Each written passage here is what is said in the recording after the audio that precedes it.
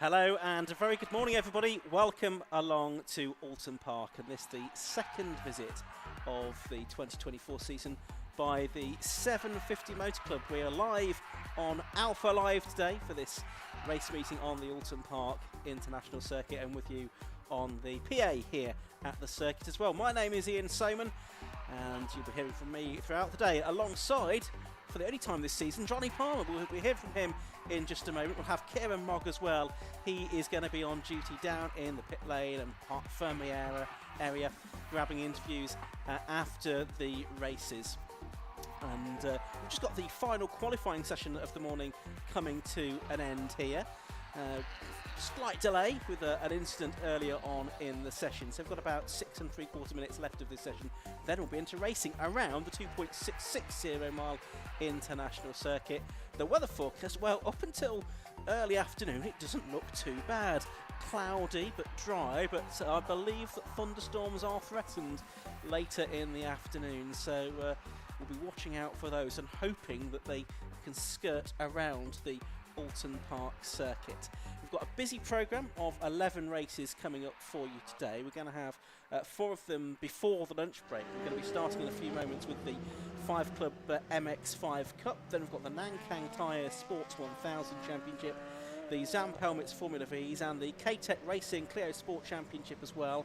Then after the lunch break, we've got the first of 2 races for the cars that are now qualifying, the High-Tech Alfa Romeos and the All-Comers, and then the main event of the day, really, the 100-minute race for the Tegiwa Club Enduro Championship. That comes up at 5 to 2. We're at the business end of the season as well. There are some titles that could be decided today, notably in MX5s and Club Enduro, where it's likely that we'll see champions crowned. They've already been crowned within Alphas. The remaining categories, the Sports 1000, Formula V and the Cleos, well, they could all go down to their final rounds of the season, with a meeting to go for all of those championships after this. I say alongside me in the commentary box we've got Johnny Palmer. So Johnny, let's say good morning to you. It's a pleasure to have you back here with the 750 Motor Club and the Alpha Live stream. Thank you for asking me back, Ian. It's been sort of one of those dates that I've circled from way back on the calendar and looking forward to it. A, because I love the 750 Motor Club and the variety it brings, but B, I love Oulton Park as well. It's one of my favourite circuits, if not right up there. And the fact we're on the longest version as well is going to be even better, because I think for certain categories it doesn't work so well, but because of the variety of the different classes within certain races today, it's going to be very interesting to see some of the potential overtakes down the bottom there at Shell Oils and then coming out through the chicane afterwards as well.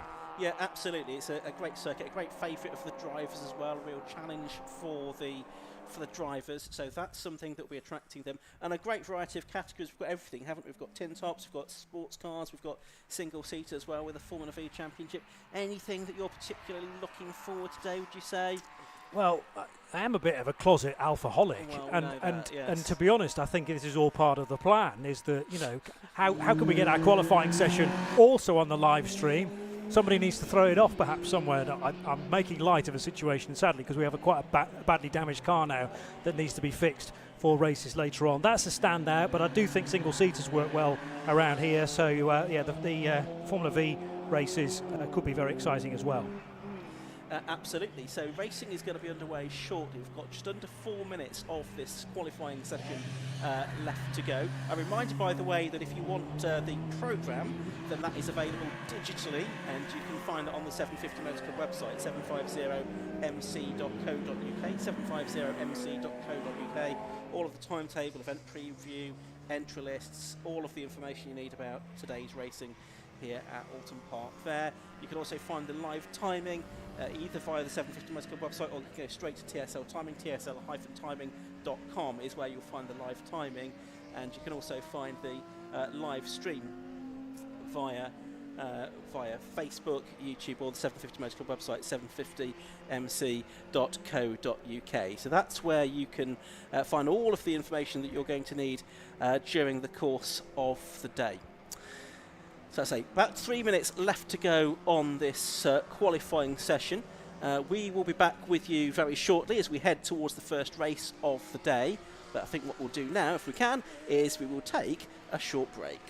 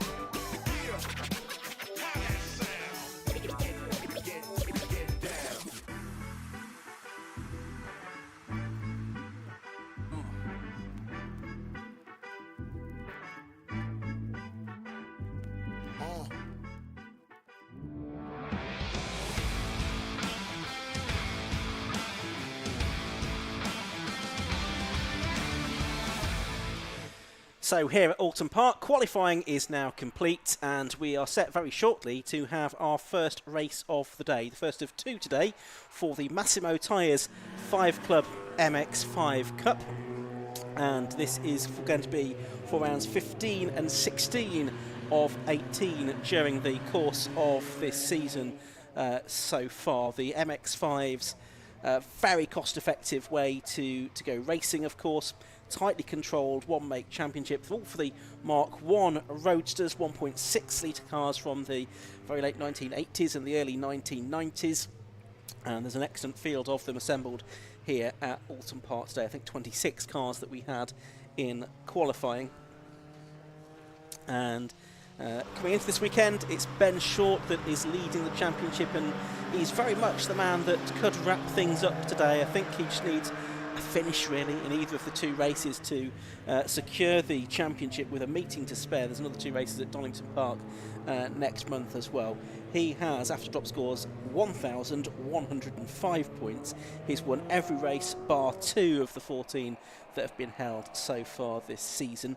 Jordan Johnson, it is last year's champion. He's in second place on 1,050 points. Oak Richardson is third. He's on 1,045. And then it's Ian Tomlinson, Matt Hallam and Michael Pearce that complete the top 6 in the standings coming into this weekend's two races. Often it's 3 races during the course of the weekend that the MX5s will have, but just a couple of races here today at this one-day race meeting on the Oulton Park International Circuit. So 26 cars that we had in qualifying. As I said, Ben Short has done nearly all of the winning so far this season, 12 wins from the 14 races that we have had. Oak Richardson at Cadwell Park, and Matt Hallam in a dramatic finish in the last meeting at Silverstone on the international circuit. He grabbed his first ever win there, and those have been the 3 different drivers to have had race wins during the course of this season. But the likes of Jordan Johnson, he's had 5 second places. Ian Tomlinson's been 6 times in 3rd position during the course of the season. But Ben Short really has been the man to beat this year, as he has been so often in MX5s down the years. He's already won the championship on 4 previous occasions: 2015, 2017, 2021 and 2022.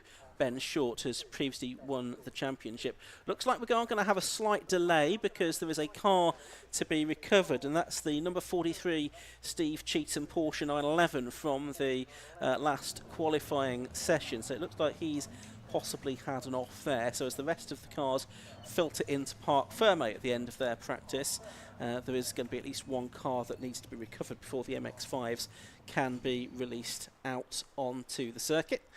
And you can see the marshals just making sure that the track is in good order up at Druids before the cars are released as well. And let's pay our thanks right now for the first time today to all of the marshals who are here at Oulton Park today doing such good work. Always very well supported, in particular at Oulton Park. And it looks to me in the background there, that might be one of the new marshal tours that's going on as well, that so often happen here at Oulton Park, with half a dozen marshals or so coming to experience marshalling for the first time. And they play, Johnny Palmer, such a vital role in the running of club motorsport. Entirely. I mean, we couldn't go motor racing without their assistance, and that's why it's so important to make sure that there are new recruits coming in at all possible times. And if this is a first for some of that group, then what a wonderful place to come. It's not blistering sunshine, I appreciate, but we're the middle of September.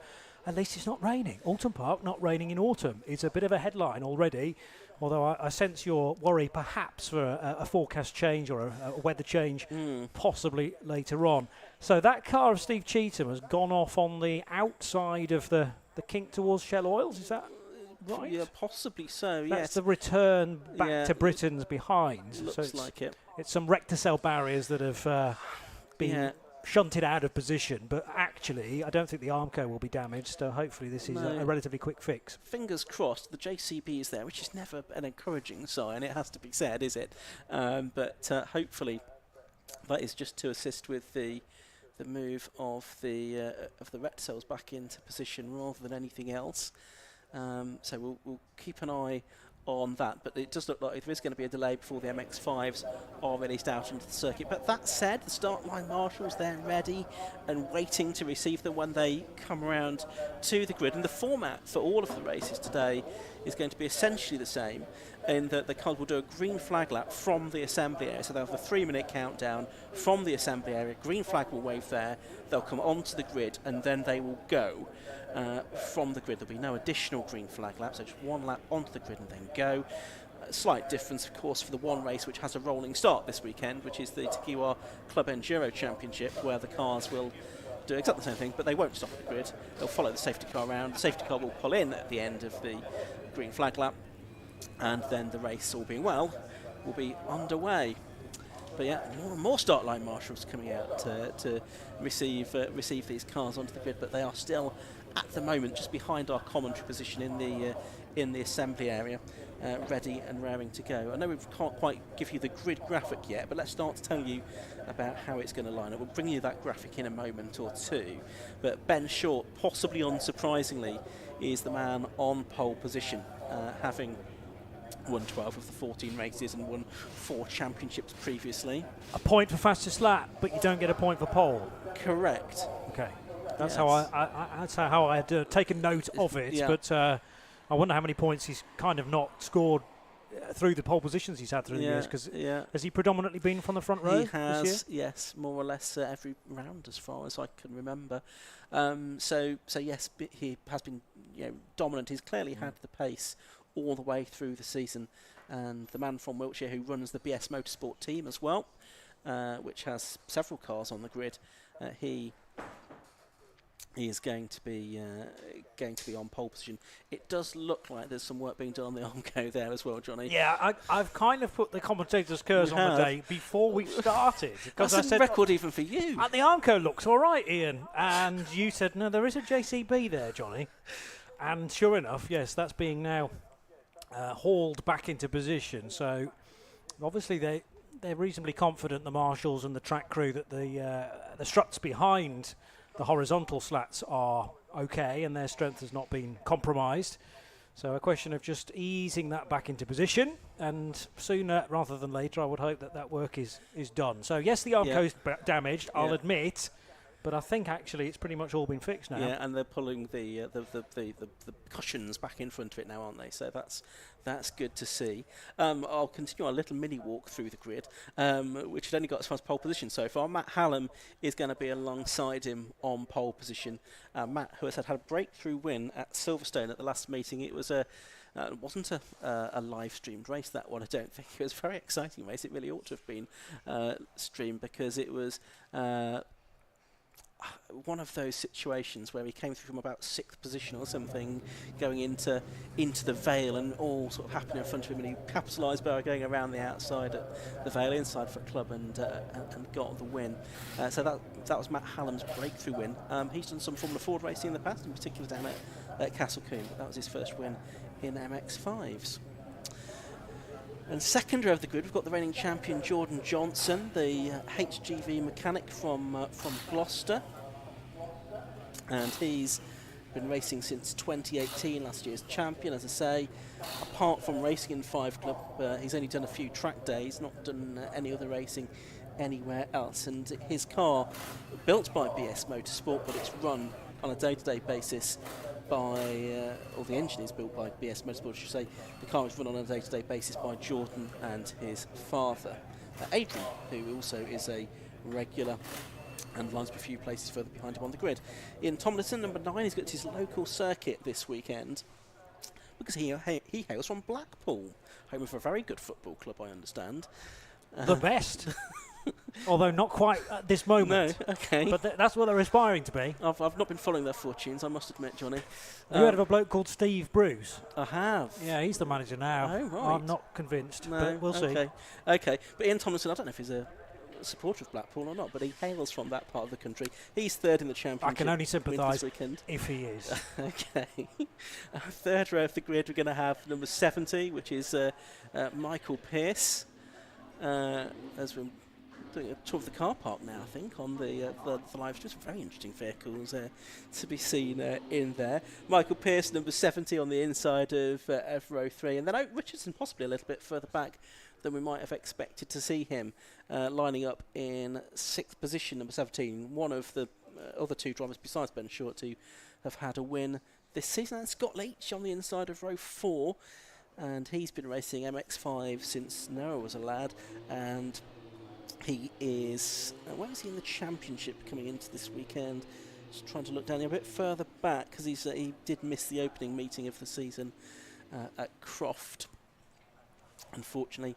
And he has got Samuel Gormer behind him in the number 128 car. There is the Steve Cheetham Porsche being recovered. You can see behind that the JCB and other circuit vehicles were heading back to the paddock as well. I would think they will come off the circuit at sort of Knickerbrook part of the track and take the internal roads back to the paddock to allow the Mazda MX-5s to be released for their first race, which should have been off about 13 minutes ago, but hopefully will be underway very shortly. It's going to be a 15-minute race when it is underway, and MX-5s always provide some very entertaining action, and with a good grid, 26 cars we have, I think today is going to be no exception. Grateful to Mint Alloys for their support as well. You can see their branding on the live stream as well. Andy Bailey is concerned, and yeah, we're very grateful to them for their support as well. So very shortly we'll have the cars released out onto the circuit, I would think. Anticipation is mounting behind our commentary position, and so we are, in fact, yes, we are about to see the cars released from the assembly area, which is a good sign for our first race of the day. Actually, this isn't the only 750 Motor Club action this weekend, because there's another race meeting going on today and tomorrow up at Croft. First time for a long time that 750 Motor Club have run 2 race meetings in a weekend, and I'll be there tomorrow. I'm heading up north later on. Not quite coast to coast, but Not quite. It's a fair width of the country that you'll be covering then this evening. Yeah, I'm not going all the way Okay. this evening. I'm because of course a late start at Croft on a Sunday, as you know, 12 o'clock. Yeah, So it does give a bit of wriggle room for journey in the morning as well. So very good. that's the plan. So looking forward to that, because we've got F1000 there. That's always worth watching. What else we've got tomorrow? We've got the BMW 116 Trophy. We've got Porsches and the MR2s as well. So looking forward to those. But back here at Oulton Park, we do have the cars being released out onto the circuit then, the MX5s, for their first of 2 races today. And good to see them. There's Scott Leach heading out, familiar livery on his car with the red tongue licking out of the front of the blue and yellow car. And one of the nice things about the MX-5s is that they do come in quite a range of colours, which is very helpful for the commentators, because it means that we can distinguish between them that little bit better. The green car you can see there, that's Michael Pearce in the number 70 machine, so we will watch out for him in that bright green car. Ben Short in the familiar white car with the red checkered flag type stripes down the car. That's a familiar car that's going to be on pole position. We'll see Matt Hallam in a red machine as well very shortly. The view out on track, that's Jordan Johnson, number 1, in the gunmetal grey car ahead of Ian Tomlinson's familiar sort of crimson type livery. There's the scene down at Shallow's corner, the hairpin. Scene of many an incident over the years. Bit of banking to that corner as well. And then pit the cars up again here as they make their way through the left of the Britain's chicane. And from here they will climb up to Hilltop and then drop back down again towards the second of the two chicanes at Hislops. That's the view from the exit of Oulton Corner. Let's have a look at the grid then for the first race of the day. Pole position has gone the way of number 71. That is Ben Short. He did a 2 minute 6.441 in qualifying this morning. He was about 0.4 of a second faster than number 44, Matt Hallam. The second row of the grid has number 1, Jordan Johnson, and 9, Ian Tomlinson. The third row is 70, Michael Pearce, and 17, Oak Richardson. On to row 4, Scott Leach in 13, Samuel Gormer 128, Adrian Johnson, father of Jordan, is 5th on the 5th row, number 22, I beg your pardon, next to 65, which is Amy Worthington. 99 is the car of Martin Vernon, 97 is Jack Lawrence, who went well at Silverstone last time out. 23, Martina Ward on the inside of row 7, besides 64, which is Scott Lawrence. Then it's the 68 car of Stephen Robinson, and 72, Matthew Short on row 8. Nico Favo is in 46, and Mary Barnard is 29 on the 9th row of the grid. Row 10 is Andrew Robinson, and 19 is Andrew Beale. The 11th row has number 41, which is Alexandra Quashte, and 129, Paul Barnard. 31, Neil Burrows on the inside of row 12, alongside 191, Philip Barnett. And then the final row of the grid, 28, Peter Brown, and 63, Stuart Dowson. And while we're going through that, the cars have arrived on the grid for the first race of the day. Then the Massimo tyres, the sponsors, and indeed the tyres that these cars run on, 5 Club MX5 Cup Championship, round number 15 of the season out of 18 that we're going to have. And Ben Short, who's on pole position, really just needs a finish here, we think, to wrap up the championship, such as has been his dominant form during the course of the year. Last couple of cars just coming into position. The grid marshal there pointing them to where they need to go. Safety car is at the back of the field. That will just keep a watching brief to see if there's any incidents in the first corner. Otherwise it will, I think, dive into the pit lane and park there for the hopefully the duration of the 15-minute race. So green flag waved at the back. There's various whistles and klaxons and noises off down at the start line, but the red lights now go on and they go out and the race gets underway. It's a good start from Ben Short there from pole position. It looks like he's going to have the lead as they head into Oulton Corner for the first time. Matt Hallam is there in second. It looks like Ian Tomlinson has got his nose in front of Jordan Johnson there. There's a couple of cars off wide. One of them was Scott Leach. Another of them might have been Samuel Gormer as well, as they head off down towards Cascades for the first one. It is Ben Short in the lead, and it's side by side for second place as they go through Cascades. On the inside for Cascades, it was Ian Tomlinson. On the outside, it was the man from the front row, Matt Hallam. Those two still side by side as they head down towards the Island Bend and then Shallow's Corner for the first time. And it's Johnson, actually, Jordan Johnson, who's managed to now get ahead of Tomlinson and get alongside Matt Hallam as well as they head down to the hairpin for the first time. But all of this is allowing Ben Short just to make a little bit of a break, Johnny. Briefly, it might have been 3 abreast, down towards Island Bend itself, because Jordan Johnson said there's room for another MX5 on the inside of these 2 red cars, and now he'll get second place back again ahead of Matthew Hallam at the Britain chicane. So Ian Tomlinson will be thinking, I had a killer getaway there. I think I was briefly second at Cascades, and now shunting back to 4th, precisely where he started. But as those 3 squabble, and in fact, is that Oak Richardson getting involved as well in the blue car to 3rd, maybe? Yes. He has a bit of a lean, but he got through. I think there was a touch because there is now a scar on that front left wing of the 44 of Matthew Hallam, unless it was there from at the start of the race. But all of this is allowing Ben Short to disappear up the road on lap 1. and Matt Hallam's rear bumper, has been dislodged. There's a bit of daylight there between the bumper and the rear of the car, so that indicates that he's had a touch from behind from somewhere. He's dropped down to 4th position. He's got a tyre mark on the left-hand side of the car as well, so a few battle scars for Matt Hallam. Short it is, though, that leads as they come towards the end of lap 1. Jordan Johnson 2nd, Richardson 3rd, Matt Hallam 4th. In 5th place, it looks like it's the number 9 car of Ian Tomlinson. And completing the top 6, I think possibly that is Samuel Gorman. We'll get a rundown on the order as they come through at the end of the first lap. There they go, streaming across the line. It was Samuel Gorman, up 2 places on the opening lap in 6th position, which suggests it wasn't him that went off at Old Hall on the opening corner of the race. Still, inseparable are the 2 red cars, with Matt Hallam ahead of Ian Tomlinson, but also getting sucked along in this battle is Michael Pearce, the car that you pointed out on the release lap, which is the easy one to pick out in the bright green. Richardson then in 3rd, behind the primer grey of Jordan Johnson, but none of these cars able to keep pace with Ben Short, who at the end of the first lap had a gap of 1.6 seconds. It's probably double that now, as the cars, all of them for 2nd place, 6 or 7 of them now in one long line, just drop a wheel onto the curb at Island. Good exit coming out of Shell Oils for Jordan Johnson as he tries to fend off Oak Richardson behind in the blue car. Yep, down towards Britons they go for the 2nd time in this race. It's probably going to be an 8-lap race. They might just about squeeze 8 laps out of this 15-minute duration that they have.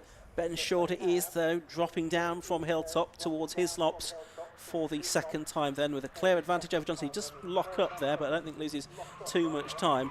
Johnson, Richardson, and then Hallam filling the next 3 positions as they make their way through Hislops and now through the right-hander Nickerbrook and off up Clay Hill. Ian Thompson, a few car lengths back from Hallam, is in 4th, and then Gorman's got Pearce and Scott Leach behind him. A fine battle there going on for 6th, 7th and 8th position. Wouldn't surprise me if there was a change among that trio before very much longer.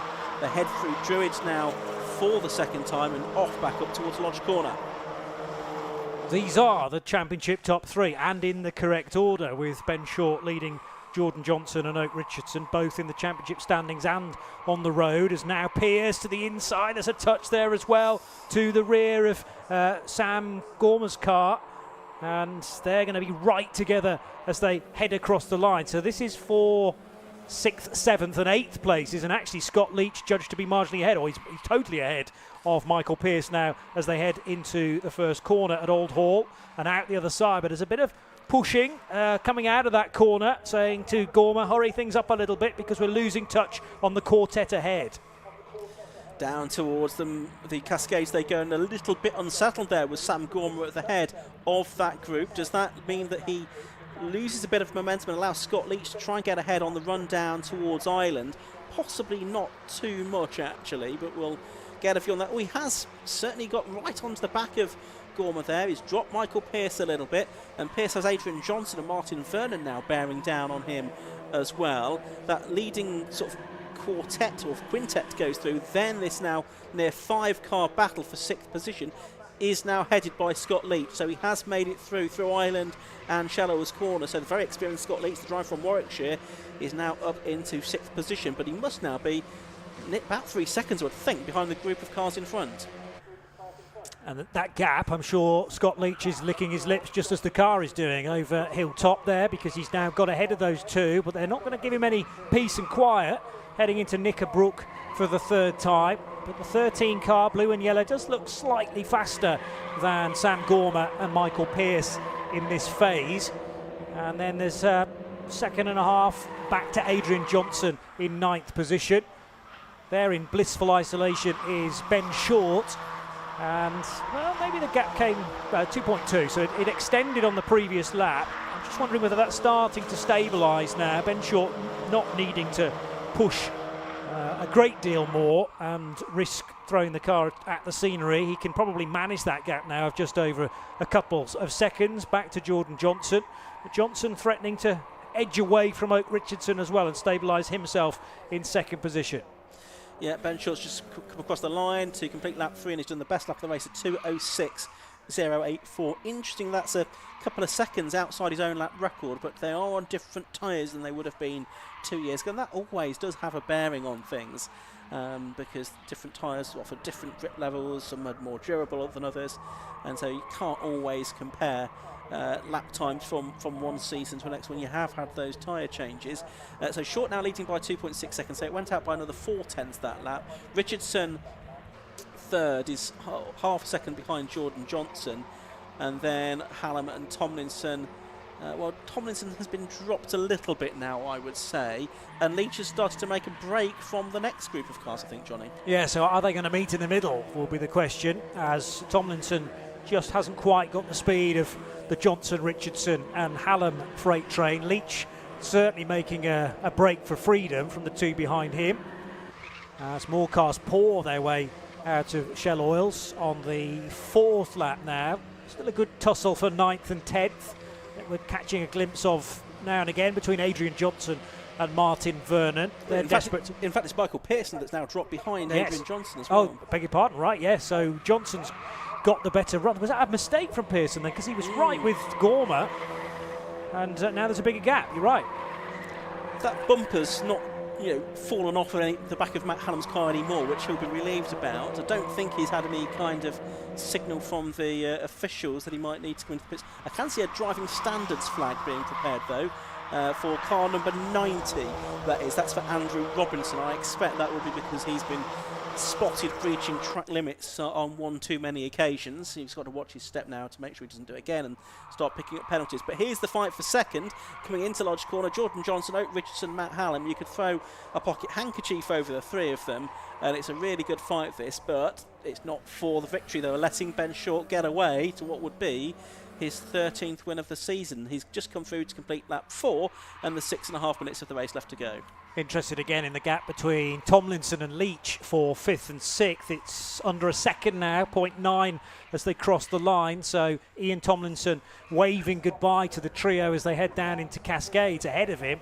And the pressure is definitely on from Scott Leach, who's just set the fastest lap of the race as well. So 0.9 is the gap.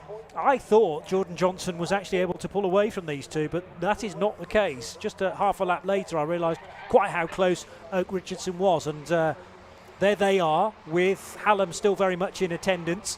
And then the Leach and Tomlinson scrap just creeping through shot there. That was the red car of Ian Tomlinson.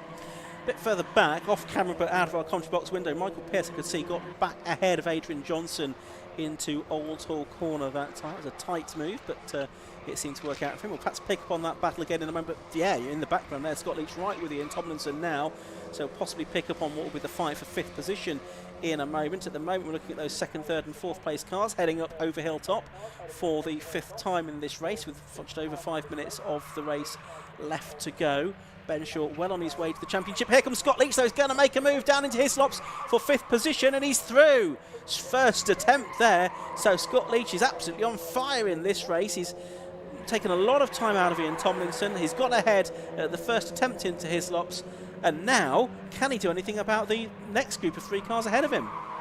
His car is clearly right in the sweet spot, because he's easily the fastest car of any of those ahead of him. The question is, how many more spaces, or at least real estate, can he make up in the 4.5 minutes plus the change that we may have waiting for the race leader? And clearly Ian Tomlinson's not going to take this lying down, because he's sticking with Scott Leach as they head out of Druids and into the braking area for Lodge. But the blue and yellow Mazda licking its lips as it heads out of the final corner and back across the grid hatchings. And now it's Oak Richardson's turn to be soaking up pressure from Matt Hallam, who's maybe pushing for one final time to go for the podium. Yeah, so they've gone across the line with just over 4 minutes to go. So I think it's probably going to be 2 more laps, including the one that they're on. So probably a 7-lap race, I would think, is what we're actually going to get out of this today, with the cars moving on to their 6th lap of the race now. So you've got Johnson just breaking away ever so slightly now from Richardson and Hallam. There's Leach, who's now pulled out a few car lengths over Ian Tomlinson as well, who has had the warning flag for track limits as well. So he's just got to mind his step. He can't push too hard in his efforts to get back ahead of Scott Leach there. So really this is the fight for third, the final podium position now between Oak Richardson, number 17, the Garden Centre director, and Matt Hallam, winner at Silverstone last time out, former Castle Combe, Formula Ford race, but it's getting a little bit hairy, and it looks like Richardson's feeling the pressure. Yeah, it wasn't a clean exit out of Britain, so I just wonder now whether Oak Richardson won't be able to do much about this. He stuck to the inside line. There's another directional change as well, as he saw the red car of Matt Hallam faint to the left. That was just about allowed, I would have said, heading into Knickerbrook in terms of defensive moves. But Oak knew he'd either caught too much curb or slightly out of trajectory through the first bit of Britain's, then throws you completely off through element 2 and 3, and he was no doubt about it on the back foot, but he actually controlled things well, and Matthew Hallam had one opportunity to slip up the inside, but the door was firmly slammed in his face. Actually, all things considered, Richardson's not lost a great deal of time to Jordan Johnson in the grey number 1 car. Still, Scott Leach in the background continues to make this break. He hasn't set a fastest lap again because the last lap around was a 2:07, so that's maybe the issue for Scott right now. It's consistency rather than outright pace. We now have a new fastest lap, in fact, and funnily enough, it's from that guy who currently leads the championship, and surely he's going to seal it. I think he certainly is. We've got a 5-second penalty now for Andrew Robinson in number 90. He's running in 19th position anyway. But I did notice that when Ben Short crossed the line, there was 2 minutes 15 to go. A lap's taking 2 minutes 5, 2 minutes 6, so we might just squeeze another lap at the end of this one. So it might be an 8-lap race. It was touch and go, so we'll just have to see whether we get the checker flag this time or not at the end of this one. But Jordan Johnson, as he's in second place at the moment, probably wouldn't mind too much if the checker flag did come out this time around, because it would potentially prevent a further attack from Richardson or Hallam. It looks like Scott Leach isn't quite going to be able to bridge the gap to Matt Hallam. He is about 4 seconds behind at the moment, so I don't think he's quite going to be in contention for a top 4 position come the end of this race, Scott Leach. As they turn their way now towards Britain's, these cars in 2nd, 3rd and 4th positions. These little Lotus Elan inspired Mark 1 MX5s. There's a yellow flag there at Hilltop, so there's either someone gone off or parked their car possibly down at Hislops at this part of the circuit. We'll see if we can spot anything as the cars come through here. Of course, it means there's no overtaking until they pass the green flag. Yeah, couldn't see any sign of any incident, so I think they're probably back into green flag racing again. 36 seconds of the timed element of the race to go. Question is Ben Short going to get to the finish line in time to get one more lap? Well, it looks like they're preparing another driving standards flag at the moment, including for Matt Hallam now, as well as Nico Favreau and for Martin Vernon as well. Cars that haven't yet completed 6 laps, it's the 28 car. It is only the 28 car, which is Peter Brown, so that might be the reason why the yellows are out at Hilltop. But green before Knickerbrook, or also covering Knickerbrook? Last lap board being shown as well. And just with 4 seconds on the clock. See, if Ben Short hadn't been posting all those fastest laps, or he started the race with the fastest lap and then improved upon it again. If he'd gone slightly slower, he might have been able to seal it after 7 laps, but that's not part of his racing pedigree, I'm sure. 3 cars absolutely together. They're going to make it 3 abreast, in fact, crossing the line. And that's Amy Worthington in the yellow car that might get ahead of Martin Vernon and Samuel Gorman up into 8th position there. Can she do it in the yellow car? No, she can't. It's side by side between Vernon and Gorman, and it's a great little scrap this going on to its final lap. Yeah, with Pearce just heading down into Cascades ahead. So Pearce is 7th. Vernon got ahead of Gorman for 8th position, and Worthington, as you say, almost... Oh, but a mistake then. A mistake at Cascades from the Vernon car, which will give the position back again to Sam Gorman. And Amy will get there, at least one of those places she was aiming for at Old Hall. So Amy Worthington up to 9th place now.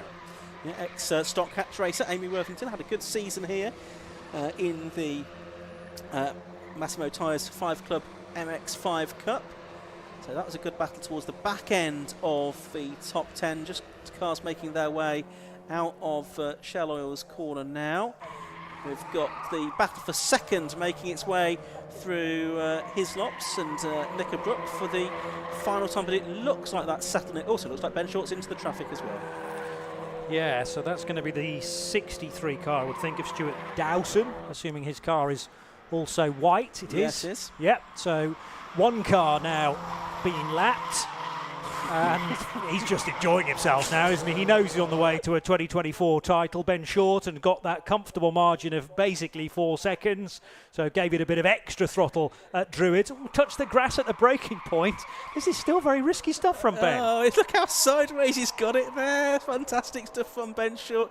He's not thrown it off, though. All very controlled and planned. And he comes through, takes the checker flag, he wins the race, and he wins the Massimo Tyres MX5 Cup title for 2024 as well. Gap down and surprisingly on the last lap to 2.7 seconds from Jordan Johnson, Oak Richardson and Matt Hallam in 4th. Scott Leach 5th, Ian Tomlinson 6th, but still this going on at Lodge Corner. Sam Gorman's got back ahead of Martin Vernon after Martin's mistake on the exit of Cascades, but these two are now ahead again of Amy Worthington, and it's still not quite done yet. Are they going to be chevron formation across the line? They tried it, but the 128 car right in the middle will finish ahead of the other two. So Sam Gorman 8th, Martin Vernon 9th, and Amy Worthington kicking herself perhaps because there was a chance to improve on 10th place, but that's where she finishes in the end. Just looking at the time screen, I can see Matthew Short, Ben's father, has not come through. He's dropping down the time screen. Is this him now? Looks like yes, he is, but he lost quite a few places on that last lap. He was 17 seconds slower on that lap than he had been earlier in the race. So I suspect Matthew Short has had a spin somewhere out on circuit. So Ben Short's going to have won the championship. That's going to have just really given Jordan Johnson a little bit more of an edge over Oak Richardson in the sort of race for second in the championship. On drop scores coming into this weekend, there was 5 points between them and another 10 points back to Ian Tomlinson, and that will have just slightly extended that gap now, but still very much the race on for second place in the championship with now 3 races to go, 1 later on today here at Oulton Park and also 2 more at Donington Park in October. So the cars heading around on their slowing down lap now, the marshals showing their appreciation and the drivers reciprocating that gratitude as well at the end of a very good race for the Massimo Tyres 5 Club Racing MX5 Cup, which has been a fantastic way to open up the day's 11 races here at Oulton Park. Ben Short it was that was taking the win at the end of 8 laps in the number 71 car, and he finished 2.7 seconds ahead of number 1 Jordan Johnson in second place. Third place was number 17, that was Oak Richardson. 4th to number 44 Matt Hallam. 5th was number 13 Scott Leach ahead of number 9 Ian Tomlinson. He's dropped a little bit further back in that battle for top or second position in the championship. Then it was Michael Pearce 7th, Samuel Gorman 8th, Martin Vernon 9th, and Amy Worthington rounding out the top 10 ahead of Jack Lawrence, Nico Favo, Adrian Johnson. He fell back out of that top 10 battle, didn't he, as the race went on, and Scott Lawrence was 14th. Further back, we can see that it was Martina Ward and Mary Barnard 15th and 16th, ahead of Stephen Robinson, Matthew Short, who dropped back on the final lap, losing several places. Andrew Robinson picked up a penalty, but he was 19th, and Alex Quash-T was in 20th position, ahead of Neil Burrows, Andrew Beale, Paul Barnard, Philip Barrett, Stuart Dowson, the last of the finishers, and we lost Peter Brown a couple of laps or so from the end of that race. So I can see from our commentary position that cars are now heading into Parc Ferme. Hopefully we'll therefore be able to hear from our top 3 drivers in a few moments' time. There's still 3 more races to come before the lunch break though here at Oulton Park, with next up the Sports 1000s. But let's head down to Kieran Mogg. He's down there in Parc Ferme ready to talk to the drivers. Thank you very much, guys. What a fantastic race to start off this day. And we've started off with a championship win as well. He has just continued exactly like he has been driving all season long. Mr. Ben Short is just going to congratulate his fellow drivers, his fellow racers. What a fantastic finish there, Ben. Championship win at the end there. Got to feel good. Yeah, definitely. Love Oulton Park. It's got undulations, it's twisty, it's a long way from home, but yeah, brilliant circuit. So yeah, really enjoy racing here. And it definitely takes the edge off, definitely takes the stress out of it for the race later as well. Yeah. I mean, I think we just sort of need to enjoy the last couple of meetings really, and I think that's probably the championship zone up. So yeah, and it's just a great circuit. Love the track. Definitely. And obviously you had a bit of a gap as well between you and the guys behind you as well. Were you managing that gap, or were you just going full throttle? So a little bit of both really. I felt our performance in qualifying wasn't quite right. The lads at BS Motorsport have had a little bit of a tweak with the car, and it feels loads better. So I want it to be nice and solidly in the 205s, which we did there. So that's more the pace we should be running. So yeah, sort of look after the tyre a bit, then try and put a lap in, and yeah, it's just really good fun. Absolutely. Well, congratulations on, I think it is the championship win, so congratulations. I think so. We'll have to do the numbers, but yeah, thank you very much. Absolutely. Congratulations. Thank you very much. Right, we're going to speak to second place Jordan Johnson. Jordan, that was one heck of a finish there. Yeah, I made it hard for myself, really. I couldn't really shake Oak and Matt off, and I thought if they get together, I'm going to be in trouble here. I'd have been a sitting duck. But yeah, I managed to hold on in the end, which was good. Absolutely. You had a bit of a gap as well to Bennett at front. Obviously, for the race later on, is there anything you got in the back of the bag that you might be able to take the fight to him? Well, we'll see what the conditions are first. It could possibly be a bit wet, and see what the reverse grid is, because that always throws up a few surprises. So yeah, hopefully we can be a bit closer to Ben and have a go at him later. Absolutely. Well, good luck for the race later on then. Thank you very much. Cheers, thank you. I'm going to speak with Oak as well. Oak Richardson, third place, just speaking as well about that finish as well. So close at the end there. What a battle right to the end of the line. How was it? Yeah, it was good. Myself and Jordan and Matt, we kind of had a good race. I made it hard for myself where I qualified, and I should have been where Matt was really, but he got a good slipstream qualifying, but fair play to him, he still qualified second. And yeah, I just made it hard for myself, and so the first couple of laps was just getting past, well the first lap or two was getting past Mike and Ian and Matt, and then when I was past them, Ben was too far gone. He was probably 2 or 3 seconds down the road. He didn't disappear, stayed there, but me and Jordan were running the same lap times and couldn't quite get past him. He couldn't get away, couldn't quite get past, and that was that. And we just ran around and round and round, really. Yeah. Well, you've got another race obviously to battle it out later on as well. Now, there is a slight chance of rain later on. How are you in the wet? I love it in the wet. I love it in the wet. Most of my very few wins have come in the wet, so I enjoy it. So you're hoping for rain then? Yeah, it'd be fun. It'd be a bit chaotic if he pulls a high number for the reverse grid, but we'll see. I'm sure it'll be fine. Absolutely. Well, if you look in the paddock and you see a dancing person doing it, the Rain Man, then yeah, don't be surprised. Well, congratulations on your third place and good luck for the race later. Thank you very much. Cheers, thank you. Now head up to the commentary box. I believe it's Sports 1000 coming up next.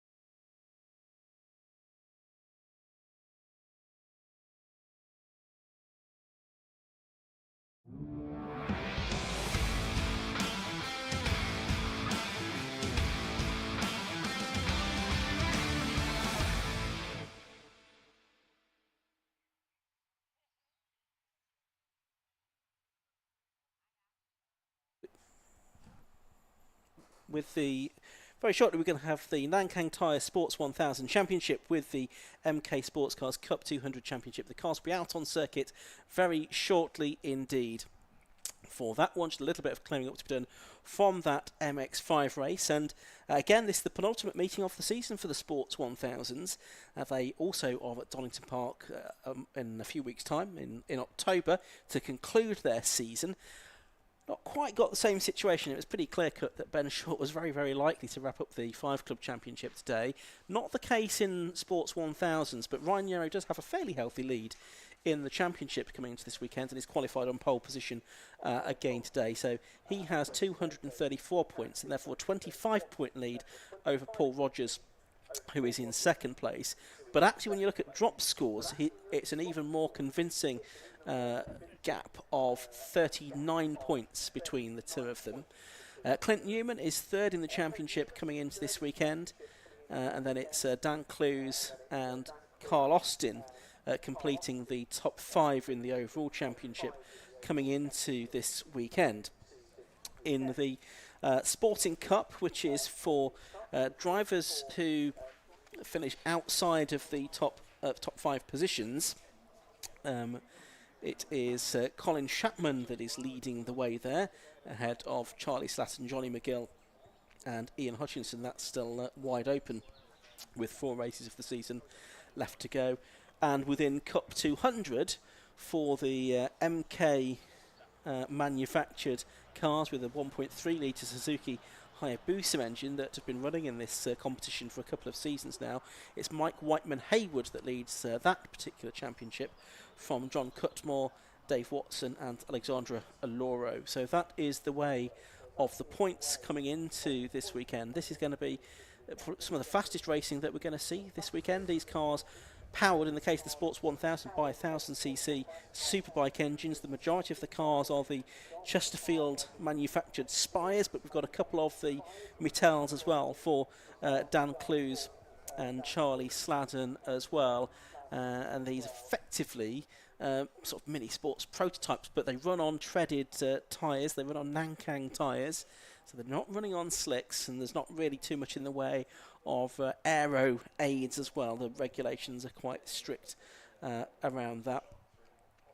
Performance level is probably quite similar to something like the British Touring Car Championship, but at a fraction of the budget. There you can see the cars in the assembly area, shortly to be released. The 28 car with its nose poking out there, that's Charlie Sladden's Mittal. But there's the pole position driver, Ryan Yarrow, in the green and yellow Spire. That is the traditional works Spire colours for the car that's going to be next to him on the front of the grid, which is something that we'll be able to bring to you very shortly. Clint Newman it is alongside him on the front row of the grid today as the cars leave the assembly area. There is one of the Cup 200 cars. The blue and yellow car is that of John Cutmore, and just behind him actually was Mike Whiteman-Haywood. Those two qualifying 12th and 13th overall in the first 2 of the Cup 200 cars, which have a higher engine capacity, but as you can see, very different in terms of aerodynamics, being front-engined and 7 style bodywork as well. So off they go on their green flag lap. It's going to be a 20-minute race for these cars now that the circuit is clear, and the sun is coming out as well, which is fantastic to see. It's just over Oulton Corner at the moment. So 20-minute race is going to be ahead of us, so they will probably get something like 11, maybe even 12 laps out of that, because Ryan Yarrow in qualifying did a 1:44.351, an average of nearly 93 miles an hour around this Oulton Park circuit, and about 0.6 of a second outside Richard Webb's lap record from 3 years ago. I think it's the first time that Cup 200 cars have raced here at Oulton Park, so they don't have their own lap record as yet. Story of the season so far is that Rich Miles won the opening race of the season at Croft. Ryan Yarrow bounced back in race 2. But they both had a win each at Silverstone as well. And then at Anglesey, 3 different winners there. Ryan Yarrow, Scott Mittell and Richard Webb. Mittell and Webb just making one-off appearances in the championship. Then it was another triple header at Snetterton for the last meeting, and again 3 different winners. None of them Ryan Yarrow. Clint Newman, Rich Miles and Dan Clues took the victory there. So quite a few different drivers have tasted success this season. No one has won more than 3 times, and that is Ryan Yarrow. Rich Miles is the other driver to have had a certain amount of success, but did not do the meeting at Anglesey, and hence is a bit further back in the championship, although could come into play a little bit more once the drop score situation is taken into account. So cars making their way through Druids towards the grid. Let's have a look at that grid now. Pole position is the number 54 car of Ryan Yarrow, and besides him, number 42, Clint Newman, both of them in Spires. Then it's the Spire of number 24, Rich Miles, and the number 2 Mittell of Dan Clues on the second row of the grid. Row 3 is 43, Paul Rogers in the Spire, and another Spire for number 44, Carl Austin. Row 4, you've got Charlie Slatton in the second of the 2 Mittells, number 28, 72, Tronny McGill. Row 5 is 63, Colin Chapman, and 33, Daniel Ashby. In Hutchinson, and 69 and 98, John Cutmore in the first of the Cup 200 cars on row 6 of the grid, ahead of his nearest rival, number 111, Mike Whiteman Haywood. He's on the inside of row 7, next to number 9, which is Naeem Hack. On row 8 of the grid, it's 46, which is the car of Charles Wright, and 34, Stephen Dean. 35, Leon Morel, the bike sports champion, making a guest appearance on the inside of row 9 in one of the Cup 200 cars, besides number 85, Dave Watson. Row 10 of the grid is where we find number 20, which is Mark Goodwin, and 83, Alex Aloro, and rounding out the field is number 4, John Murphy. So 21 cars we should have. The first few cars on the grid, there's one that's coming down the pit lane, I can see from our commentary box, one of the Cup 200 cars, and it is the 35 car, that of Leon Morel. So is he going to start from the pit lane, or is he stopping beneath us at his garage, so possibly getting something checked out on his car before he goes out into the race? But the field forming up there, Johnny, it's a good looking grid this, isn't it? Well, I'm excited purely because how you've built it up, as in these will be some of the fastest, if not the fastest machinery around here. Oulton Park's also a great bike track, but when you put bike engines in four-wheel cars, then the entertainment value is absolutely superb. Hopefully you've found a really quick part of the racetrack if you're here at Oulton Park to just witness how quick they are before the braking area. And their approach speed to Cascades is quite incredible as well, because Cascades just sucks you in, so cambered it is. Here we go then, Ian.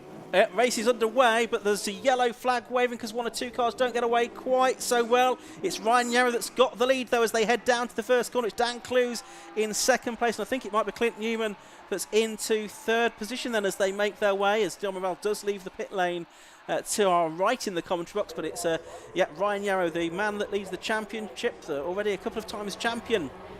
He is in the Sports 1000s. He is looking to add another title this year. This is home territory. He's from Greater Manchester, and so he'll be keen to have some success at his local track. He's leading the race as they head down towards the right-hander at Shallow's Corner for the first time, and it's Dan Clues second. I think it is Clint Newman in third place ahead of Rich Miles. Almighty squabble though, and scrabble to come out of, and there's a spin for the number 43 car, which is Paul Rogers, who started on the inside of the third row. Amazingly, he got going again. There's another one though off as well, perhaps in sympathy.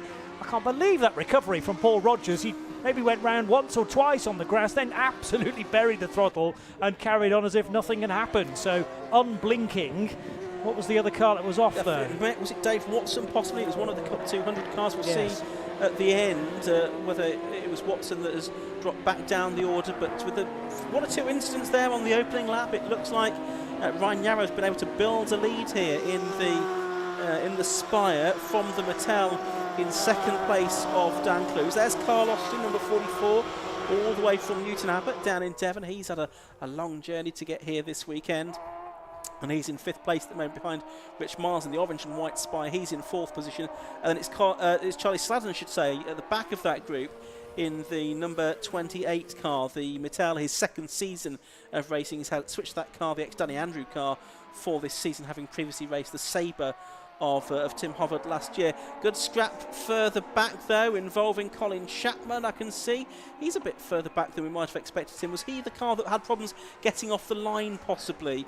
Because he sort of dropped a bit further back than he was on the starting grid, down into the sort of lower reaches of the field. The starting lap 3, Ryan Yarrow leading, or lap 3, lap 2 even, and rushing the race away. Yarrow leading by 1.2 seconds at the start of this lap. But this is a great battle down the order. Jonathan McGill in the car with the sort of teal detailing around the wheel arches. He was definitely a car that was stranded on the grid. Started 8th and has only come through in 16th position at the end of the first lap. There are meanwhile yellows at Cascades, but you can race cleanly on Island Straight as the leaders are already exiting the hairpin at Shell and up towards Britain Chicane for the second time. So it is Ryan Yarrow with this just over 1 second lead from Dan Clues, and then doing the chasing, the other car that started on the front row, Clint Newman.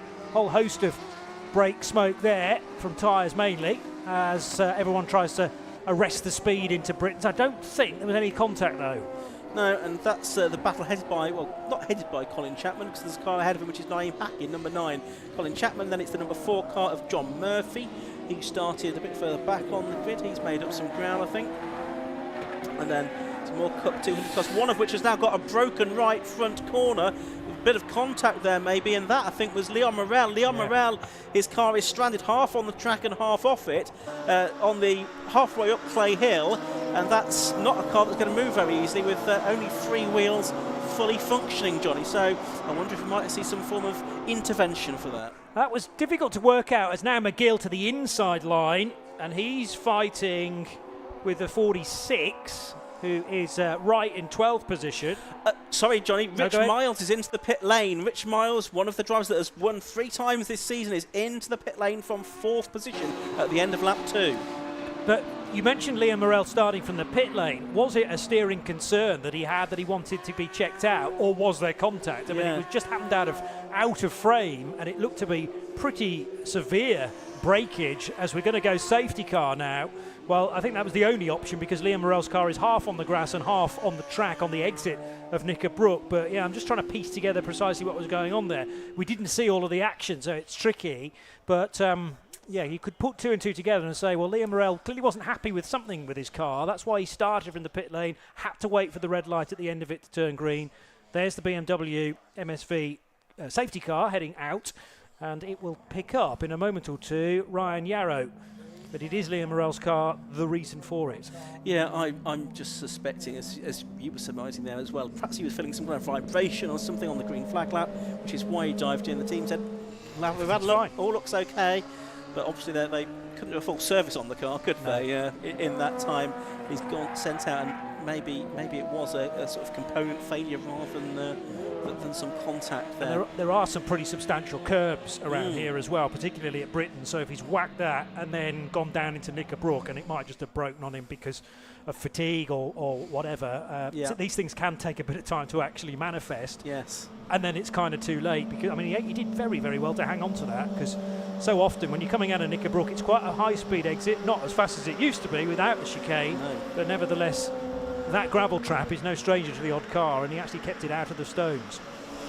So we're going to come towards the end of lap 3 here, and Ryan Yarrow's already sort of slowed the field down nicely. He's got a queue behind him. We don't really need the safety car. He's doing a perfectly adequate job himself. It's Ryan Yarrow of controlling the pace. The safety car's probably wondering where everyone is. It's sitting there on the exit of Oulton Corner, the BMW this weekend, with the 750 Motor Club's regular safety car up at Croft this weekend.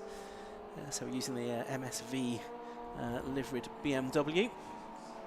And they do come across the line now to complete lap 3. Ryan Yarrow it is that leads in number 54 from number 2, Dan Clues. 42, Clint Newman is second. Charlie Slazen up to 4th in the 28 car. The second of the Mattels. 5th is number 44, Carl Austin. 6th is 43, Paul Rogers, which is quite an achievement after that spin on the exit of Shell on the first lap. Then 7th is number 33, Daniel Ashby. 8th is number 111, Mike Whiteman Hayward. 9th is number 98, John Cutmore. And 10th is 69, Ian Hutchinson. And Whiteman Hayward, therefore, ahead of Cutmore in the Cup 200 battle. There is one of the Cup 200 cars about to be recovered. It is going to need a lift, I think, because of the failure on the right front corner on that car. So the recovery truck now on. So no, it looks like they are gonna go for a tow, so a suspended tow possibly.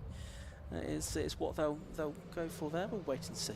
Anyway, 12 and 3/4 minutes left. We're going to have at least one more lap, possibly two more laps behind the safety car, one would think, and we'll see how much more racing we get at the end of that.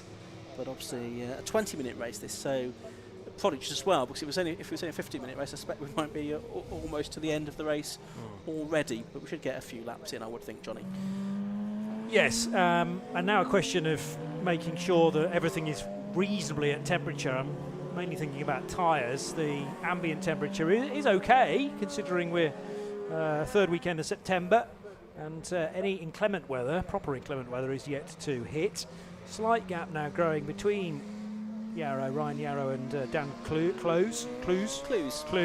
I did know that pronunciation. I know somebody else who maintains that is correct with that name. It's going to be a straight lift, isn't it, with the crane, the inset frame there. So they may well have tried to tow the car on its rear wheels, but the safer option is to do it this way. Yeah, that's a substantial breakage. It is. Well, it might have been that there was some contact as well to finish the part off that was already on the way out, if you like. So it could be a combination of the two scenarios. A bit of a squeeze now for everybody to get by. There's basically only a car's width between the recovery truck and the edge of the track. But I'll be surprised if we're racing again at the end of this lap. But I think it'll have to be one more lap. Yeah, but one more, and that's a pretty good recovery. But we're going to be doing, well, 4-minute laps, 5-minute laps. I would think so. Probably 4, I would think. Okay. So we might have 6 or 7 minutes still to go at. I would think so. Just looking at the point situation, after drop scores have been taken into account, it's Yarrow on 215, and actually second after drop scores have been taken into account is Clint Newman on 194 in second. So there's 21 points, do the maths right, between the two of them. And then third is Dan Clues on 181, and then fourth is Paul Rogers on 176. So after the drop scores have been taken into account, Paul Rogers is dropping more than anybody else. Paul Rogers drops from second to fourth in the standings, and Carl Austin fifth as well. So only 21 points between Yarrow and Newman. As you can see, they are taking the shortcut into the paddock there, so that gets the recovery off the truck off the circuit even quicker. So we should go green at the end of this lap that has just begun. 21 points. For context, you get 30 points for a win in Sports 1000. So, with also points available for fastest lap and fastest qualifying lap as well, there was actually, I think, 126 points available coming into this weekend. And so 21 points, when you look at it that way, it's not a huge amount. It's certainly less than Lando Norris has got to make on Max Verstappen, and everyone's reckoning that's a title race. So maybe it could still be on. So we've got 9.5 minutes left of this race. We think we're going to go green at the end of this lap. That last safety car lap was only 3.5 minutes, wasn't it? So we'll probably have 7.5 minutes, something like that to go. The pace can pick up a little now, of course, as long as everybody else reacts. Part of me thought, could you even have gone green as sort of preemptively? But anything could happen as the lorry is making its way to the Armco overlap. I've seen it before, where races have been waved green. They're not actually green on a long lap, and it can end in disaster. So that's the reason to put safety first, and to make sure that everything is clear. There may also be some sweeping of the track down at Knickerbrook being done as well, depending on how many components left Leon Morel's car. There looked to be a bit of fluid coming out as well, which may be from the steering mechanism, of course. It wasn't anything like coolant pumping out from the front of his car over the track. So that's a small-scale mop-up, if necessary. So safety car lights are still on at this point. They'll need to go out shortly if we are going to go green at the end of this lap. So it's still on for the runs. They head up Clay Hill under the pedestrian bridge there for what is the 5th time in this race. Obviously, we've lost 2 cars then from it. We've lost Rich Miles, who was into the pit lane, and Leon Morel, whose car it was that caused the safety car. Those safety car lights are still on and we've only got a little bit of Oulton Park left before the pit lane entrance. So just keep an eye out on what's going on as the cars head up towards Lodge Corner, if the safety car is going to dive in this time or not. Well, yeah, it looks like the safety car has accelerated away from the field, and yep, it is going to dive into the pit lane, and the race is therefore going to get back underway this time. So end of lap 5, start of lap 6, 7.5 minutes of the race to go, so we can still get probably 4 more laps out of this, and Ryan Yarrow has Dan Clues right behind him, and also Clint Newman, the West Country postman, is right there as well, and he's challenging for second place on the way down towards Cascades. He's halfway alongside Dan Clues there, the former F1000 champion, but he couldn't quite make it through. But as those two battle, Ryan Yarrow getting away. Yeah, and possibly also drawing in Charlie Sladden, who is in 4th position.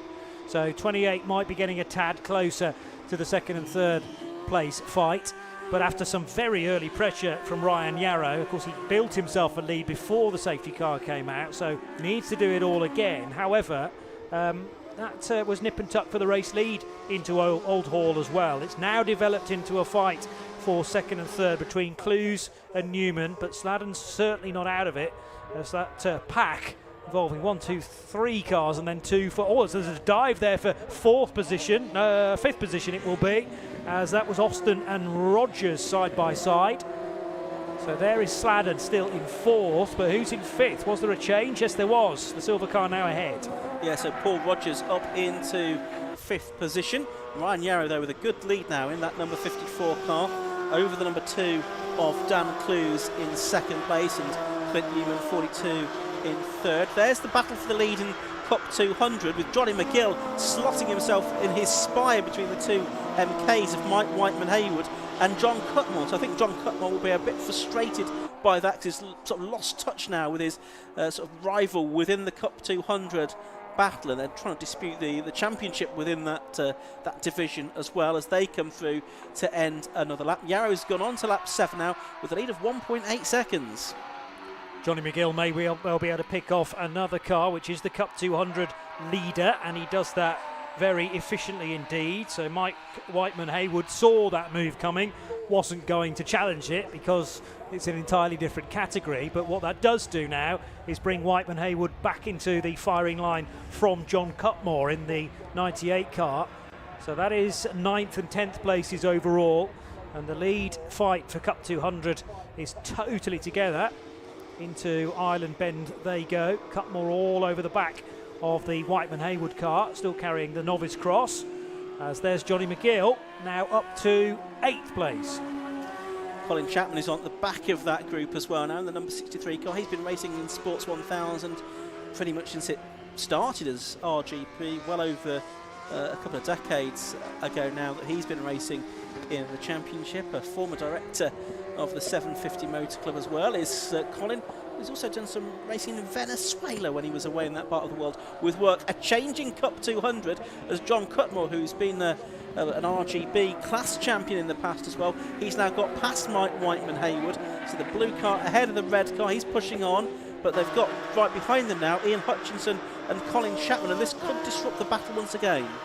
True, it might present an opportunity for Whiteman-Haywood if the hole is made by these cars that are slightly quicker, and we'll be able to get by, well, on pure pace down the straights, but they're nimble machines, the Cup 200, so they're okay through the twisty stuff.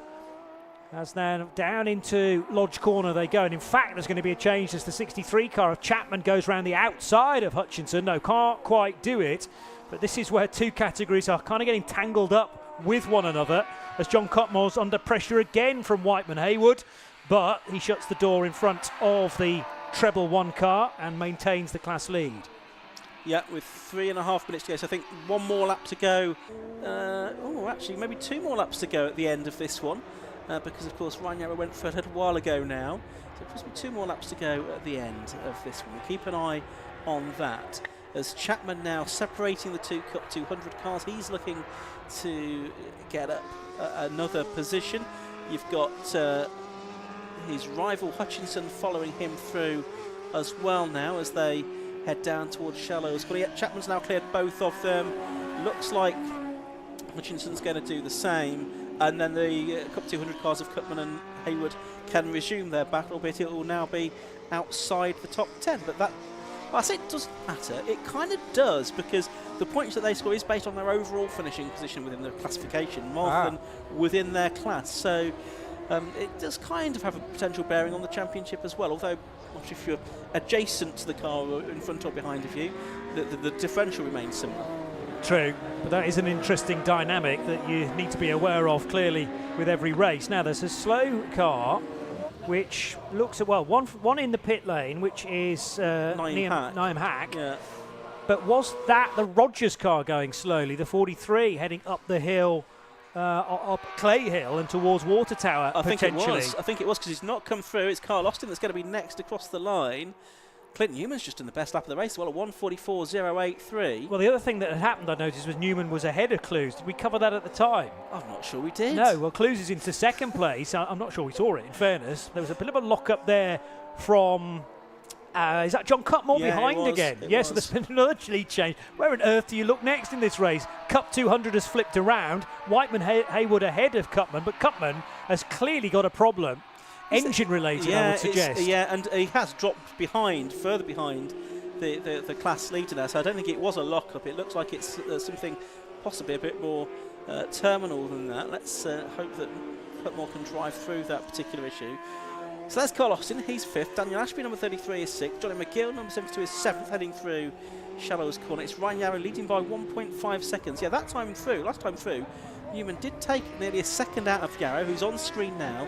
3-time champion he is, 2020, 21 and 2023. Looking to make it 4 titles this year, but he does now have Clint Newman catching him, and Clint Newman made his debut here at Oulton Park a year ago and was on the podium in his very first car meeting, and it looks like he's going pretty well. He obviously likes it here at Oulton Park. Driver from Bath in the Tim Gray Motorsport Run Spire. He's putting the pressure on Ryan Yarrow, and we should have one more lap to go at the end of this one. Yeah, easily, with 30 plus seconds still on the clock. So Ryan Yarrow will head across the line.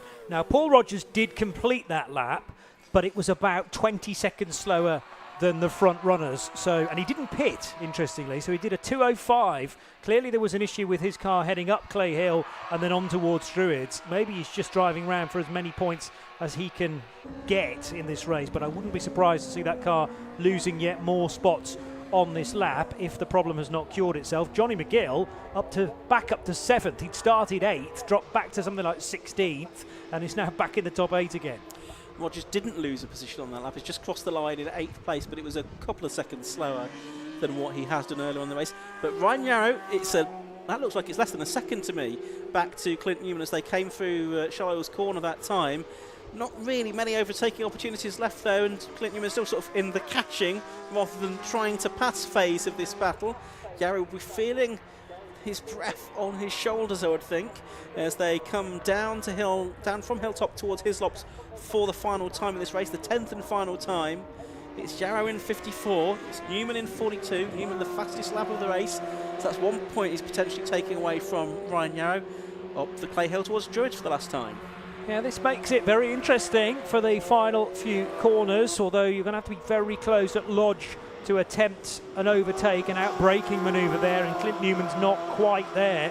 As long as it's a clean exit out of Druids for Ryan Yarrow, he should have this in the bag, but it's more uncomfortable than he would have wished for, I'm sure. So Yarrow ahead of Newman. Sadly, John Cutmore continues to lose speed, so he should have a clear winner in Cup 200. But the win in the main class is going to go to Ryan Yarrow. Nip and tuck in the end, back to Clint Newman, a gap of less than half a second.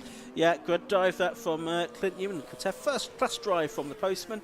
Dan Cleo is there in third place. Charlie Slatton took fourth. Clint Newman improving the fastest lap on the last lap of the race as well, 1:44.025. So if he'd got another lap, who knows what might have happened. Carl Austin is going to be 5th and Daniel Ashby 6th. Paul Rogers is ahead of Colin Chapman, and I think he's going to stay there for 8th place towards the end of the race. So whatever happened a couple of laps ago at Clay Hill, it's not really completely ruined his race because he has managed to bring the car home in 8th position at least, ahead of Chapman and Hutchinson, with Mike Whiteman Hayward going across the line to take the victory in Cup 200 in the number 111 car. So the two championship leaders, the overall championship leader Yarrow and the Cup 200 leader Whiteman Hayward, both getting wins there and taking another step towards their championship titles, but still far from settled yet. 3 more races to go, 1 more this afternoon and 2 more at Donington next month for Sports 1000 and Cup 200. But that was an entertaining race, Johnny, wasn't it? It was good and, well, entertaining from our perspective, not great for others involved, sadly, because we do have damaged race cars, and Ryan Yarrow will have been wishing he'd got a bit more in reserve, if you like, as they crossed the line. But he wins by just under half a second, and that all counts, from Clint Newman in second position. Dan Clues just fading slightly in third, almost 8 seconds back. Then Charlie Sladden and Carl Austin. Dan Ashby and Johnny McGill, a good run after his difficult start. Paul Rogers, I think that might have been a spin down at Knickerbrook. Yeah. So he was so slow away, but then the lap times after that were most impressive. Colin Chapman, Ian Hutchinson and Mark Goodwin and Mike Whiteman Hayward did indeed win the Cup 200s from Charles Wright. And David Watson, second in that class. John Cutmore in the end, slipping back to third with a problem that he was able to nurse to the finish. Yeah, Alex Aloro was 4th within that class. John Murphy was 5th, and the final finisher with Liam Hack, Rich Miles and Leon Morello, all of course falling by the wayside during the course of that race. The Sports 1000s are back out around about 4:20 this afternoon for their second race of the weekend. We've got 2 more races coming up before the lunch break. Next, it's going to be the Zaum Helmets Formula V Championship. Then we've got the K-Tech Racing Cleo Sport Championship as well. Then after lunch, and around about 1:20, we've got the high-tech Alfa Romeos combined with the Allcomers. There's a mouth-watering grid there. And then the Tegiwa Club Enduro Championship, which this weekend takes the form of a 100-minute race around Oulton Park, completes the lineup of races there. You can see the top 3 drivers. They've arrived in Park Ferme, lined up very neatly indeed. And hopefully Kieran Mogg is going to be there to talk to them in just a few moments' time. We'll let him get all the drivers out of the cars and ready to have a chat with him at the end of that race. So lots more racing to come here at Oulton Park today. Another 9 races in total to come for you. As I say, 750 Motor Club also in action at Croft this weekend, and then the next meet after that is at Mallory Park at the beginning of October.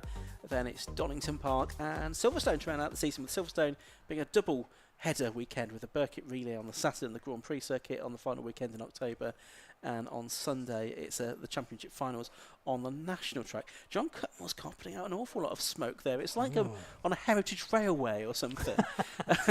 The amount of smoke and steam and goodness knows what that John Cutmore's car is putting out there. But hopefully that will be something that can be attended to between the 2 races, and we'll see John Cutmore later on. We're also due to see him out in the Allcomers race as well in a different car. Oh, good, okay. The Spire RB7, which is quite a piece of kit. So we shall look forward to that. I'm hastily going through all the cast names from Thomas the Tank Engine now. I don't think there ever was a John. No. We had John the Tank Engine, but he's doing a good impression of that. Yeah, that's concerning for me. He obviously wanted to get points in the bag, but how much damage has he done onward when perhaps at the start of the season he might have actually parked that or brought it into the pit lane? So, yes, it is a concern. He did still get a podium, in fairness. He did. And, yes, more racing to come from John, but thankfully he has a second car, but there'll be need to race that car in the second Sports 2000s event, Sports 1000 event. Yeah, that's right, and Cup 200. So we have cars I can hear behind me firing up for the next race of the day. They will be out very shortly for Formula V. Those cars just getting ready to go out for the next race. Let's head down to Kieran Mogg, though. He's in the pit lane and he's got some Sports 1000 drivers to talk to. What an amazingly close finish at the end there. Sports 1000 and Cup 200 always providing the entertainment. And we're going to take a chat with our winner, Ryan Yarrow. Ryan, you have pretty much one hand on the championship trophy now, almost there. Yeah, anything can happen, can't it? But yeah, that was a good race. I mean, I don't know, when the safety car came out, I thought, we can burn some time here. But then, kind of obviously lost my gap, and then it was I had a plan. I thought, yeah, I'll get a bit of fair warning, but the yellow flags were waving into the last corner, and then he came in. I was like, oh, I'm not even in the right gear. So yeah, luckily them two fighting kind of held Clint up, because Clint could smell blood and he was fast. But yeah, it's not easy leading. Obviously, if you've got someone to aim at, you can kind of hone in on them a bit. I was probably getting a bit distracted seeing the orange in my mirrors. So, but yeah, I'm happy with that. Yeah. Absolutely, and obviously Oulton Park is quite technical, it's quite undulating, it's quite a bit of elevation. How is it driving a Sports 1000 car around here? It's very physical, like, yeah, I mean, I get arm pump often, even though I'm like used to doing it and I've done karting and what have you, so, and yeah, you make one mistake in one corner and it just can kill your entire lap, because obviously every corner's got a bloody hill after it, or a short straight, and then, you know, it's really, really easy to push that little bit too hard, clout a curb, or so yeah, as I say, I'm trying to play it as safe as I can. I've had a few car issues this year, so I really just want to get through this weekend unscathed. But yeah. Absolutely. Well, obviously still one race later to go then, and obviously fingers crossed it goes all well for you. Yeah, thank you. Cheers. Thank you very much. I'll speak with second place, Clint Newman. Clint, fastest lap of the race there. You're catching at not quite by the end. Yeah, it was a great race. I did get a great start. Then we had the restart, which was okay, but yeah, no, it's really fun. Yeah, the car feels awesome. I thought if I can't be first, I'll go for the lap record. My timer says I'm a 10th off, but margin of errors, we'll see what the timer says. Absolutely. Yeah. Obviously, you've got one more race later today. Think you can take it? Yeah, anything's possible. I've definitely got the pace. So if I can get a good start and get out in front, it's not the easiest track to overtake on. You've really got to rely on somebody making mistakes. So yeah, we'll see. Absolutely. Well, look forward to seeing it later on then. Awesome, thanks. Cheers, thank you very much. And very, very quickly, I believe the cars are just coming round, but Dan, third place there, how was it out there for you? Yeah, I really enjoyed that. I just don't think I've quite got the pace of these two guys, so fair play to them. Yeah, just love this place. It's absolutely awesome, and very happy to get on the podium. Absolutely. Might be a bit of rain later on. How are you in the wet? To be honest, I'm doing a rain dance in the back of the garage. I'd like it to be mixed up a little bit, and we think we've got a really good setup on the car for the rain, so yeah, bring it on. I think there are a few people hoping for a rain dance, to be fair. Why not? Why not? Absolutely. Congratulations on the third place then. Thank you. Thank you very much. Now, I believe we've got the Formula V's coming out next. We've run that a little bit close. So, Ian and Johnny, back to you.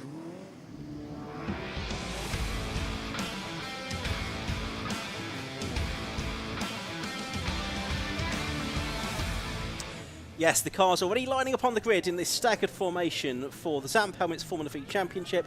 It's round 11 of 14, and it's very tight in the championship between Matt Harbert and Craig Bell. And guess who the two drivers on the front row are? Matt Harbert, number 33, and Craig Bell, number 99. There's one in the pit lane, though, which is number 24, which is the car of Rick Lanier, who was due to line up on the inside of row 6 of the grid. Second row is going to be Leon Frost in number 93 and Tortulla in number 90. 46, Will Malins, in only his second weekend in Formula V, lines up on the inside of row 3, beside 12, Bill Garner. Row 4 is going to be 32, Simon Foley, and 36, Bradley Carlton. 61, Peter Belsey, and 3, Vaughan Jones are going to be on row 5. Row 6 is 24, Rick Lanyon, 88, Francis Twyman. Row 7, 4, Tim Proberton, 56, Adam Hayes. Row 8, 94, Maurice Gloucester, and 66, Phil Waterhouse. Row 9, 42, James Huckle, and 8, Ross Price. Then 47, Matt Topham, 60, Mark Newton, 59, Chris Wilshire, 95, Oliver Mitchell, and 14, David Huckle is at the back of the grid. It's going to be a 15-minute race for the Zamp Helmets Formula V Championship, and the race gets underway, but not very well for Leon Frost from the second row of the grid in the red and white GAC. He's left standing there. It's side by side for the two leaders as they head into Old Hall Corner for the first time, and it looked like it was just Matt Harbert in the sort of grey and green dominator ahead of the black and blue car of Craig Bell in second place. Who's that that's made it up into third place? I think that could be, that's Will Malins, I think, in the number 46 car, the ex-Martin Stary car, I think, might even have got up to second place there as the car's headed out of Cascades. We'll pick up on that in a moment, but that was a good start from Will from row 3 of the grid. As I say, only his second race weekend. He made his debut at Brands Hatch last month. They're heading down towards Shallows Corner for the first time. just disappearing from our sight. Oh, Maitland's there with a very unusual line into and out of Shellow's corner, but I think he has come back out in second place behind Matt Harbert and Craig Bell in third position. Yes, it is the 46 car of Maitland's in second. Had a good debut meeting at Brands Hatch. And then the rest of the field going through, I think it's Bill Garner that's there in fourth position. But a hectic start, this Formula 3 race. Oh, and Malins is stopping. His car, having made such a good start, has now seemingly let him down as he climbed up towards Hilltop. And now there's contact. Oh, this is mad, this race. It's absolutely chaotic. That is the 36 car involved of Bradley Tarleton riding over the back of one of the cars in front. Johnny, I'm going to let you take over because this chaos is too much for me. There was a second car off on the grass as well on the inside of Knickerbrook, and now there's an issue for the 24 car, which was one towards the rear. Rick Lanier, that was the car that started from the pit lane. Oh, yes, it was indeed. Yes, so Rick Lanier was last anyway, but that car has possibly given up the ghost already. Part of the reason that Will Malins had such a good getaway was I think he'd realised straight away that Leon Frost, the car ahead of him, had stalled and was able to dart either to the left or to the right. I'd be interested to know which side he actually went, but because everybody else behind was reacting, he then made up a load of places. There was open ground once he got ahead of Leon Frost, so that helped him. But as to why now the car will not go any further, I'm completely mystified. First lap is led by Matt Harbert, number 33, ahead then of Craig Bell. Those were the front row starters, but we're on the safety car because we have at least 3 cars off the track, possibly more. Yeah, so that's going to take a little while to clear up, and this one is only a 15-minute race. One thing I did see just before the safety car sort of boards and flags went out is the number 90 car there of Tortulla, who started on the second row, needs to be recovered from Knickerbocker. That might have been the car that Tarleton rode over the back of, possibly. That would make sense. Yeah. I can't remember what I was saying now. Oh yeah, the thing I noticed before the cautions boards came out, Leon Frost did get ahead of Peter Belzy, so having stalled, he is now back up to 5th position. And Leon Frost has won a couple of races, 2 out of the last 3. He won his first race at Oulton Park, followed that up at Brands Hatch as well, the teenager, in his first season of racing in the Formula V Championship. But we are now behind the safety car. There are cars that are going to need to be if not recovered, then at least manoeuvred to a position of safety by the marshals, just so that they are out of harm's way. And safety car will pick them up at the end of this lap. Yes, it's not picked them up yet, has it? So just wait. Yes, it's just at the now a red flag, so it's not going to pick them up at all, I don't think. So the officials have obviously taken a look at the situation, thought, you know what, we're not going to get this done behind the safety car without just running it for the rest of the race, and that's not a lot of fun for anybody. So we are going to go for a full red flag and race stoppage here, which is something we try and avoid, of course, where possible, but sometimes it is the right thing to do. So we'd had less than 2 laps, just, because we're just about to come through to complete lap 2. So that will go back to the original grid. So that's good news for Leon Frost, potentially. Of course, he made that bad start to the earlier race, especially given some other quick drivers like Tortulla, and like Will Malins are probably not going to be there for the restart. Yeah, we're going to be missing a few that were towards the front end, aren't we? Tortulla, as you've mentioned, and what we can't see is the back of Tulla's car to see whether there's any damage after the contact potentially from Bradley Tarleton in the 36 car, which lifted the front wheels off the ground of car 36. Now, all of those incidents happened on the first lap, didn't they? Yes, so indeed. Is it wound back to the original grid? It would be, yeah. Yeah, it will be. And 15 minutes have appeared on the clock. I was about to say maybe it's going to be 10. The clock was stopped at 11 minutes and 21 seconds. I would be surprised if that wasn't chiseled away at before we get the restart. I'm sure the officials in race control will look to see exactly how long this takes to recover. We started that race already sort of 15 minutes behind schedule after the earlier delays, so they'll be mindful of that and making sure there is a bit of a lunch break at least for the marshals, if nobody else. Indeed. They are the most important people, because otherwise they're on their feet all day. So the officials will be mindful of that. So we'll just keep an eye on that as to how many minutes the restart will be over. You can see the cars have been sort of held in a line, sort of going up Deer Leap, and the reason for that, of course, is just to allow the marshals then to sort them all back out into the right order and get them onto the grid in the right order, because they've all been jumbled up in the first lap or so. There's Tortulla. He's just returning to his car, surveying the damage that we can't see from our vantage point. Almost can't see the car at all now as the recovery truck pulls up in front of it. ready to recover it. And that is the business end of the car. You've got gearbox most rearward of the engine block, so it could easily have pushed the gearbox further towards the block itself, and therefore prevented the car from having any drive anymore. Also, you don't want to drive a car which, if it is slightly out of configuration, because you're just going to make it worse. Yeah, Tor's looking fairly cheerful about it all, though, isn't he? You know, considering he's going to get a ride back in the rescue unit or possibly in the recovery truck, and I imagine we'll get checked over at the medical centre, which is what's usual these days. Anytime there's been any kind of contact incident, just to make sure that there's no sort of hidden issues as a result of any contact. All to be very careful these days, mindful of any concussions and things like that can arise after a contact incident, although hopefully everyone will be okay after that. Yeah, a bit of a mystery what happened to Will Malins as well, because he was going so well, and then we just saw that shot of the car trying to climb up the hilltop and not really getting very far with it. He was almost going backwards, wasn't he? Because the car had stopped and then was starting to roll down the incline, which is immediately after Britain's, and he'd locked up a little bit going into Britain's. Was slightly offline, but then that was most peculiar. So he's got a tale or two to tell.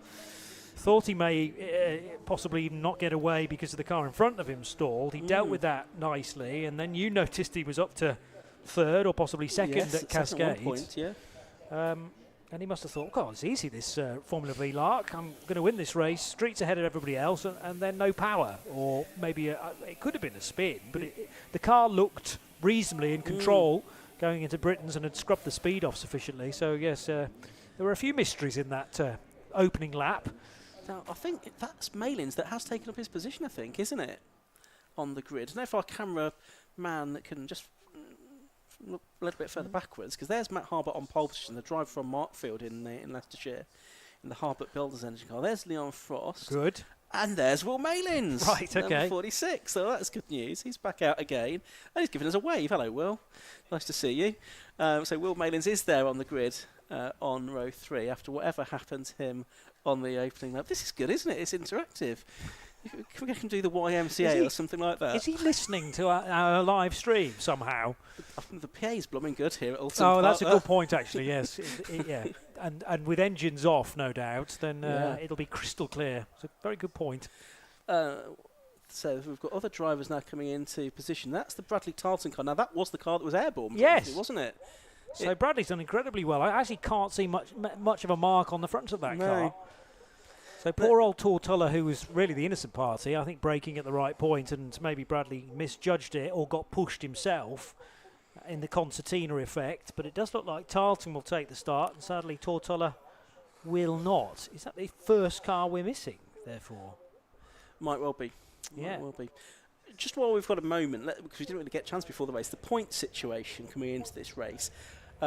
After drop scores, it's the same among the top two as before drop scores, because they're both dropping 2 points. So it's 2 points between Matt Harbert and Craig Bell coming into this weekend's racing. In terms of the victories that they've had this season, Harbert's had 3, Craig Bell has had 4 so far this year. They are both a fair distance clear, like 45 points or so clear of Vaughan Jones after drop scores are taken into account, and Leon Frost and Bill Garner. So it looks like it's a 2-horse race, or a 2 Formula V race for the title. The 2 AHS dominators, the Matt Harbert car and the car with sort of adapted bodywork of Craig Bell, who was contending for the championship last season up against Matt Hyde, who had a run of 10 wins at the end of last season to take the championship. We've also got Class B, that's being pretty much dominated by Bill Garner in the Maverick, the ex-James Harridge car with which he won a couple of championships. Bill Garner has taken over that car this season. He is leading Class B, is 5th in the championship overall. Has had a podium finish earlier on in the year as well as Bill Garner at Silverstone on the national circuit there back in the springtime. But yeah, those wins for Matt Harbert, they came at Croft and 2 at Silverstone, so he's not won in a few months, hasn't Matt Harbert. Craig Bell had a win at Croft, he won 1 at Snetterton, 1 at Cadwell and 1 at Brands, so he's won at 4 different circuits during the course of the season, has Craig Bell. Right, it's going to be an 8-minute race, and there's going to be a green flag lap we're seeing on our timing screen now. So green flag lap and then an 8-minute race for the Formula V's just once everything is cleared out of the way. Vaughan Jones, who is third in the championship, it looks like he might be heading for a third position in a row, because he was third in 2022 behind Craig Pollard and Danny Hance, and he was third last year behind Matt Hyde and Craig Bell. It's almost like whatever opposition you put him up against, he's always third. Which is Not even the bridesmaid. No, not even the bridesmaid. I mean, I'm not sure what would you call someone who's habitually in third position all the time. No, I'm sure there's a name for them. Yeah. But yes, he must be wondering what on earth he needs to do to at least even go one step above his current record. Yeah, he's had 3 third-place finishes as his best results during the course of this season as well. He's not yet That'll had be a part win. of the reason. Yeah. I'll say the wins have gone between Harper and Bell and Leon Frost with a couple of Martin Farmer as well, the former contender for the Sutton Coldfield Sports Personality of the Year about 11 years ago. He didn't win it, sadly. He took a win earlier on in the season as well. He's only doing occasional races during the course of this year. In his GAC, the Torque boss. Looking at other gaps on the grid there. There's one behind Peter Belsey. Rick Lanier should be there. Yes. On the right-hand side, I think it's an optical illusion. Everyone that should be on driver's left of the grid is actually there, with the exception of Tortola, who should be in fourth. So we can't actually see the space where Tor should be, but it is vacant. And further back down the order, this is a good view. So Adam Hayes is definitely there. Phil Waterhouse behind him. I think I saw Ross Price as well. So we're going to assume that most of the other cars towards the latter third of the grid are present and correct. There was one car on a flatbed down at the bottom of the circuit being taken back to the paddock. White on the front, red on the rear. And I didn't remember that car being involved in an incident. It's not Leon Frost because Leon's on the grid. Okay, well, we'll try and figure that out once the race gets back underway, which hopefully will not be too far away now. The drivers will be being primed for another green flag lap, which will be important to get some heat back in the tyres. Treaded tyres that they race on in Formula V. Hoosier control tyres. A lot of the components in Formula V are from the Volkswagen Beetle, air-cooled engines, unusually, of course. And it's a Formula that goes back to 1967. It was had its first race a little bit before Formula Ford 1600. There's the green flag lap. And so, yeah, another couple of, 6 miles, I should say, of this Oulton Park circuit, just to refamiliarise themselves with, just to make sure that they know where the grip is, any fluid that might have been put down as a result of those incidents, anything like that to be aware of, just to make sure everything is back up to running temperature ahead of what's going to be an 8-minute race, which probably means probably 5 laps, I would think, given the lap times these will be doing. Pole position lap time for Matt Harper's a 1:54.557. Lap record for these cars goes back to 1991, Really? which is 1:51.07 for Trevor Welsh. But that's a function of Formula V not having raced here for many years all that often. Didn't often come to Oulton Park 750 Motor Club for quite a long time, and also the different tyres that have been in use since then. I think 1991. By that point, the chicanes were there, weren't they? By that point, I'm pretty sure. Yeah. Yeah, just thinking back to when those were put in. The early 90s British Touring Car Championship race meetings, I think, were held on the Foster's circuit. And you bypassed the chicane, then, didn't you, immediately afterwards? But no, I think, I'll have to look up when Knickerbrook was first built, but I would guess before the 90s. Yeah, late 80s possibly. So off they go on their green flag lap. Vaughan Jones we've talked about, where is he on the grid? Just reminding myself, way back on row 5 of the grid today, the man from Abergavenny, 46 years of age, an asset manager for the local council, been racing since 2017, and he's in the Storm that was his own race since 2020, which he says deserves a race win. and he'll be doing his best to give it to the car. His wife Caroline is very much a key part of the running of the team as well. Vaughan says he couldn't do it without, so thank you, Caroline, for all that you do to keep Vaughan on the grid.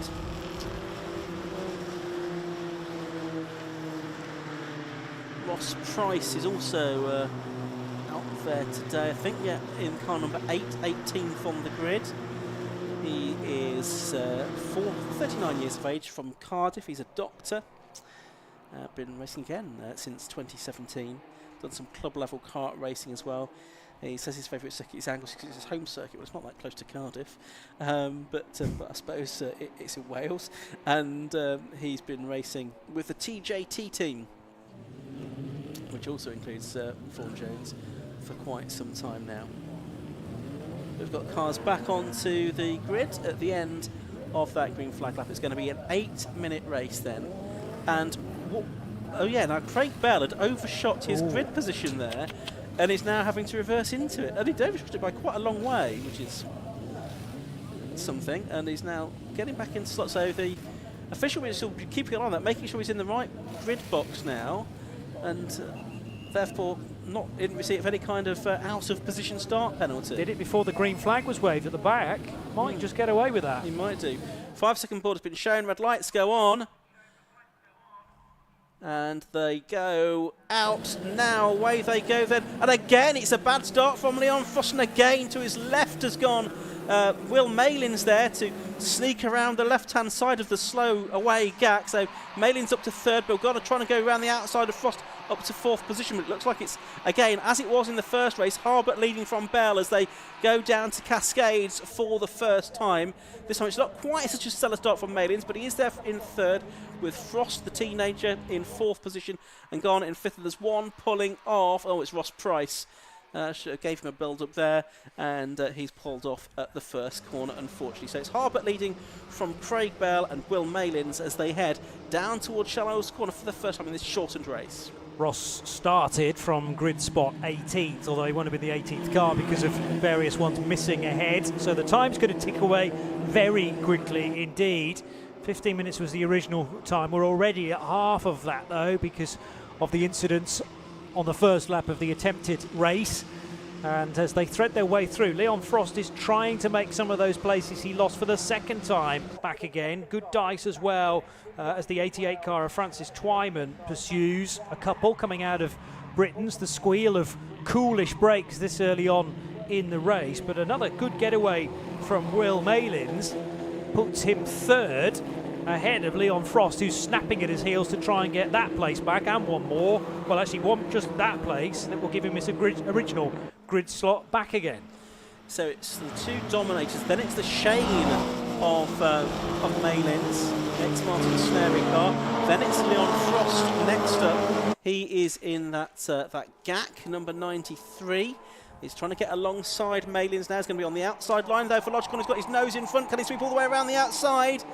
Malins keeping his foot in. Over the curb goes Leon Frost. He's still alongside Malins as they come up and over the line this time. They're over the line, almost dead heating across the line. 2,000ths of a second between them as they cross the line that time. But it's Frost that sneaks ahead just as they went into Old Hall Corner. Real harem-scarum stuff, that, because of the open wheel nature of Formula V's as well. The last thing you want to do is interlock wheels because it could easily see a car going skyward, but good dimensional knowledge there from Leon Frost. I think he knew the move wasn't finished at Lodge Corner, but he could then tackle it again down the avenue and into Cascades. Greens flashing into Shell Oils. No, that was Island Straight, wasn't it? So maybe something's happened in the wake at Cascades, because the cars are still quite heavily condensed, bunched together, and so often that remains the case all the way to the checkered flag. But neat and tidy at the sharp end. Matt Harbert is under pressure from Craig Bell as they get to Britain's, and they're cleanly into third position. Leon Frost can start to get closer to them now for the other positions on the podium. This is Vaughan Jones and Bradley Tarleton disputing 7th position, and Jones overlapping with Tarleton there. Tarleton, of course, airborne in the first part of the race. He's now under pressure here from Vaughan Jones, number 3. Tarleton in the number 36 GAC ahead of him. So it's Gak ahead of Storm here, and then it's Bill Garner, is it, just behind them? So he's lost places on this lap. Then it's Peter Belzy in the Green Spider, the double championship winning car of more than 2 decades ago when it was in the hands of Jez Clark, the Spider. Up towards the right-hander they go at Druids once again. And it is Vaughan Jones now under pressure from Garner here. He's trying to recover ground that he had lost, and there's going to be a car between Vaughan Jones, I think, and Bradley Tarleton any moment now. Not for the first time, 2 abreast again through Lodge Corner. And they're going to stream across the line to complete this lap, so that's a nice little tussle as well, with Vaughan Jones in his Storm on the outside line, and we'll get the place on Bill Garner. So the Maverick down a spot, car number 12, the all-white one with the silver skirts. They head towards Cascades. Meanwhile, in front, almost 2 abreast, not quite into Cascades, but Harbert leads by just under 0.8 of a second over Craig Bell, and they are gapping Leon Frost despite his best efforts. Was there a spinner there, maybe on the outside of Cascades? Thought there was possibly a car not facing the right way, but it may have been one of the tyre stacks. Who knows with me? As the car rapidly panned from left to right. Leaders safely out of Shell Oils, though, and on towards Britain's. Yeah, with 3 minutes to go, I think they'll get at least one more lap at the end of this, and possibly another one after that. We'll just have to wait and see exactly how many laps that we get out of this. This is lap 3 of the race. There's Bill Garner just ahead of Peter Belzy. It's the Maverick. Here's the lead though, Matt Harbert, number 33. It's less than 0.8. Well, it was looking like even less than 0.8, if you know what I mean, as they came through into his laps that time. Maybe it does look about 0.8 on the exit of the corner, and up Clay Hill they go. Matt Harbert then looking for his 4th win of the season, and therefore to go level in terms of victories so far this year with Craig Bell. Harbert has had more podiums though, 8 to 7 coming into this weekend. Harbert's been racing in Formula V for a while now, has had some podiums in the past, but this is really his first year when he sort of mounted a sort of concerted attack on the championship. Craig Bell did so last year, but in the end was no match for the teenager Matt Hyde, who's gone on to race in the Britcar Trophy this year. Fastest lap for Craig Bell. He took 4/10 out of Harbert that time, and the gap down to less than half a second, and there should be time for this lap, Johnny, and one more. Yeah, so Dominator is being chased by Dominator VD, and I noticed the dorsal fin on the rear of the 99 car, which may have been an upgrade to that configuration for Craig Bell's car. I noticed also one to the pit lane. That might have happened a little while ago, but Maurice Gloucester no longer in the race. And I'm not sure how good your livery knowledge is, but Ross Price may well have a red and white car. No, he's the yellow car, which is just that parked on the first lap. Yeah, so that yeah. doesn't explain. I'm wondering now whether they were recovering a car from a previous race, and it actually wasn't a Formula V at all. Anyway, let's cope with the matter in hand, because down into Britain's, this is definitely on with 1 minute and 10 seconds to go. So Harbert will have a face full, or a mirrors full, of Craig Bell. Just set the fastest lap. Yes, he did, on 154.9 on lap 3. No chance to get up the inside into Knickerbrook. Leon Frost still further away at this stage, 3.8 seconds further back, but he is clear of Will Malins. These two both have a little bit of a history of throwing good situations away. Together or separately? Separately, usually. So we've just got to be mindful of that. I mean, it's looking good here for Harbert, but the pressure is on from Craig Bell. Equally, Craig Bell can get himself into a good place and then have a spin or something like that. We've seen that before. So, yeah, let's just see what happens with probably just over 1 lap to go here, because there's 17 seconds left on the clock. I think the last lap board yet is being prepared to be shown to the drivers this time, with about 10 seconds to go as they cross the line. So we are going to get 1 more lap out of this. The gap that time, well, there was only 0.02 of a second between them. Harbert slightly the quicker of the two. That time through, so basically nothing to choose between them on that lap, and it does give Bell an opportunity here to try and find a way through, as number 56 is out of the race. That's Adam Hayes, but the leader's Johnny heading through Cascades. There was just a bit of a squirm there from Harbert's car right on the apex, and I wonder whether that was good car control or whether it was a flick that he wasn't expecting, and the exit then out of the first corner was not great in comparison to Craig Bell. He has, though, stayed ahead, and that is a key position or a key passing place done now for this final lap. They've also coped with Shell Oil's hairpin. So Craig Bell, although he's got a faster car in certain places around the lap, is running out of opportunities now, and he's not as close as he was into Britain's a lap ago. His car this time moving around on the road slightly more than he would wish. Leon Frost still looking good for a podium, though. And I noticed Bradley Tarleton's now got ahead of Will Malins. They're very close to they were very close to one another as they crossed the line. Only 0.3 of a second as they began the final tour. Off goes Vaughan Jones from 6th position. It looks like he's lost a position there, possibly to Simon Foley as he recovers. Here are the two leads, though, and that looks like a more comfortable gap now for Matt Harbert over Craig Bell than it was. So he should, therefore, be in a position to extend his lead. Now, at the moment, it's Bell that's got the fastest lap point as things stand.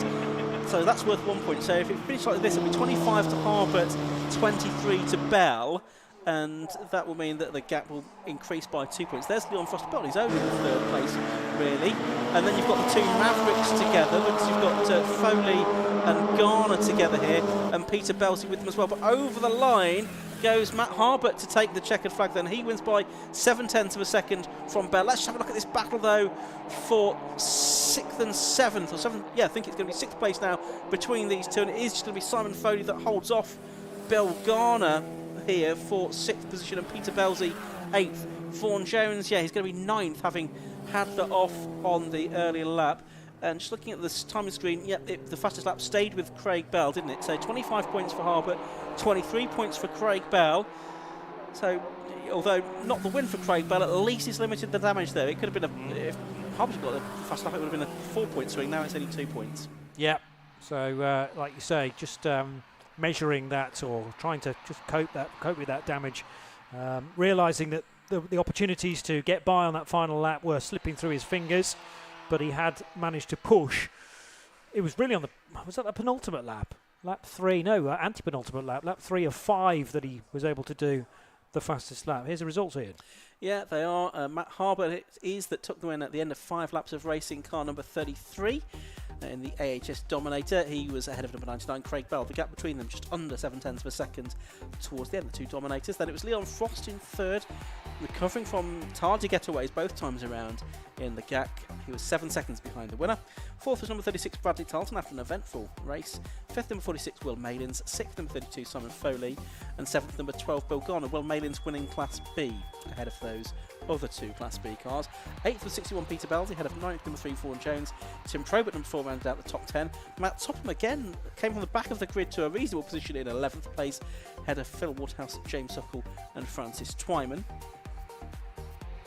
And can we see further back, 15th position was Oliver Mitchell, then it was Chris Wilshire, Mark Newton and Adam Hayes. I think, yeah, David Huckle in fact has just gone across the line to take 14th position. He is going to be the last of the finishers of that Formula V race, and there's another one of those at 5 to 5 this afternoon, and hopefully it will be a full 15-minute race then, and it should be a good one because Matt Harbert and Craig Bell very evenly matched there. One more race to come before the lunch break. It's going to be for the K-Tech Racing Cleo Sport Championship, and then I think we can pretty much be certain that whatever time that finishes, we'll go racing again at 1:20 this afternoon, because there's not a lot of flex in the timetable today. So it'll be 1:20 for the first race of the afternoon, the High-Tech Alfa Romeo Championship with the Allcomers, and then we have the Tegiwa Club Enduro race as well, the 100-minute race. So cars only now, after a very slowing down lap, are heading into Parc Ferme. I can see Matt Harbert and Craig Bell and Leon Frost in formation, heading down the pit lane entrance. They'll turn sharp right into Parc Ferme. But we can head down now to Kevin Mark, who is ready to receive the drivers just as soon as they get out of their cars.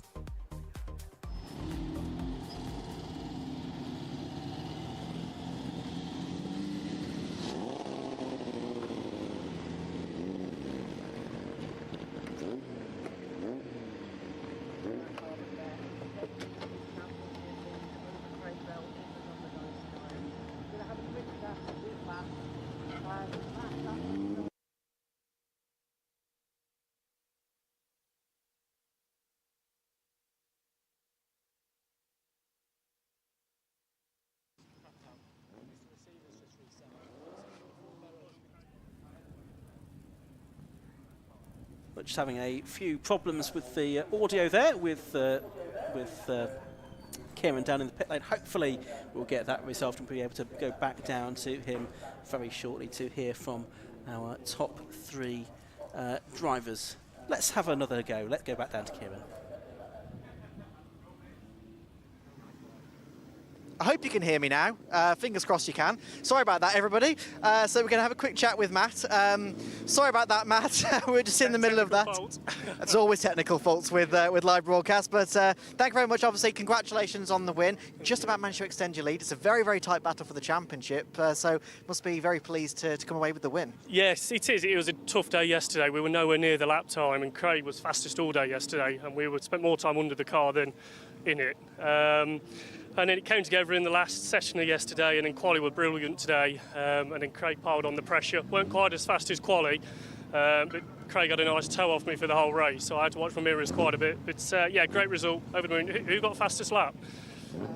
Craig. Oh no, right, okay, that's fine. Yeah, so yeah, brilliant result, happy days, yeah, so nice to be back on the podium, top still. Absolutely, and obviously you're just saying, you were underneath the car most of the day.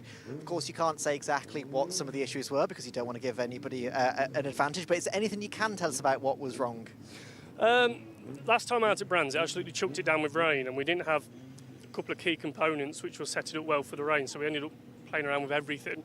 And I was concerned about changing too much before this weekend. To then find that we had to undo it all throughout the day, really. So basically it was trying to get it back to somewhere we're comfortable with. It's a total different track to Brands, very bumpy here, and then Brands is very smooth, and it was also chucking it down with rain. So we just fettling really, but tiny adjustments just make such a difference to how comfortable you are in the car. So yeah, good result really. Yeah. Absolutely, and putting you in a good standing for later on then. Fingers crossed, we'll see, yeah. Right, look forward to seeing you out there. Craig, congratulations, second place, fastest lap. Not quite 0.6 of a second though. Yeah, Matt's car, obviously his qualifying time was way quicker than me, and I expect to drop back from him. But obviously in the tour he managed to pull me along, and I was pretty comfy out there, but I couldn't get close enough to make a move on him. And making a move is too risky for the sake of 3 points. So I was quite happy to settle second in the end, and the tyres went off at the end anyway. So there was no point in taking any risks. So I'm happy. That's a good result. Absolutely. Now, I believe of all the series racing today, your 2 in the championship is the closest championship fight we've got so far. Level pegging all the way. Yeah, 1 or 2 points in it still, and obviously me getting the fast lap, that's a point back. So yeah, it'll only be 4 points now. So 3 more races, anything can happen. Exactly, and obviously the weather today is what we'd probably call dynamic, looking at the forecast later on. Is that changing your mentality? Has that changed perhaps the setup of the car? Are you anticipating rain? It's hard to say. It is forecast showers later on this afternoon, as you say, but we will make some setup changes, but more tyre pressures, to be fair. We tend to not mess about with the setup too much. The only problem with me and Matty is both our cars aren't as quick in the wet, so we're going to have everybody else pushing us if it's damp conditions. So that's the only problem, mentally-wise. We're not going to have it like we did then. So we're not just going to drive off from everybody. So we'll see what the conditions are like. You just take it as it comes, hope for the best.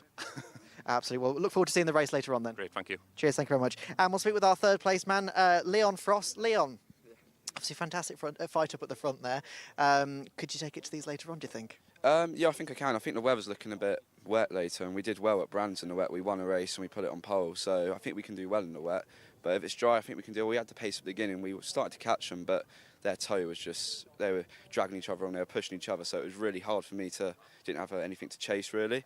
But tricky start, that's sort of my mistake. I messed up on the start. I'm still getting used to the starts in cars now, and someone got past me and they wanted to battle for a few laps, which I thought, maybe they should have went with me and caught up, but it's racing, so I'll try and go for the win the next one. It's just championship points now. I think I can finish third, so I'm fighting with Vaughan for third. I'm not sure where he finished, but as long as it's behind me, I'm happy. I think it is behind you. So obviously, battling around, there's a lot of chaos in that race. Just how difficult is it to race these Vs around Oulton? I think these kind of tracks, like here in Cadwell, they're not narrow, but they're more tight and twisty. These are tracks for Vs. There is a lot of room. There's more room than you think going into the corner. It's such a competitive class, and there's so many people in a battle. Everyone's braking differently, and it just gets all tangled up. You sort of got to sit back. When you're behind a group, you've got to sit back and just plan it. You've got to pick them off one by one, and slow up. You can't just try and get through them. I feel you got to sit, follow, see where they're messing up, and that's when you go for them, really.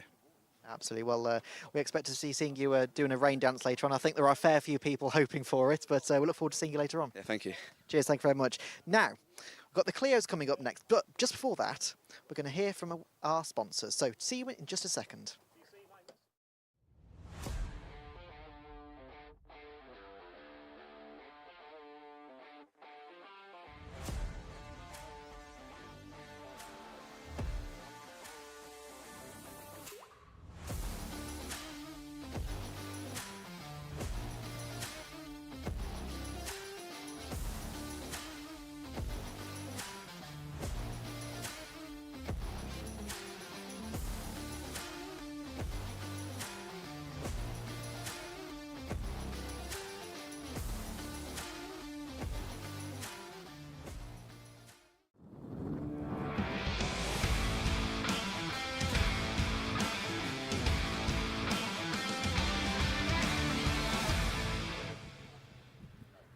Break is the K-Tech Racing Cleo Sport Championship. Cars are coming up onto the grid now, so let's see if we can have a run through the starting order for this one. It is going to be the number 72 car of Pete O'Connor on pole position. Besides him is number 30 Darren Ransom.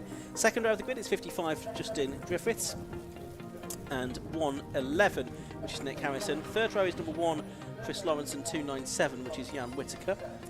On the fourth row, it's number 7, which is Stephen Richardson, and 10, Joshua North. Row 5 is number 14, Jack McConnell, and 75, Greg Hill. Row 6 is the 62 car of Max Martin, and the 12 car of Hipkins. On the 7th row is number 13, Mark Enoch, and 18, Mark Witherington. The 8th row is number 11, which is David Redshaw, and 8, which is Chloe Daly. And rounding out the grid, number 57, Matthew Poncia. So that is the way the grid is going to line up. It's quite different to what's on TSL, for example. But I know there was an issue with some of the timings in that combined qualifying session that the Cleos had with the Alphas earlier on. That's the way it's lining up then. Almost ready for the off. The whistle goes. The red lights are about to go on. They do so now. And the race gets underway. And it's a good start by Darren Ransom in the Cleo 197, the Class B car from the outside of the front row, but in fact it's O'Connor that's going to steal a march from pole position and get into the lead as the cars head into Oulton for the first one. Greg Hill was off over the grass there, and there's a car that is sideways. That's Chloe Daly going for a bit of a spin, and she doesn't keep it out of the barriers. Unfortunately, she reverses into the barriers. Rear screen is out of the car. The tyres have taken a bit of a biff.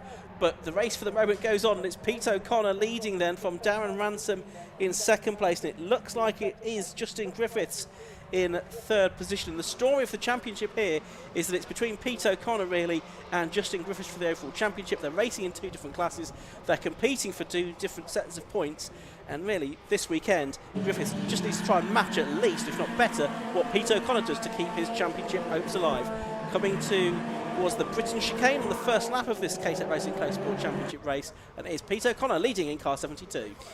Only just, though, into Britain's with Darren Ransom right on his tail, and it was almost an absolutely killer overtake from Stephen Richardson around the outside of Old Hall Corner for the first time of asking. But yes, Stephen slightly higher up on the grid than the published version earlier on in the day, but O'Connor 72 from pole position, running with Darren Ransom as they head out of Knickerbrook, and those tortured tyres, you hear them squealing up and down the order. They're still really getting up to temperature. Heading over the rise then at Clay Hill and on towards Druids. Just a slight edge away now for the race leader, maybe about another car length or so. Oh, but safety car we go, and that's got to be because of the car in the barrier just after the first corner in. Yeah, Chloe Daly's car was a spinner, of course, on the opening lap, and the drivers have seen that, or some of them have seen it before others. Oh dear, oh dear, oh dear, oh dear, oh dear. Yes, some saw it before others. The 12 car has made contact with a couple of other cars there behind the safety car. Matt Hipkins it is. That is the 18 car of Mark Witherington. The other car that was off was, I think, 62 Max Martin. That, I think, was caused by some drivers reacting to seeing the yellow flags and the safety car boards before others, I think, there, Johnny. there will be a fairly clear safety car illuminated board, quite possibly, or certainly the LED squares, the yellows flashing on the exit of Druids. The one excuse I will, or the one kind of mitigating circumstance, is that when you're crowded up behind other cars and eager to get past them, you're not necessarily looking for flags, but that excuse is very rarely accepted by a clerk of the course, because you need to be mindful of where the marshal posts are and where the flag signals are to be viewed as well. So we kind of got away with a serious incident there, but a comical slow speed spin initially, and then that cleaned out Mark Witherington, who has now come into pit road. He's not really seeing the sense of humour side of things. No, the body language there tells the story of someone who is deeply frustrated, shall we say, by that. His arms were flung out to his side as he got out of the car, and he's looking at the damage that's been picked up, something that was not his issue at all, not his fault at all. So sympathies with Mark there as he surveys the damage to his car, and hopefully he'll be able to get that back out again later on today. But the race under safety car conditions, that initially caused by Chloe Daly going off. I wonder if she, in terms of discombobulated by Greg Hill sort of cutting the corner of Old Hall Corner as he did there. He went across the grass on the inside on the opening lap in his green car, the radio control racing ace Greg Hill, and he did manage to continue though. So the BMW safety car has picked them up, and it is Pete O'Connor leading, Darren Ransom second and Justin Griffiths third. So yeah, just the point situation coming into this one. Pete O'Connor after drops has 205 points, Justin Griffiths has 198, so 7 points between them. Then quite a long gap back to the next driver, which is Darren Ransom on 169, Chris Lawrence on 159, and Stephen Richardson 160, actually just 1 point ahead of Lawrence on drop scores. There you can see the team looking at the damage to Mark Witherington's car, looking underneath the front of the car. A bit of trim there has come from under the bumper there, but that car shortly is going to be going a lap down, even if they can get it back out into the race. It might be some useful testing mileage, if nothing else, if they can get the car back out for a few laps at least, just to check the car over. There was quite a bit of debris, of course, that was put onto the track as well with that contact. And you can see the drivers just trying to navigate their way around this now. That's not something they'll necessarily have the luxury of in the race.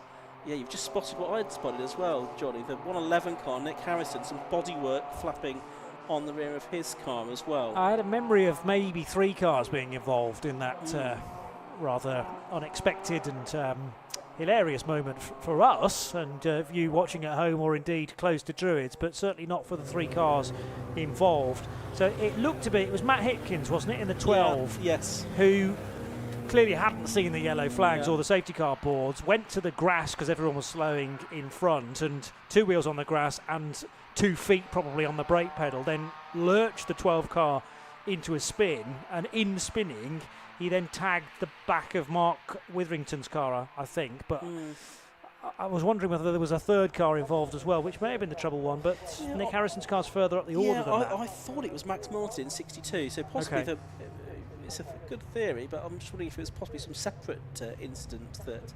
Well, there was a lot going on, so those areas where the field tends to concertina, maybe into Knickerbrook, could have caused that trim to fly loose on Nick Harrison's car in true Cleo racing form, in fairness, not doing it right unless some rear bumper is flapping. That's the kind of thing that around Oulton Park in the touring cars earlier on this year would have got your black and orange flag, isn't it? Some bottom flapping. That's true, yes. Whereas in years gone by, it was actively encouraged. Frankly, you weren't trying hard enough if your door mirrors were still intact. They're going to try and get Mark's car back in the race, by the looks of things. He's already lost a lap, but maybe just some testing mileage ahead of a second race today could come in useful. Yeah, how much more time do we need? I can't see any recovery work going on at Old Hall now, which suggests that possibly we'll be able to get going again at the end of this lap. There's 7.5 minutes of the race left to go. Pete O'Connor it is that leads it in the number 72 car, Bristolian. The tank tape's been located and is coming out to get the car back out into the race. Yes, Pete O'Connor from Bristol, 41 years of age, works in IT. Safety car lights are out, by the way. Only his second season in racing, was 4th in the championship last year, had his first overall win at Castle Combe earlier on this season in a shortened race, and also had a win in the 3rd and final race of the weekend at Snetterton last time as well. But we're going to get going again this time. With a name like O'Connor and those door mirrors, though, there's got to be some Irish connection as well, you would have thought. Yes. Maybe based in Bristol these days. He's going to have a lot of pressure on his tail, though, because for the second time of asking, heads away. This time, of course, a rolling restart, and Darren Ransom's not quite as close as I thought he might be in the newer shaped Cleo. And it's Ransom and Griffiths, in fact, that arrive at the first corner together. They've got a slight advantage again on the Richardson car. Stephen Richardson in 4th in that red and black number 7. So through Cascades they go. That's Stephen Richardson. There's Mark Witherington getting back out into the race. So he's going to get 3 or 4 laps probably of driving as he goes back out into the race, having been caught up in that incident behind the safety car. But it's Pete O'Connor leading, Darren Ransom 2nd, Justin Griffiths 3rd, and Stephen Richardson in 4th position. So it's Class A, Class B, Class B, Class A. Class A cars the 182s, Class B the 197s, the 200s, the more modern cars. As Johnny was saying, the next iteration of the Cleo. But it's O'Connor that's leading the way here. He's grown in confidence as the season has gone on. Up the hill towards Hilltop they go, and then they immediately dropping back down it again towards Hislops, and the right-hander that brings. And it is still Richardson in 4th, and he's got Jan Whittaker, the Nottingham driver, in the 297 car from Retford actually. He's there in 5th position, and Chris Lawrence is 6th, and Chris, last year's champion, of course, he was in the 182s last year, switching to the 197s for the first time this season. Has had some success, a couple of wins, but he's found it not an immediately straightforward switch to the more modern cars. I like Chris's livery, classic Renault, half yellow, half blue. That used to adorn the Renault Lagunas in the mid-90s, and also some rally cars as well. I remember McGann's in the British Rally Championship, that colour. So he's 6th, ahead of the treble 1 of Nick Harrison, and there's this gap back to that's the 62 car of Max Martin and Jack McConnell in behind, both carrying the novice cross, I should say. And then the very standard-looking silver and black car behind, which is Mark Aynott, I reckon, number 13. Again, still the squeal of tyres. I suppose they're still coming up to temperature. This is the start of the restart, so everything's cooled off, and the 2 relatively inexperienced drivers going side by side. That's a neat and tidy overtake, in fact, as long as he can get it sealed on the exit of Cascades, which, no, it can't quite be done from Jack McConnell, because now fighting back on the inside is Max Martin. And Mark Aynott thinks, well, I might be able to overtake the 2 of you here, maybe on the brakes into Shell Oils. He's just following suit, like slot cars glued to the apex of the corner. So through Shell Oils they go. Here's the next group of cars coming through as well. That's headed by Max Martin in the number 62. And then you've got the 14 car of Jack McConnell behind him, the driver from Belfast, senior EV test engineer. He's done quite a bit of karting, dating back to sort of 2010 was when he started. Success in Irish and Northern Irish karting championships. Done some Formula Ford as well, but has first season racing in the Cleo Sport Championship, and he's just behind there, the number 62 car of Max Martin. You can see that big dent in the side of his door, which rather does suggest that he was involved in that earlier incident. The driver from York, only 20 years of age, he's a firefighter in his first season of racing, having done some Super 1 karting in the past as well. There's the leading group going through, back to Joshua Norton 8th place. This is for 9th place then. It's Max Martin ahead of this group from Jack McConnell, and then it's Mark Aynott there in the 13 car, and Greg Hill after his first lap moment. Enoch with 2 wheels on the grass and partly up the curb as he was going up over Clay Hill, pushing like crazy. He got a very good run actually on Jack McConnell, so wanted to make use of that, but there was no way through because they were still in the same order at Druids. Leaders heading back down the avenue, and just fanning to the left slightly there, Justin Griffiths, with a more sowing the seed of doubt, I would have thought, in Darren Ransom's case. And he just moved across to defend that as well. But interestingly, it's those two squabble. They're not really losing time on Peter O'Connell. The gap was about 3/4 of a second as they began this lap. It's possibly slightly less than that now at Island Bend. So first, second, third, then the gap back to Stephen Richardson. And then it is the 297 car of Jan Whittaker. Oh, but a problem now for Jack McConnell. So he was in that 3-way fight, which involved Max Martin and Mark Aynott, so Aynott will benefit from that. Was there some contact, though, to cause it? Yeah, well, there's the battle for and it is an intense battle for the lead, isn't it, between Pete O'Connor and Darren Ransom. And we've now got yellow flags at Hislops as well, the approach to Hislops being waved. There's no overtaking here. Yeah, it's O'Connor, Ransom, Griffiths and Richardson, your first 4. Can see a drive out of the car there. Oh, and it must have been McConnell's car on the other side of the track that, with the driver getting out of the car, they waved the yellow flags for. So not a separate incident as such, but Jack McConnell getting out of his car. My word, that's Joshua North. I thought he was going to be heading straight for the gravel trap there. He did well to gather that up, didn't he? Very well. Max Martin was almost playing the same games there, but I think that was just leaning on the left side tyres. With that significant ding in the left side door, it's almost bent it back on its hinges, so it may find that difficult to open at the end of the race.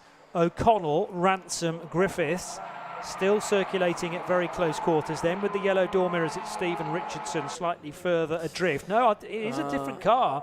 I didn't think it quite fitted. Now that's Mark Aynott. And Mark Aynott and Jack McConnell are running together, and they're now no longer in the race. Yeah, Call me a detective.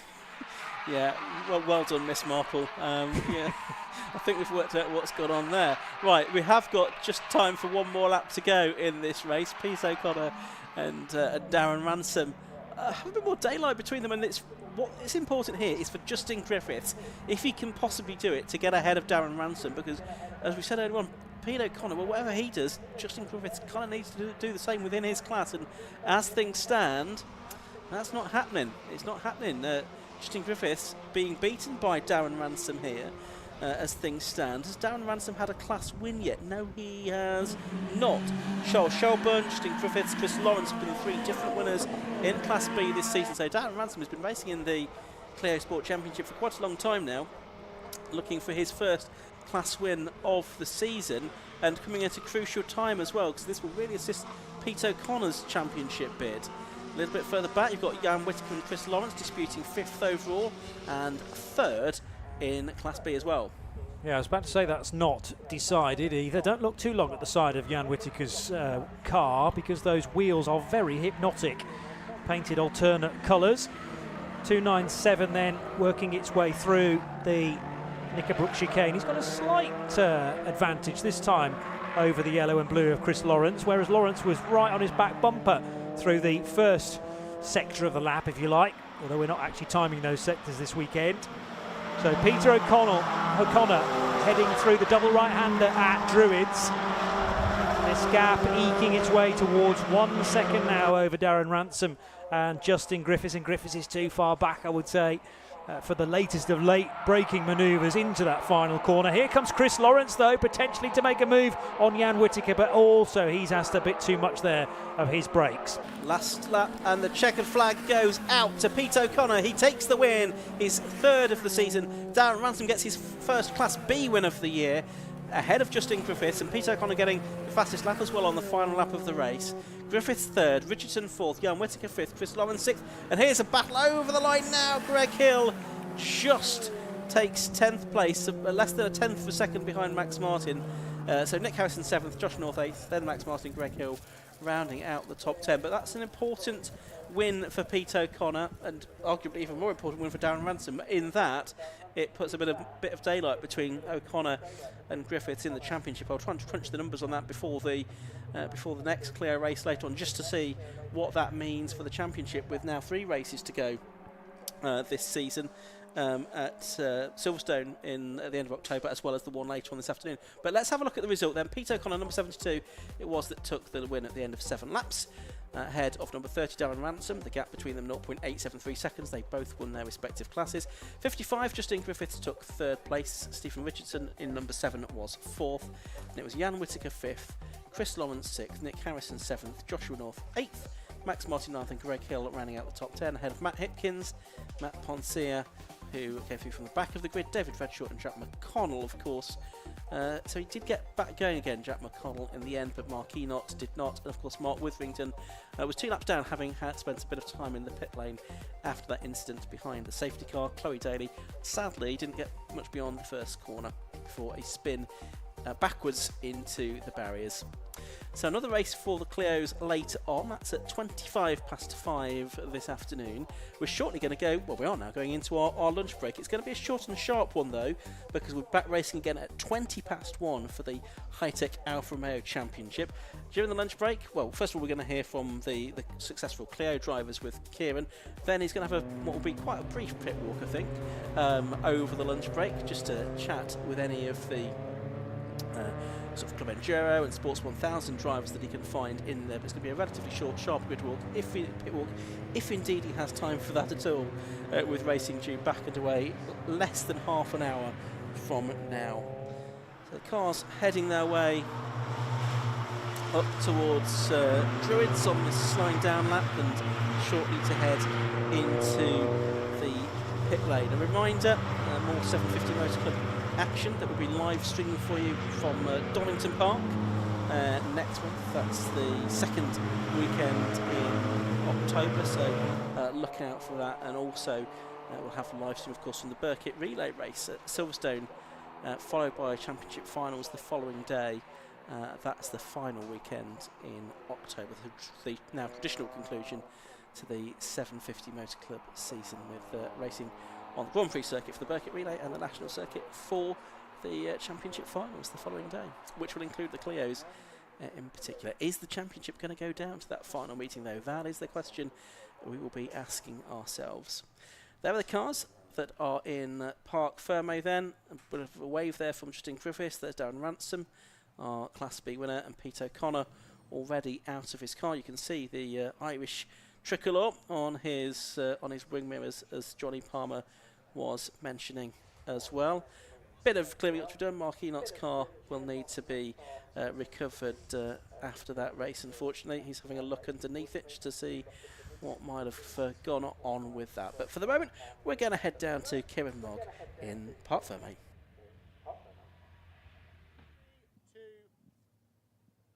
Thank you very much, guys. It's been a fantastic race with the Cleos. It's our final race for lunch as well, and Peter O'Connor just extending your lead in the championship there. Yeah, Aaron kept me honest all the way. I had to be inch perfect round the back. That was where I was making the time, and he was so fast down the bottom. So, yeah, super clean. He got alongside me at the start and managed to just get in front. So then it was quali laps all the way. It was great fun, yeah. The weather's changing quite a bit as well. It's got quite hot now as well.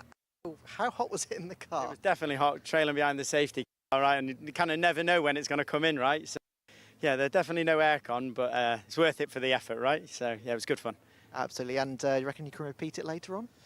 Hope so. I was getting quicker and quicker. So yesterday I missed him by like lap 10. My secrets here, but it was the fastest it's been. So it was just going quicker. So fingers crossed, right? We get a good grid slot. Same again, really. Absolutely. Well, good luck later then. Thank you very much. Cheers. Thank you. We'll speak to our second place man, Darren Ransom. Darren, if I could just come around there a second. You kept him on it, and I believe also, am I wrong in saying it's your? It's my first class win yet. It's taken a little while. It's been close, but we finally got one eventually.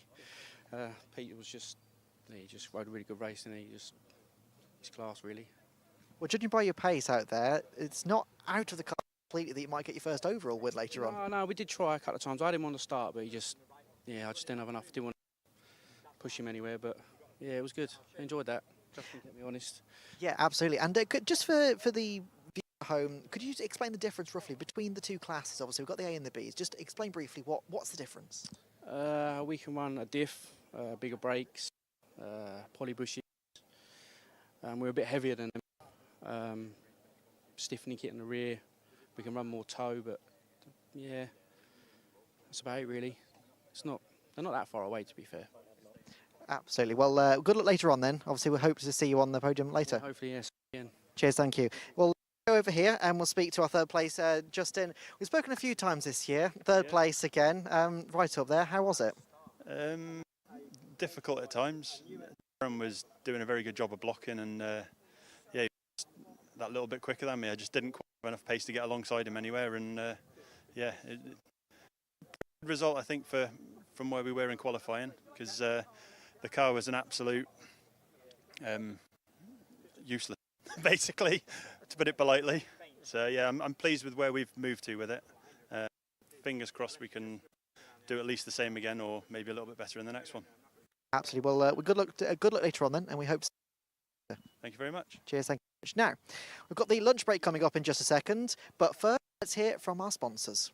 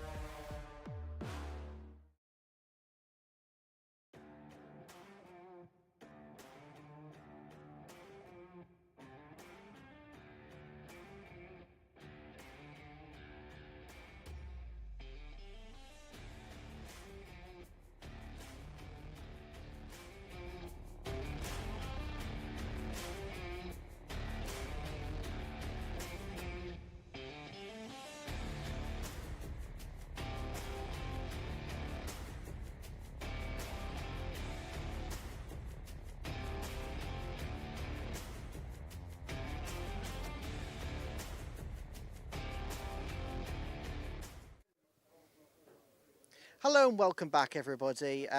We're down in the pit lane. We're going to take a bit of a walk. I'm not 100% sure exactly how long we've got. Now, for the more eagle-eye viewers amongst you, I don't know if you can change, but I've had a bit, don't know if you can tell even, but I've had a bit of a costume change. Now, the producer Stuart thought it'd be absolutely hilarious if I wore this hat on the stream. Now, the reason for that is basically I have it in the boot of my car. He saw it and go, oh my God, you need to wear that. So here I am. But yeah, so we're just going to have a bit of a wander down. Try and chat to some of the drivers. We've got the Club Enduro and some of the Sports 1000 in the grids, in the garages even. So see if we can catch any drivers. And do you know what? Actually, this is I probably shouldn't wear this for the full thing, should I? So let's just there we go. That'll do. Right. Anyway, so. Moving on, so we've got some of the BMWs here now. I personally love this garage, absolutely. We've got some M2s, and I believe we've got an M3 at the back. No, it's an M4 even. I do apologise. So these are all A-class in the Club Enduro. A-class, obviously, for the high-powered. We're talking sort of 2 litres and upwards, really. Number 55 at the back there on the jack stands, and we can see the team are having a bit of a look underneath the car. Hopefully they don't have too many big issues. Doesn't look like they're too concerned about what they're looking at. It looks like some general maintenance, and you can see Johnny just getting right in there. Johnny's not the mechanic, by the way. Johnny is the camera operator. He's getting right in there, making sure that we're having a proper look. And yeah, so right, let's move on to the next garage, because next garage along is the Dark Side garage. Now, the Dark Side garage is home to the Class A current leader, Scott Parkin. Scott Parkin is in the number 1 Audi TT here, the black. It is absolutely stunning, this car. It's really, really well prepared by the guys down here at Dark Side, and as we can see, there's a little bit of work going on as well. Let's see if I can find out what's happening. What's going on? Is it general maintenance or some issues? We're just looking, playing. I'm just pointing at things and upsetting mechanics by giving them more work. Being boss, that's what he says. Delegation. Delegation, yeah, that is. Yeah, I got my hands dirty though. I had to clean them. But yeah, no, we're just final little bits. Cars are ready. They had to work a bit late last night. We've had some cam belt issues, plagued us all year. I think we've lost 2 engines, maybe 3 engines over the other car as well. We finally think we've got it nailed. So hopefully no issues today. We'll see. First and second, we've never been there, so we'll see. Yeah. Well, he's currently leading the championship, so there's a lot to ride on this. How is he feeling against with the race coming up later on? Scott's always confident. I'm not so much. And they're all pulling funny faces at me behind camera as well, so. But no, it should be good. It should be good. Should be a good race. Well, we look forward to seeing how you guys get on, and we'll let you crack on with it. We probably won't get in the way anymore. No. Cheers, thank you very much. So let's carry on. Now, in second place in the championship as well is that car. So they're doing very well at the moment, the Dark Side guys. They're always up for a chat. They're always great to chat with in the paddock. And obviously, as we can see, both TTs here are prepared absolutely beautifully. Like every single time you see them, they just look absolutely stunning. We probably should avoid that branding on the number 169 there. So, yeah, Johnny, just don't look at that branding. It's probably good to avoid it. Now, while we're at it, those of you who have been watching a fair few of our streams this year know that I like to go through some random stupid facts. And guess what? It's that time again. Yes, we're going to sort of not try and listen in on the PA there. So, Oulton Park facts. Here we go. It started in 1953. It was opened. It's an FIA Grade 3 circuit. And MSV bought it they've owned it, I should say, since January of 2004. There are obviously a lot of famous corners like Shell and Druids, but the most famous one, in terms of how it was named, is Knickerbrook. Now, I can't go into too much of the fruity details of this corner, but put it sort of in a very short manner. Basically, Demolition's team were removing a tree stump just outside Knickerbrook Corner, and when they blew it up, there was a loud scream and some running away from a couple that were hid in the bushes. Don't really know what they might have been doing in there. And whatever they were doing, they must have been really scared because they found a pair of ladies' underwear in the bush. Hence why it's called Knickerbrook Corner. So there are 3 different layouts to the circuit. You've got the international circuit, which is the one that we're currently on today. It is 2.7 miles, has 17 corners, and the current lap record is by Joseph Locke in 2023, driving a GB3 car. We have the island circuit, which is basically pretty much the same, but instead of going all the way down to Shell Corner, they just cut a little bit at the island corner. Thirdly, we have the Foster circuit, which as you go down Cascades, rather than turning left, you just go straight on, basically. So that one is 1.66 miles and has 11 corners. Some of the current events that are held here: BTCC, British Superbikes, British GT, TCR UK, GB3, and of course 750. Now, earlier in the year, we had the fantastic BMW Live event. Thousands of BMWs were here, and I was in a bit of Candyland. I'm a bit of a BMW fan, which is why you'll hear me talking about a few of the BMWs. But I think that's enough from the stupid facts. Let's just jump in and we'll see if we can chat with someone here. Can I just jump in a second? Hello, how are you doing? Now, I believe I'm in that one, but they're in that one. Ah, okay, right. Yes, I want to say. So, obviously, these guys have wrapped up the championship. All in his 3rd place.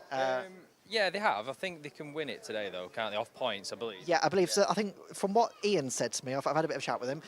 He said they need 3rd place overall, so 3rd place in the race to win the overall championship. Yes, I believe that's true, yeah. And because there was a slight, because in Class C there was a reduction in car numbers, so it's half points or something. It's all very confusing, isn't it? Yeah, well, I think their strategy is just to try and win in Class C. It seems to make it a bit easier, I think. Yeah, but obviously they're up. I believe they're up against some of the dark side Audis, so yeah, should be good really. From our point of view, it'll be good watching it anyway. Yeah. Absolutely, the dark side's obviously always put up a fight. But let's talk about you. Yeah. Where have you qualified? P2 in Class B. It's our race is between an Audi TT as well and the Ginetta. That's just a few garages down. So it's been a really good battle all year, really. So yeah, should be good. It's going to be close. Absolutely. Now, obviously, we've been talking about weather conditions all day long today because it starts out quite cool. It's gone really hot. The clouds just come over, and there's a chance of rain later. Do you even know what to expect? No. Well, we thought it was going to be a bit moist, but obviously then I don't think it is going to be now. So we've gone like a nice dry setup with the car. We'll see though, because it'll no doubt now it'll throw it down. So it'll make it interesting, whatever it does. But if it does, it does. It's the same for everybody. I can imagine everybody's on a dry setup. So you just got to go and see what you can do then, really, haven't you? Absolutely, 100%. And how do you find the Oulton Park circuit? Is it one of your favourite places? Yeah, it's absolutely fantastic. You've got, undulations, you've got the mixture of fast, slow corners. It's a very technical circuit, so from a driver, you don't stop working. Somewhere like Silverstone, you can have a bit of a break on the straight. Here, you're constantly at it, where it's gear changes, moving the car. The car's always moving around, so you get out just covered in sweat, basically. Absolutely. You mentioned about Silverstone. Now, Silverstone is completely flat compared to this, really, in layman's terms. Talk about how that affects you as the driver and how it affects the car, having that undulation and elevation change. Well, you don't really get time to rest, which I know you're not supposed to in a race car, but you're constantly working, because you've got blind crest, you're looking over the crest to see if there's something there. Obviously, when you're battling with somebody, if you're offline, your car's moving over bumps that you previously didn't see. It's like when we were in testing yesterday, Druids, it seems to have come, which is one of the top corners, a very fast corner. It's a lot more bumpy if you go offline. And it was only when I was overtaking somebody, and and it's a park circuit. It's a really classic kind of circuit, but it's proper. I like it. I love it. Absolutely. Well, fingers crossed, obviously, you have a good race. Starting from P2, if you like the track as well, and it's dry, then fingers crossed. Yeah, see what we can do. Thank you. Absolutely. Well, good luck for the race. Thank you. Cheers, thank you very much. Right, now, let's just move down a little bit. I don't know how long we've got left, I think. So I did hear over my ear that apparently we have 15 minutes on this, so not a massively long lunch walk, unfortunately. But tell you what we'll do, we'll try and jump in here and see if we can have a chat. Can I just jump in a second, chaps? Oh, no, I think they're having... Can I jump in a sec? Oh, hello. Yeah, cool. Is this your car or is this one of yours? This is yours. 22. Absolutely, right. Let's talk about it. Talk us around the car. Standard Cupra TCR. We're still running the original DSG gearbox, sort of for reliability, really. That's the plan and the hope, anyway. And it does make the car more eligible for original specification on, maybe if you want to go to Europe, something like that. So yeah, and I think it's the right tool for the job. Front-wheel drive, quick at corner changes. Yeah, we've come from an M3 before, and this suits this track a little bit more, I think. Yeah, let's talk about that a second. So obviously, front-wheel drive versus rear-wheel drive, there's got to be a different driving style really that you've got to employ to master them. Yeah, it really is. I mean, I can only speak from my experience from driving M3s and prior to that Caterhams, and it's get it into the corner as quickly as you can, brake, turn, stop, go and fire it out. Whereas with these, it almost feels like you've just got to barrel in with as much speed as you can, hold on to it, get on the power as early as you can, but just keep that minimum speed up and really throw it in, you know, which makes them good fun to drive, to be fair. A lot of people seem to think their TCR cars are a little bit boring compared to rear-wheel drive, but no, I'm enjoying it. Well, let's talk about that in a second. So obviously TCR car, how much have you had to change, or if any, to make it eligible for a series like this? So, for example, could you then go to a TCR race next week and it just enter? Absolutely, I believe we could. This is a Gen 1 car and they've got a Gen 1 championship in the UK, so yeah, it's right ready to go as far as we understand it, yeah. But we love the club enduro racing, the longer races, you know. We're not here to do sprint racing, we're here to do the pit stops, do the tyre changes and, yeah, the real experience, you know, of endurance racing. Absolutely. Can we just come out a second? I'm just getting a call over the radio that we're getting a bit of break up on the camera. We don't want to just do that. So if you could enter it into TCR, are you going to? Is that the plan with it? No, we're endurance races. I mean, the plan is, if anything, is we want to take it into Europe, maybe do some stuff out on the Nürburgring, because it's eligible for that, being it's still completely standard and original. So, yeah, we're here for endurance racing. Yeah, 20-minute sprint racing, I've done that in the past, but yeah, endurance racing. And talk us through the difference between that. Obviously, 750, they host a wide different variety of different length races, really. Talk us through how you have to mentally prepare for that as a driver between the short 20-minute races versus an hour-and-a-half race like we're going to have later on. Well, I know, like, that you speak to someone up in the office there, and they'll say you can't win it on turn one. Well, if you've got a 15 or a 20-minute sprint race, you need to make those moves at turn one, but in this you really don't. You can sit back and you can, you know, you'll end up where you deserve. If the car's reliable, your lap times, you'll just chomp through your lap times, and after an hour and a half or so, you'll be where your lap times deserve you to be, if you know what I mean. Whereas sprint racing, you've got to make those drastic moves on the brakes, whereas this you can. I mean, obviously you don't want to take your time too much. It's still a race, and to be honest, Club Enduro is a full-on 2-hour, 1.5 hour sprint race, but you can be a bit more careful for sure. And the other thing is you've got to look after the car, you've got to look after the tyres. You can't be throwing it in and risk damaging it, you know. So many cars drop out after about the hour mark that, yeah, looking after it pays off at the end. Oh, I bet, absolutely. No, obviously, Oulton Park is quite a narrow circuit, really, and there's a lot of cars in this grid. How's the traffic management? I don't think it's too bad, to be honest. There's a lot of heavy braking zones, so Class A cars, that's not too bad. You know, these cars have got pretty decent brakes, so you know, it's a factory race car in essence, so you can make the moves on the brakes. You've got some nice straights as well, so I don't think it's too bad, to be honest. You've got to be a little bit careful, obviously, because the Class B and C cars are having their own race, so a little bit of respect there and a bit of caution. But yeah, no, I think it's fine. Absolutely. Well, good luck for the race later on, and we hope to see you up there. Cool. Thanks very much. Appreciate it. Thank you very much. Cheers. Right, now I believe we've got about 3 minutes left. I'm being shouted out of my ear, so yes, Stuart, I hear you. Don't worry. Johnny's trying to get some of the kids to wave. They look a bit flabbergasted at you, Johnny. I'm not sure they know what to do. Now, I do want to have a quick word about this. So this is the Ginetta. Can I just jump in there a second? Now, I'm a bit of a sucker for a Ginetta. Talk us through it. So this started out life as a junior 2015 car. We started developing it 3 years ago now, with the idea of it being a Class B competitor. And this year we've got everything together, and it's front of the field. So we're winning and setting lap records, which is good. Had a number of reliability issues, which, fingers crossed, we're now on top of those. And yeah, looking forward to the race. So it's a 2.5 litre Duratec engine. It's about double the original horsepower. And then, as you can see, quite a little bit of aero and upgraded brakes, diff coolers, gearbox coolers, everything you need to be competitive in Class B. So yeah. And how much does it weigh? 900 kilos. Quite a bit of power. It's got to be a handful. It's on rails. It really is on rails. Yeah. Just going down through cascades, you just tap the brakes and it rotates really nicely, and then you get back on the power, and it's key to a fast lap around here. So. Yeah. And is Oulton Park one of the circuits that you do best at? This weekend, actually, Chris, the other driver, he's absolutely on fire. You know, he's beaten my times by quite a bit. So, yeah. But yeah, this circuit, it suits the Ginetta, with it being a lot of corners, not so many long straights. So we expect to do well here. Yeah. Well, good luck for the race then, and I hope to see you up there and not conking out halfway through. Yeah, indeed. Yeah, thank you. Cheers, thank you very much. Right now, I think I'm pretty much used up all my time.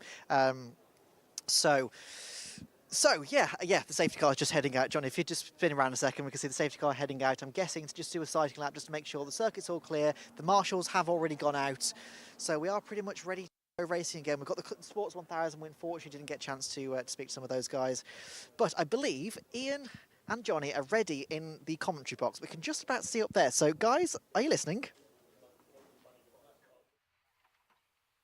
I'm too busy waving it. Yes, me too. Can't do two things at once. No. Yeah. Good afternoon, everyone. Thanks, Kieran, for filling the gap with the in the lunch break there with some interviews in the grid walk, and or the pit walk, I should say.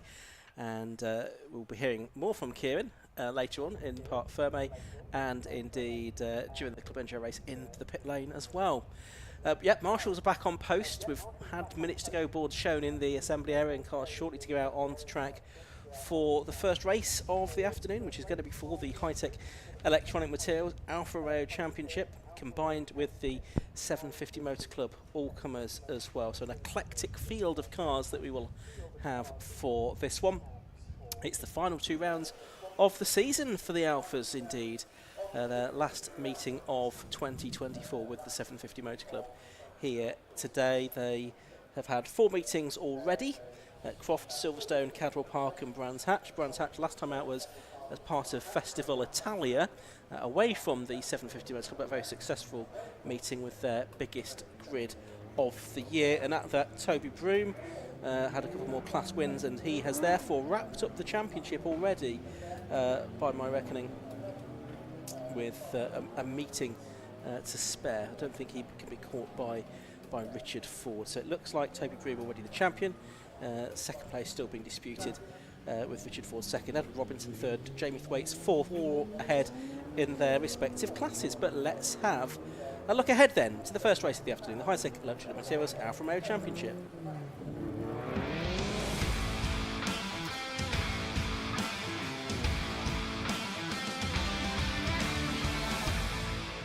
Yep, cars heading out onto the circuit for the Alphas and the all-comers. I say a mixed grid of cars. They will be starting in the order of the times that they set in qualifying this morning. And it's actually going to be Paul Collingwood, number 11, that lines up on pole position. The car that he normally campaigned in Sports Specials, the Eclipse. Besides him is number 98, John Cutmore, out for a second time today, this time in the Spire RB7 rather than the Cup 200 class car.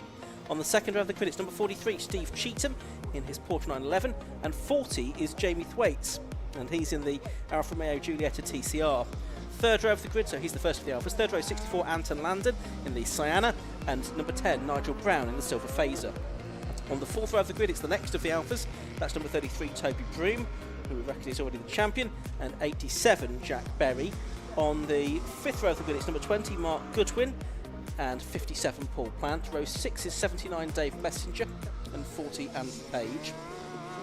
On row 7 of the grid, it's 30, Stacey Dennis, and 90, John Hobbs.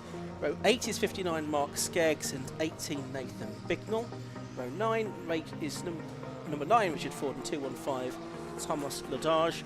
Row 10 is 715, James Powell, and 92, Lee Keneally.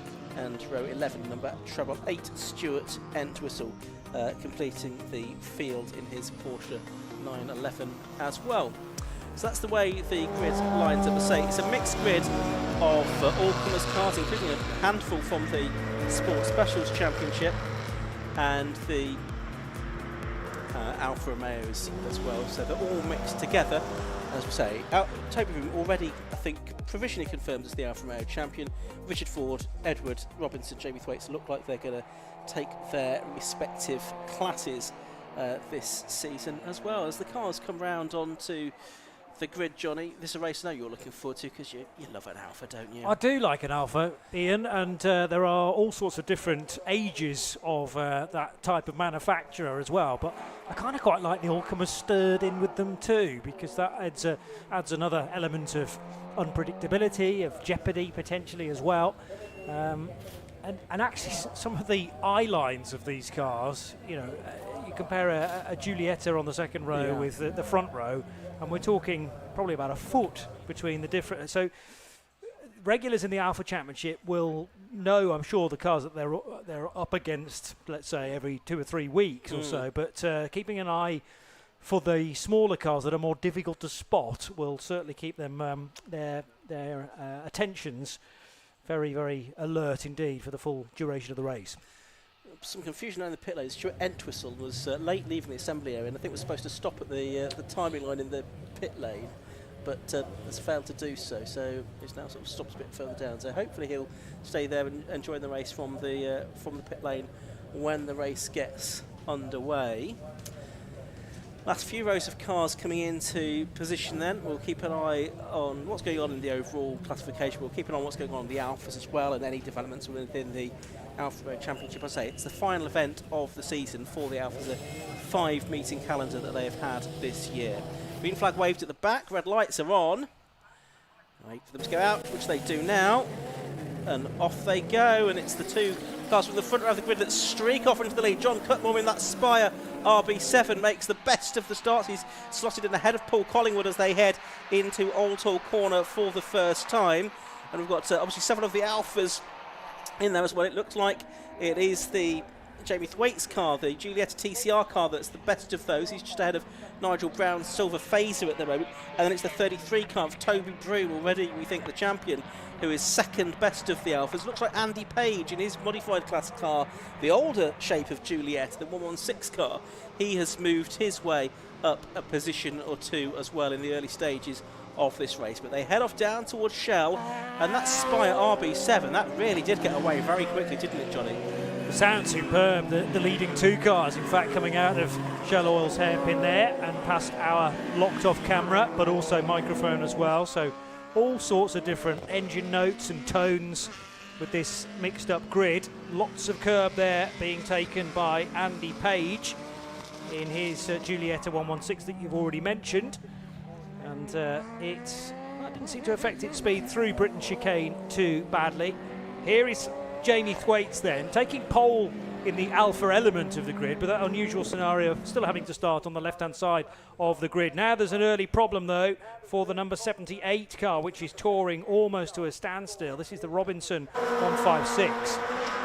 And that's important because he was leading the class championship in the Twin Spark Cup, but he did have quite a big gap in the points over Gary Jackson, so I think he may well already, in fact, have done enough to wrap up the championships, which is probably just as well given his very early demise in this race. There's Jamie Thwaites, who leads the Alfa Romeo Park race. There's Giulietta TCR. But Paul Plant's off the circuit as well now. Looks like he's been into the barriers there in the number 57 car. Green flag's waving, but yeah, there's definitely some signs of damage there. It looks like the boot is almost not quite closed properly as well there. So that's something that he'll need to be mindful of, possibly just call into the pits to get that checked over at the end of this first lap of racing. It's a 20-minute race, by the way, for the Alphas and the all-comers. Just starting lap 2 here, but it's John Cutmore leading by 1.3 seconds at the start of the lap. We've got a nice little battle here going on down the order. That's Toby Bignell and the little Alpha 33, number 18.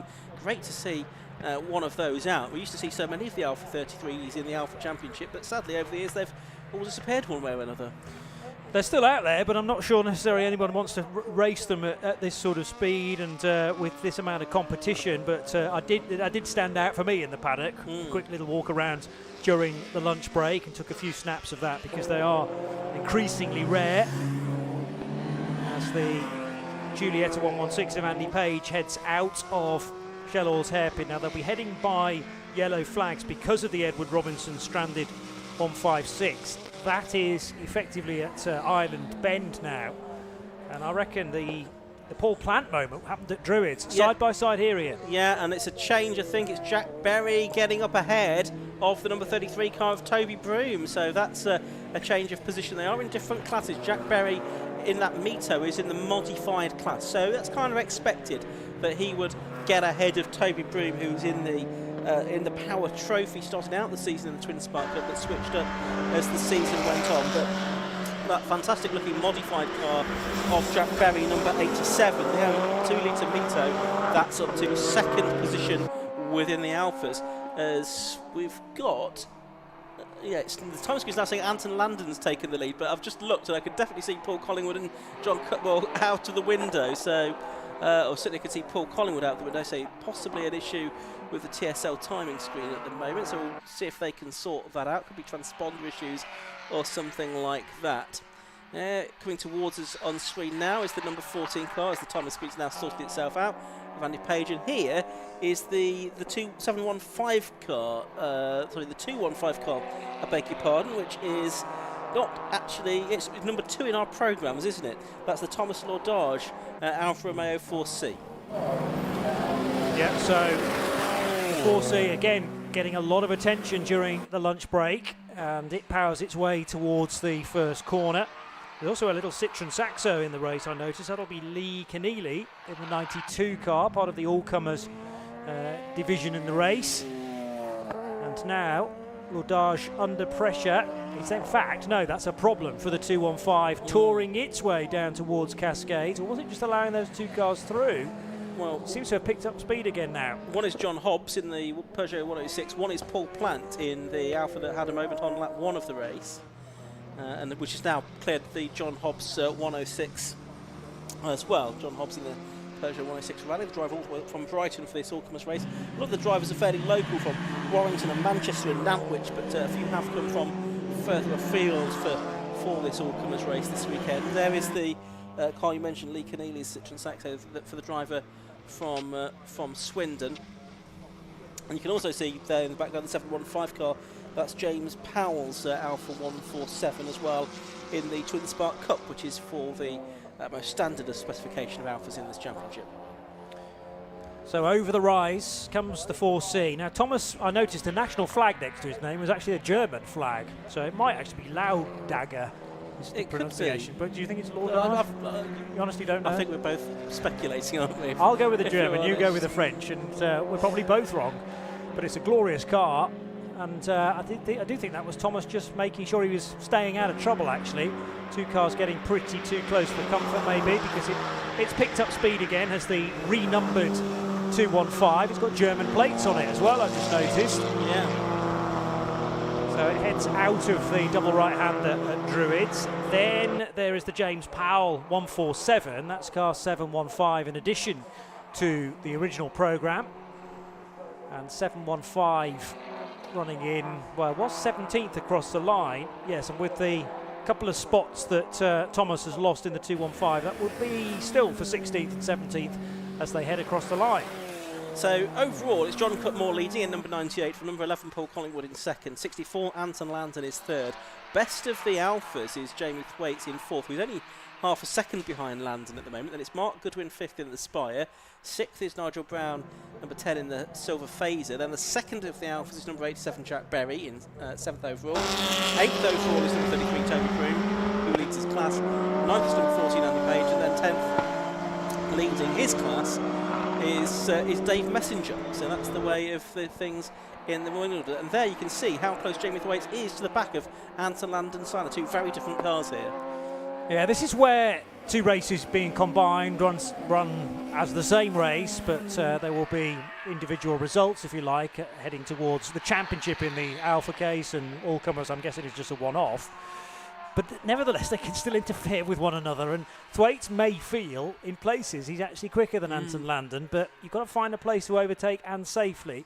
The good thing for Thwaites is that his Giulietta not really under immediate pressure from the next Alfa Romeo, which is the 87 of Jack Berry.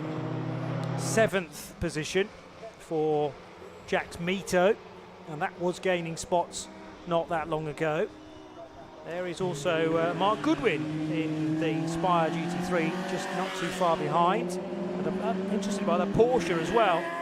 So is that Stuart Entwistle's 911 SC? A lap down, possibly, yes, looking at the screens. He's gone a lap down because he started from the pit lane as well. Of course. Yeah. so still getting up to speed. Here, though, is a battle for third position on the road.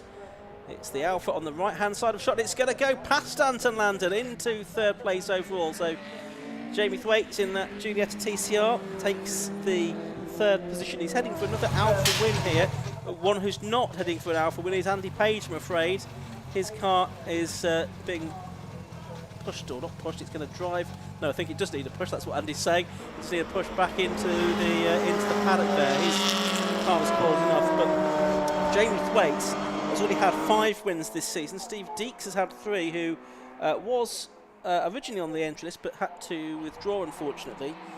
So Jamie Thwaites, the only driver to have won an Alpha race this season who's here today.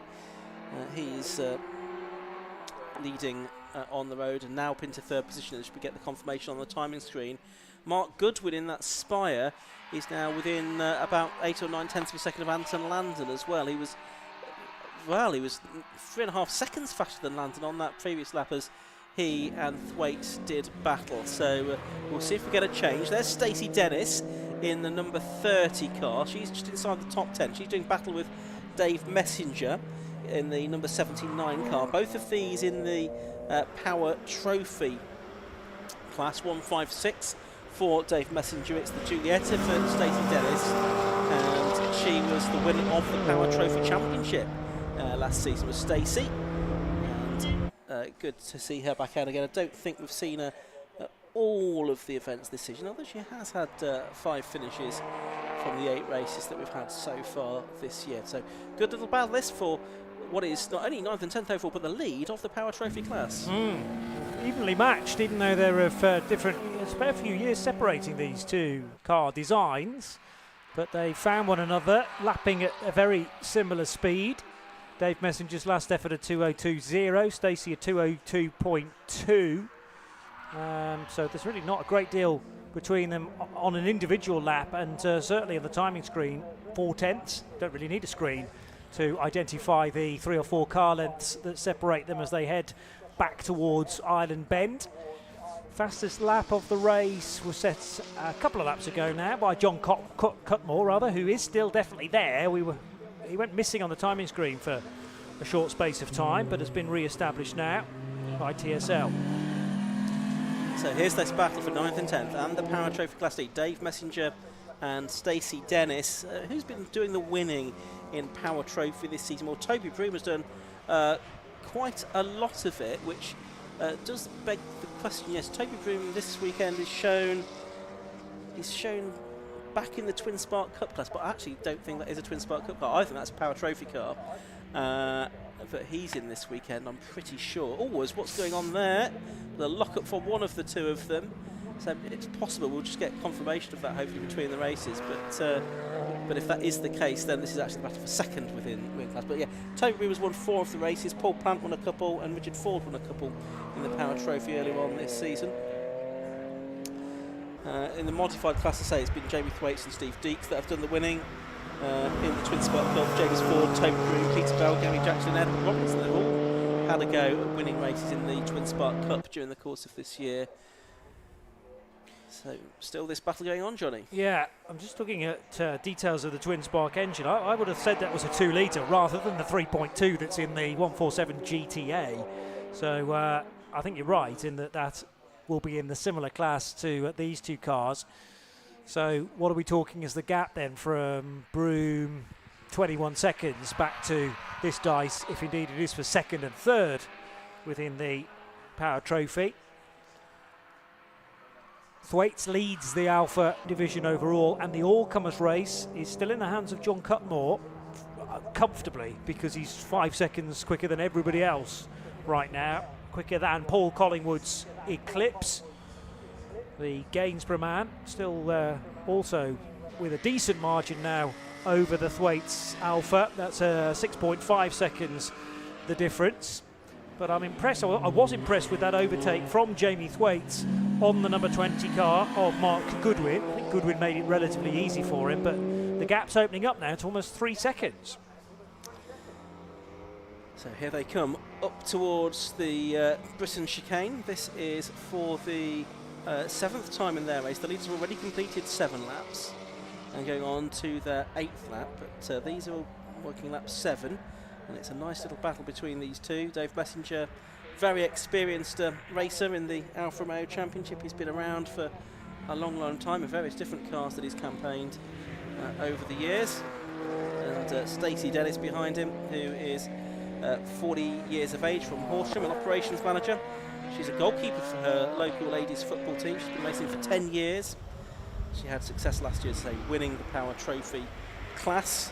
And she does say that her favourite circuit is Oulton Park, because it's up, it's down, it's twisty, it's fast. And what more can you want out of a racetrack than all that? of those boxes are ticked, full Yeah. sure. Yeah, and this is the ex-Barry McMahon car that she's campaigning. It's also it's fast, yes, but it's also fairly slow in places as well, and that makes car setup particularly tricky. In which direction do you go? And it sounds like there was quite a lot of change for some cars in other classes earlier on in the day, from yesterday to today, from qualifying into the races as well. A tweak can often be the absolute answer you were chasing, or it can be a horrendous move in the wrong direction, and once you get to the race, there's very little you can do about it. Interesting that John Cutmore, who's just, as you've seen, lapped those two Alphas, has done his best lap of the race, a 1:46.459 in traffic. And he's gone nearly 2 seconds faster than he went in that car in qualifying as well. So he's really flying, is John Cutmore in that Spire RB7, a car that's been developed for racing outside of 750 Motor Club racing, normally, with things like the magnificent Sevens that run by the Classic Sports Car Club, to race in that, which has a sort of open set of regulations that suits that 7 style of car, with a motorcycle engine developed by Paul Nightingale. Still though, within the Alphas, this battle for, we think, second in class for 9th and 10th overall, Dave Messenger and Stacey Dennis, goes on, and Stacey's not yet able to find her way through past the very experienced Dave. I think she's faster in quite a number of places though. Dave Messenger definitely under pressure as he locked his front tyres then into Knickerbrook. Can seemingly shake the Dennis Giulietta in this part of the lap. I would say after Knickerbrook and then through Druids and on to Lodge. The 156 is slightly better, but the Giulietta is totally with the red number 79 for the early phase of the lap. And actually Stacey's sticking with him on this lap as well. Yeah, and it looks like they're not too far away from being lapped by Jamie Thwaites either, because we saw him in the back shot. There's Paul Collingwood, who is second, 14 seconds behind John Cutmore in this race. Paul, a regular campaigner race winner in the Sports Specials Championship, which doesn't have an Oulton Park date this year, so a few of the competitors in that championship have chosen to come here for a race today. And Paul Collingwood will shortly put a lap on these two Alphas in the Power Trophy class, and then Jamie Thwaites, who leads the Alphas in his modified class car, the TCR specification Giulietta. He looks like he's going to lap them before the end of the race, but that's not too far away now, only 3¼ minutes left. This could be a fairly delicate manoeuvre for Paul Collingwood. He'll have to be aware that these two Alphas up ahead are racing one another for second place in their class as well. Just a few more car lengths to catch up before he'll need to make some decisions as to how to clear them. Both blue flags will be waving as well, but Messenger and Dennis don't want to lose ground on one another. Also blue flags in the direction, I'm sure, of Stuart Entwistle's Porsche, which began the race from the pit lane. And here is Jamie Thwaites on the scene as well. So he's cleared the number 30 Giulietta nicely, but has to sit between these two Power Trophy cars now, waiting for the opportunity. The acceleration so much better though from the TCR car up the hill, dodging from the left now to the right of Entwistle's Porsche, and can do it all in the, as the 156 now pulls across the line of the next car wanting to get through. That's Mark Goodwin in his Spire GT3. He saw the gap, but it was closed in the end by Messenger. Yeah, it was. I don't think there's anything intentional about that, but as you were saying earlier on, it can be more difficult for these lower slung cars like the Spire to be spotted by the drivers who are sitting a little bit higher up in their tin tops, in their Alphas. But anyway, Goodwin has made it through safely now. He's there in 4th position overall. So Cutmore, and Collingwood's out of the race. Collingwood's car's come to a stop, I'm afraid, at the chicane at Knickerbrook. He's trudging away from his car. He'll get behind the barriers, I'm sure. But it looks like a mechanical, a reliability issue there for Paul Collingwood rather than any other drama. So Mark Goodwin, as a result of that, moves into third place. Jamie Thwaites into second overall on the road now, but 23 seconds behind John Cutmore. I'm guessing because we were so distracted by potential contact between the Messenger Alpha and the Goodwin car that we didn't even spot that that Collingwood was sitting there. But he must have pulled off the track before they even reached Knickerbrook. He was quite a bit ahead of Jamie Thwaites at the time. So presumably Paul Collingwood has just pulled off with a mechanical issue all on his own and thankfully found the escape road. So although there may be yellow flags initially there, after everyone's passed it a few times, I'm sure overtaking will be permitted again, although will we have enough time on the clock for that to happen? Exactly, only 3/4 of a minute left. Where is John Cutmore around the lap now? Is he going to get one more lap, or is this going to be the final lap of the race, potentially? We'll try and figure that out in a moment. Here's this battle still going on, though, between Messenger and Dennis. It's not really been, unfortunately, changes of positions between them. All the drivers have said already in interviews post-race that Oulton is a difficult circuit to pass on. Now here is John Cutmore. He's just coming up to Dearly now, only 15 seconds away from the end of the race, and he gets the last lap board. So one more lap to go for John Cutmore and everyone else behind him, and probably a few cars ahead of him as well that he's lapping, including he's just put a lap on the 215 Thomas Lordage, possibly Alpha 4C. Which has just been lapped, I think, for a second time now by John Cutmore, in actual fact. But time's now counted down to 0. So a chance for John Cutmore to enjoy this final circuit of the full Oulton Park configuration in the sunshine. Dave Messenger, Stacey Dennis, not yet decided, and they will go round one more time. Dennis is very, very close again to Dave's car. Paul Collingwood's number 11 is greyed out on our scoring tower. The Eclipse no longer in the race, so they're automatically going to move up a couple of overall positions, up to 8th and 9th places now. It's worth just saying that Jamie Thwaites on the last lap did a new personal best lap, fastest Alpha lap of the race, 1:47.882, which is a lap record as well, beating Barry McMahon's 1:49.50. So by nearly 2 seconds, actually. So that's a very good lap for Jamie Thwaites in that Alpha Giulietta TCR car. TCR tyres on it as well as in sizes. I think they all run on Goodyears, these cars, but there's a nice bit of width to those slick racing tyres on a TCR machine, plus the extra power that was displayed perfectly coming out of the Britain chicane a couple of laps ago as he just hauled past Dave Messenger. No competition at all there. But no stopping John Cutmore, on the other hand, winning the all-comers race, winning things overall, heading into the final corner now. Stacey Dennis still not by Dave Messenger in the meantime. And Anton Landon about to lap them as well. But John Cutmore just through the final corner now and takes the checkered flag to take a dominant victory in the 750 Motor Club all-comers part of this race. Jamie Thwaites should come home as winner of the Alphas. He's heading into the final corner now in his TCR car, and just waiting for him to appear, which he does now. So he takes the checkered flag to win the Alfa Romeo part of the race. Congratulations to him. Mark Goodwin takes 3rd position overall in the Spire, and then we'll have to wait for Anton Landon to come through. Here he is in 4th place, in between now these two Power Trophy combatants. Nigel Brown's already got across the line, and so too has Toby Broom as well. So Toby Broom, another, we think, class win there to certainly make sure of the overall championship this season, with one race still to go later on today. There's Anton Landon just heading up, so he's going to be 4th. And then we've got these two 8th and 9th over the lines, a couple of, one lap down. And I think the only other finisher in the top 10 to come across the line still is Jack Berry, Richard Ford's just come through in the number 9 car. He's a lap or two down, and then it's Jack Berry that we're still waiting for, I think. I'm just wondering if he's still due to come through, or if he's had a problem on the final lap.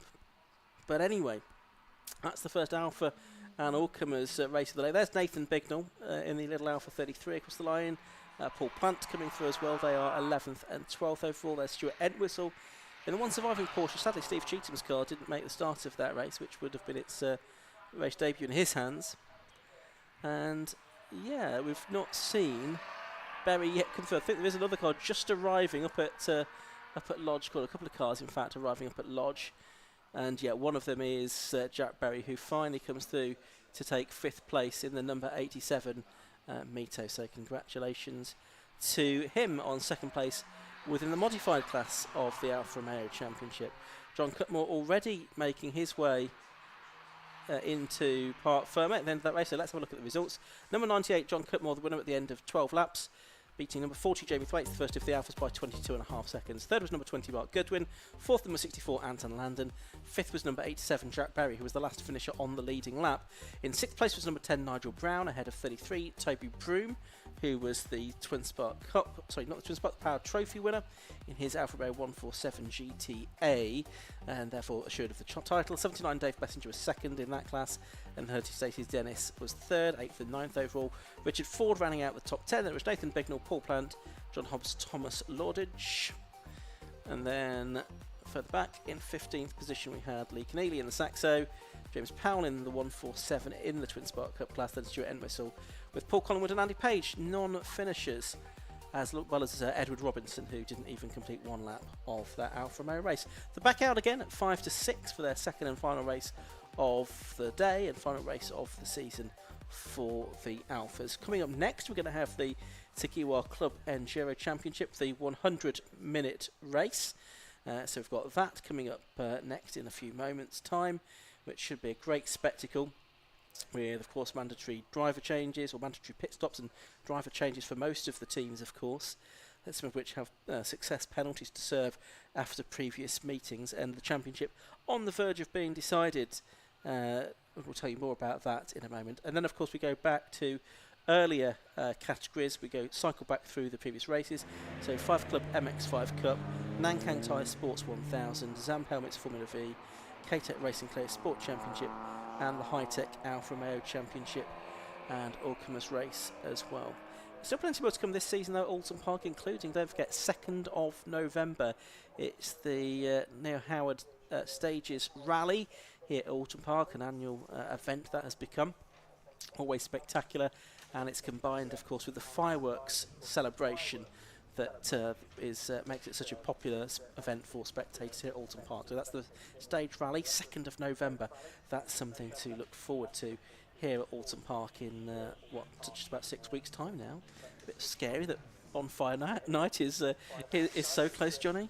I've seen quite a bit about Halloween recently. I thought, oh, that's a long way off, but Yes. that's probably 5 weeks, I Yeah. suppose, if fireworks Yeah, 5, weekend 6 is weeks. 6. Yes, I know.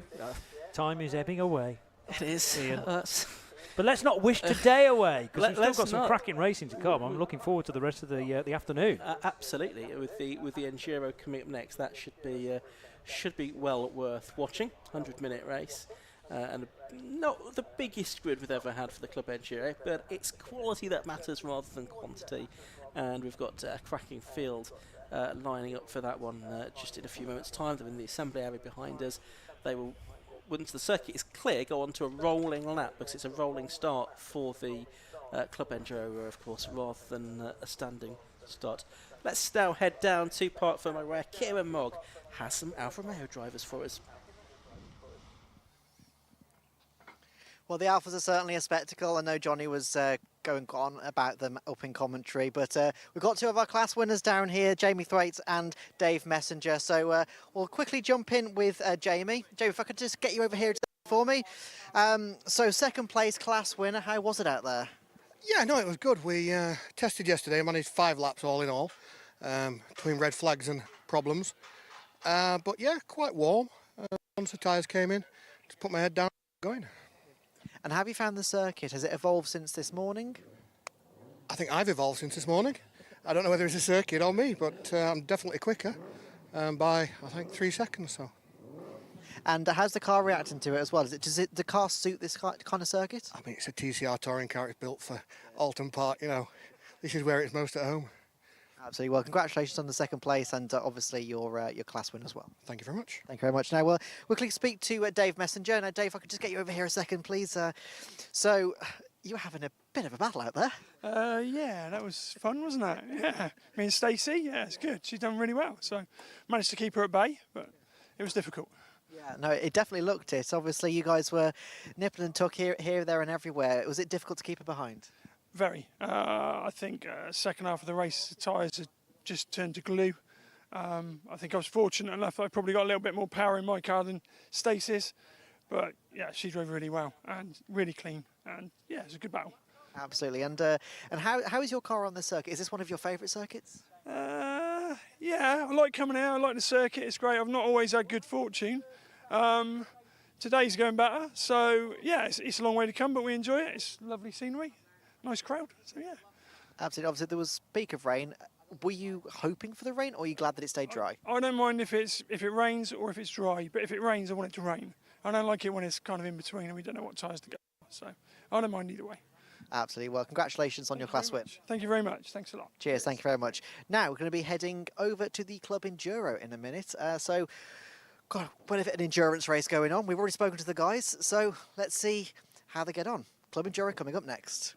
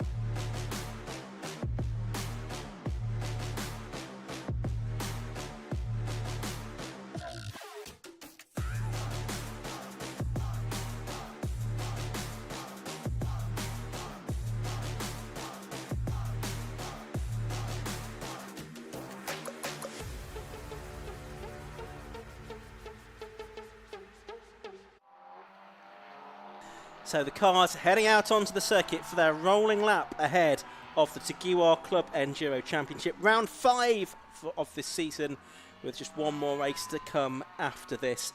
One hand already on the championship for Ashmore and Sam Dennis.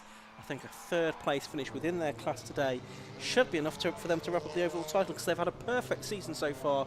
4 wins and 4 fastest laps from 4 races to date in their Motion Motorsport run Honda Civic. They've already wrapped up the Class C championship. Still, classes A and B are being hard fought.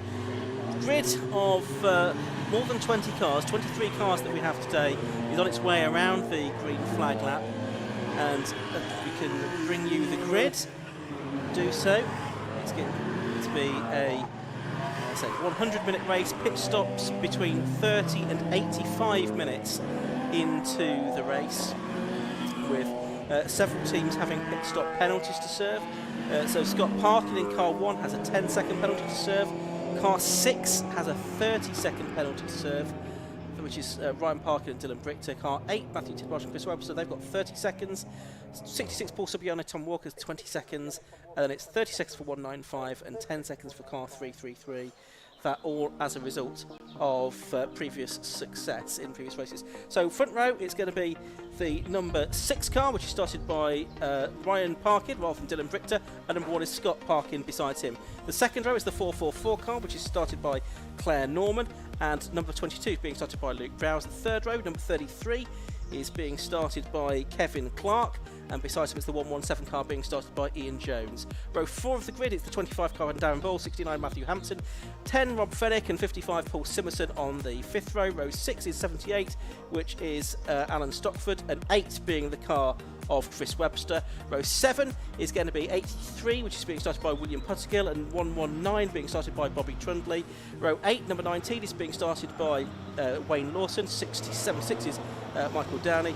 Row 9 is 195 being started by Samuel Dennis. 62 being started by Peter Dennis, Lee Dennis, I should say. Row 10, the treble 3 car being started by Thomas Stedman. 481 is Edwin Christie, and 666 is Paul Subiani. 169 is Matthew Simonight, and the 171 car completes the grid, which is Senna Osman. Red lights are already on the gantry because it's a rolling start ahead of a 100-minute race for the Tegiwa Club Enduro Championship. You've got the 2 Dark Side Development Audi TTs on the front row of the grid, and it's the twins starting out. Ryan Parkin in car number 6 and Scott Parkin in car number 1 as the red lights go out and the race gets underway. Then a bit of a split grid. There's one heading into the pit lane, which I think is Alan Stockford at the end of the rolling lap, but they've all made their way out into this 100-minute race, an hour and 40-minute race for these cars with mandatory pit stops, as I say. And it's the 2 brothers, the twin brothers, side by side as they drop down through the left-hander at Cascades, but it's Kevin Clark in the BMW M3 that's right with them there in 3rd position. I think it looks like that might be Ian Jones in the BMW Compact, a very powerful BMW Compact that's there in 4th, but Kevin Clark's made it up to 2nd place now, is slotted between the 2 Parkins and has gone to P2 as they head into Shallows Corner for the first time. An opportunistic manoeuvre from Kevin Clark, but he's only going to work for one corner because back past will go the second of the Audis, which is the car that started from pole position, Ryan Parkin. So Scott Parkin leads from his brother Ryan, and then not really a gap back to Kevin Clark. It's they're almost touching one another as they come out of Britain's for this first time. The second of the BMWs worming its way through as well. Kevin Clark, after an absolute killer getaway, is just losing a bit of momentum now, far more distracted by the compact on his tail as they head up Clay Hill for the first time. They do indeed then. So it is number 1 that leads, which is Scott Parkin. He leads the Class A Championship coming into this weekend with 42 points to 29 of his brother Ryan, who has been showing with Dylan Brichter for this season. Although it was Ryan and Dylan that won last time out at Silverstone last month. And it's Ryan Parkin in 2nd place at the moment, Kevin Clark in 3rd. I think it's his first appearance of the season. The very experienced driver in all kinds of cars. Then 4th it's Ian Jones in that BMW Compact, the number 117 car, the 3.2 litre Compact. Here's Luke Browse, number 22 in the Cupra, and he's going wheel to wheel with Darren Ball, and I think he's getting a place away from Ball, so that's for 6th position. Looks like Luke Browse in the Stoke Market Class car. Well, he had got through, but as they turn into Cascades, it's Darren Ball that gets back ahead now in the sort of day-glow yellow and black car. Darren Ball, who's been racing in Club Enduro in various different cars for a few years, again through Ireland. Kevin Clark very quick at that part of the circuit and is right on the tail of what is not Dylan Brichter, but it's Ryan Parkin, we believe, for the first part of this race. And he is right with him, but also for very close company is that mighty BMW Compact. And just behind them you've got the Treble 4 car, which is Claire Norman in her Seat Cupra TCR that she shares with Alan Blenko. Yeah, so Ian Jones has started brilliantly well and matching the pace of Kevin Clark's similar manufacturer car, but a slightly longer version, if you like, versus the compact that is in 4th position. Now, one Audi's been sent off into the distance and the other one almost being given the job of the tortoise in this, perhaps. So the number 1 car of Scott Parkin is wasting no time whatsoever. However, Ryan Parkin just cannot shake the car of Kevin Clark, which was a relatively late addition to the field. He's sharing with Aldo Ritti in his E46 M3. And again, late on the brakes, just trying to perhaps force a mistake from the second of the Audis in this race, the Audi TT TDIs.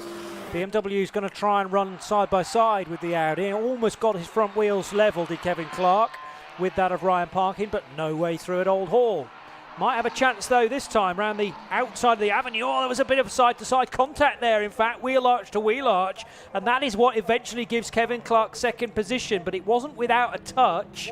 He got a much better run coming out of Old Hall corner and moves into second.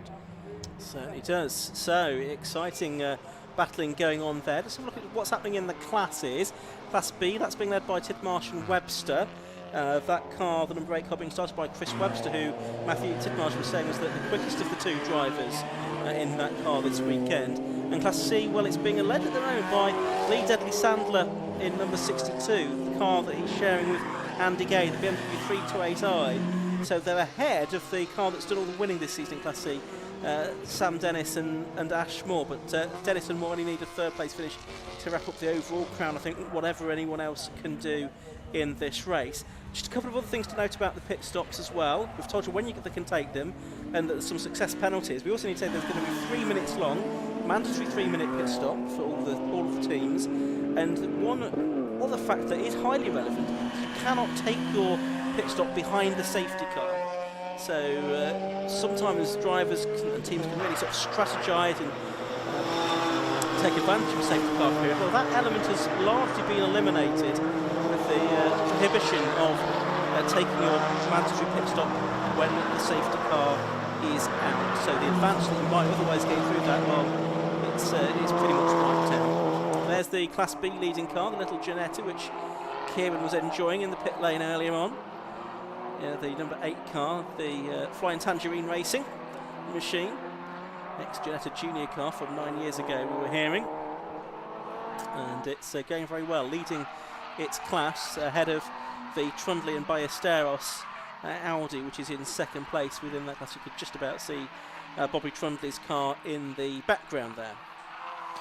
Another battle to keep your eye out for is still Claire Norman versus Darren Ball in the Cupra competition, if you like, to be the best of the Seat/Cupra brand.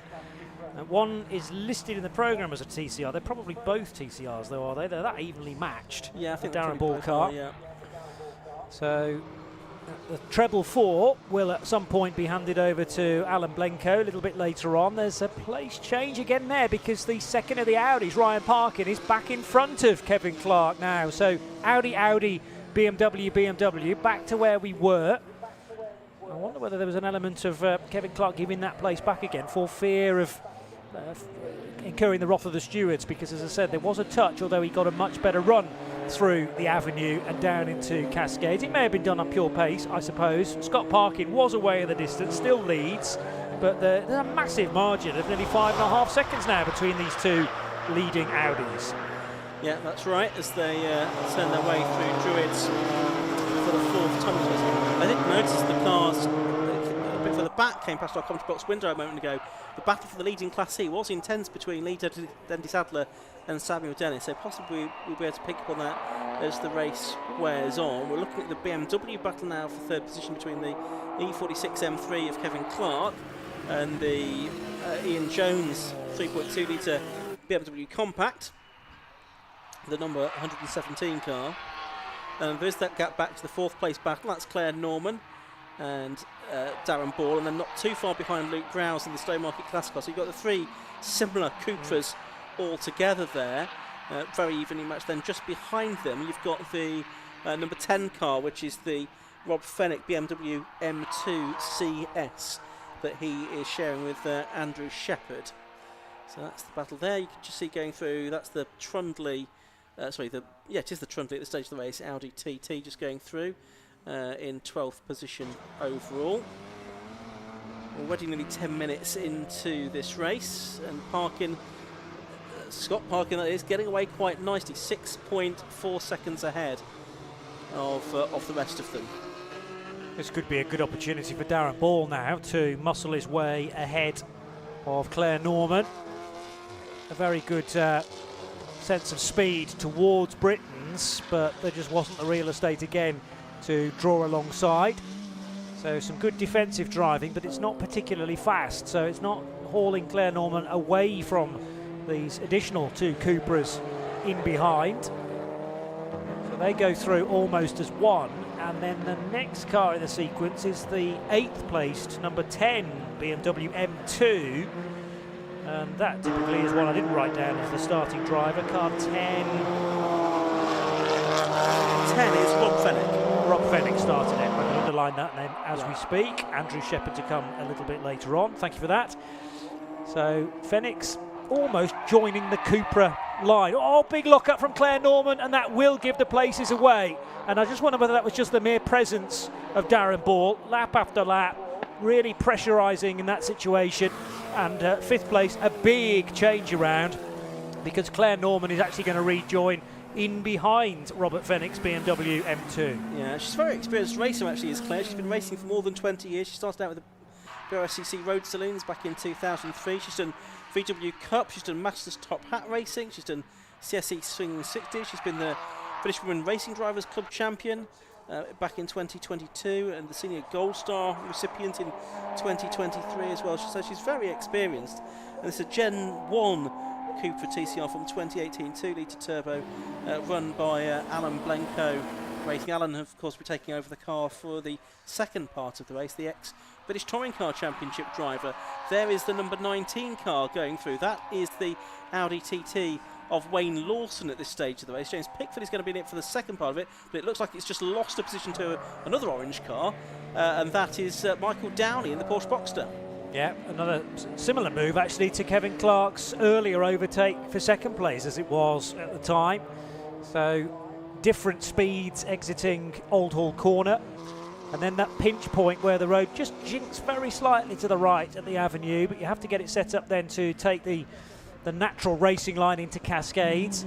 Too wide at Cascades can actually spit you out on the other side, because there is a crown in the road almost at Cascades, and you've got to make sure that you're in the groove, which actually the Porsche in this case was not, but was still able to take the position. So that is the Matthew Downey Boxster S, and behind the Audi TT of Wayne Lawson, with James Pickford still to come. Yeah, so that's the 14th and 15th, the battle that we see on screen now. Both of those cars in Class B. So battling for positions within that class. A bit further back in that class is Edward Christie in his E36 M3.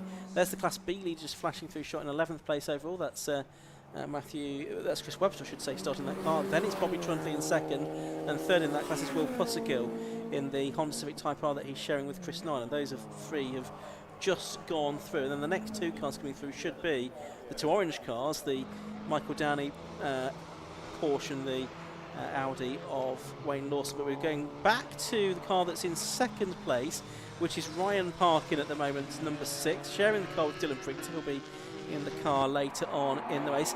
Here is the battle for Class C, though. This is fantastic stuff. You've got Dendy Sadler, Lee Dendy Sadler there, and then you've got Sam Dennis almost alongside the BMW now as they head into Old Hall Corner, and I think he might have done it. Let's have a look. Yes, he has. So Sam Dennis, number 195, takes the class lead in Class C in this Club Enduro race. A race at which that team, Sam Dennis and Ashmore, could be crowned champions.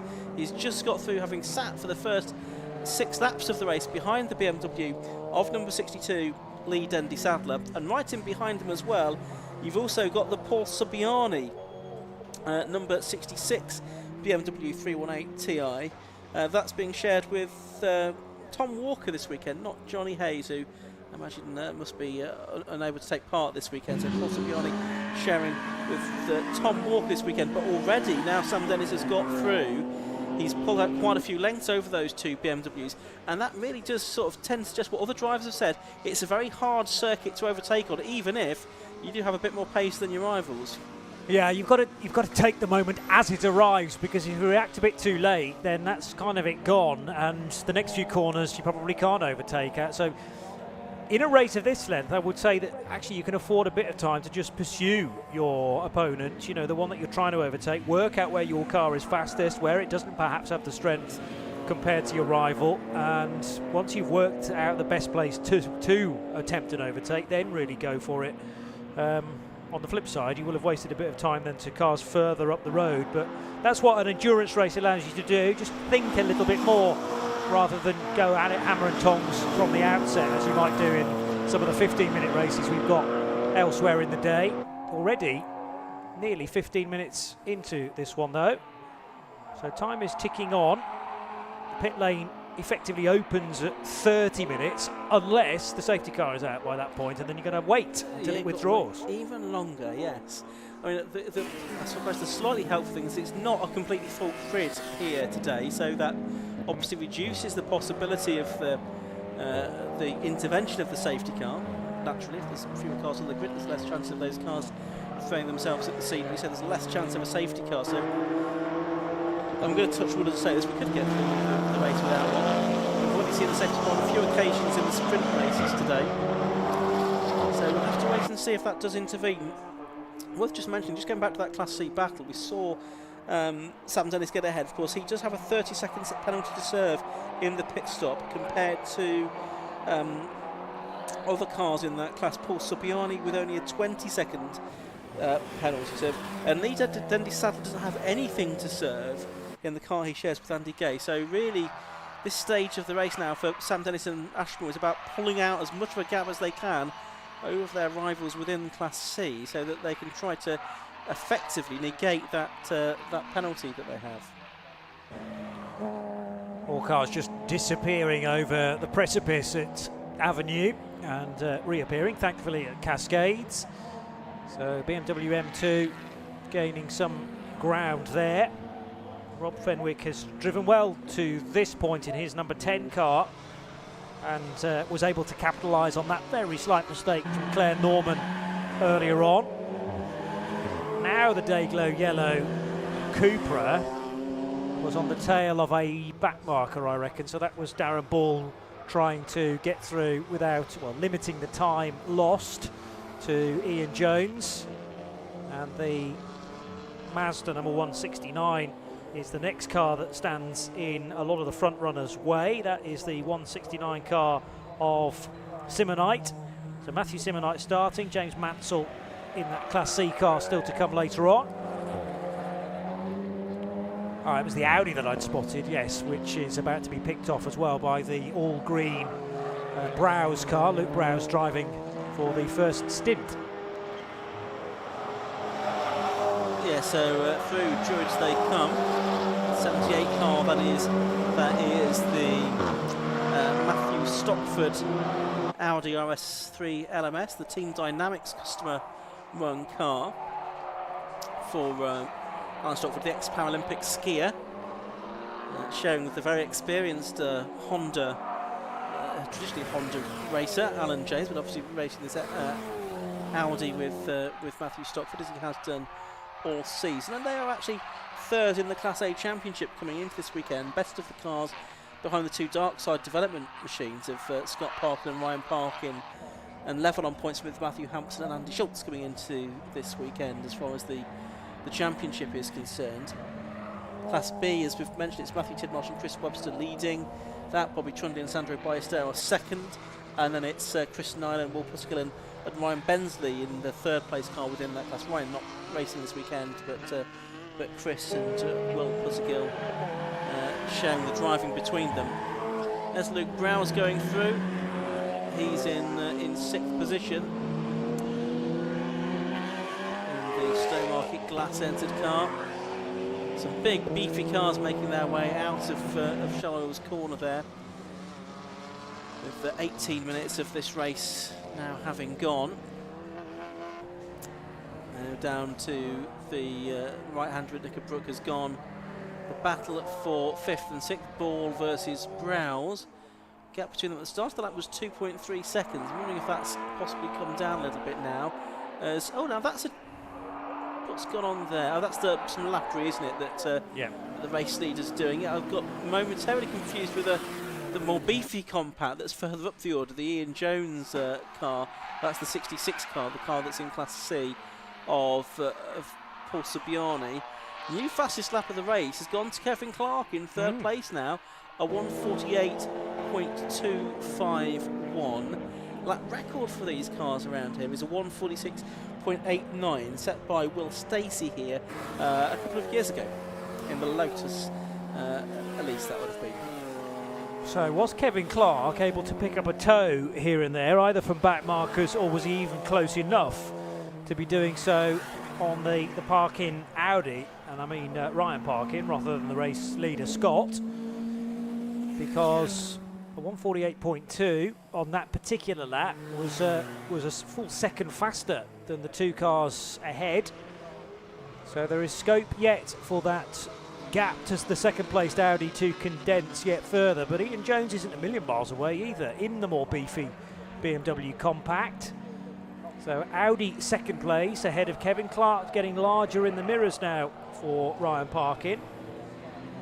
All of these Class A cars at the sharp end of the field. The fastest lap indicated on our scoring tower graphic as well. And Clark's checked out. That almost looked like a mistake from Ian Jones to have delayed very slightly the second of the BMWs. I mean, Clark does stand a good chance of a win here, I think, because although he's 3rd at the moment, he doesn't have any success penalty to serve because he's not done any rounds in the championship so far this season, whereas Scott Parkin's got a 10-second penalty.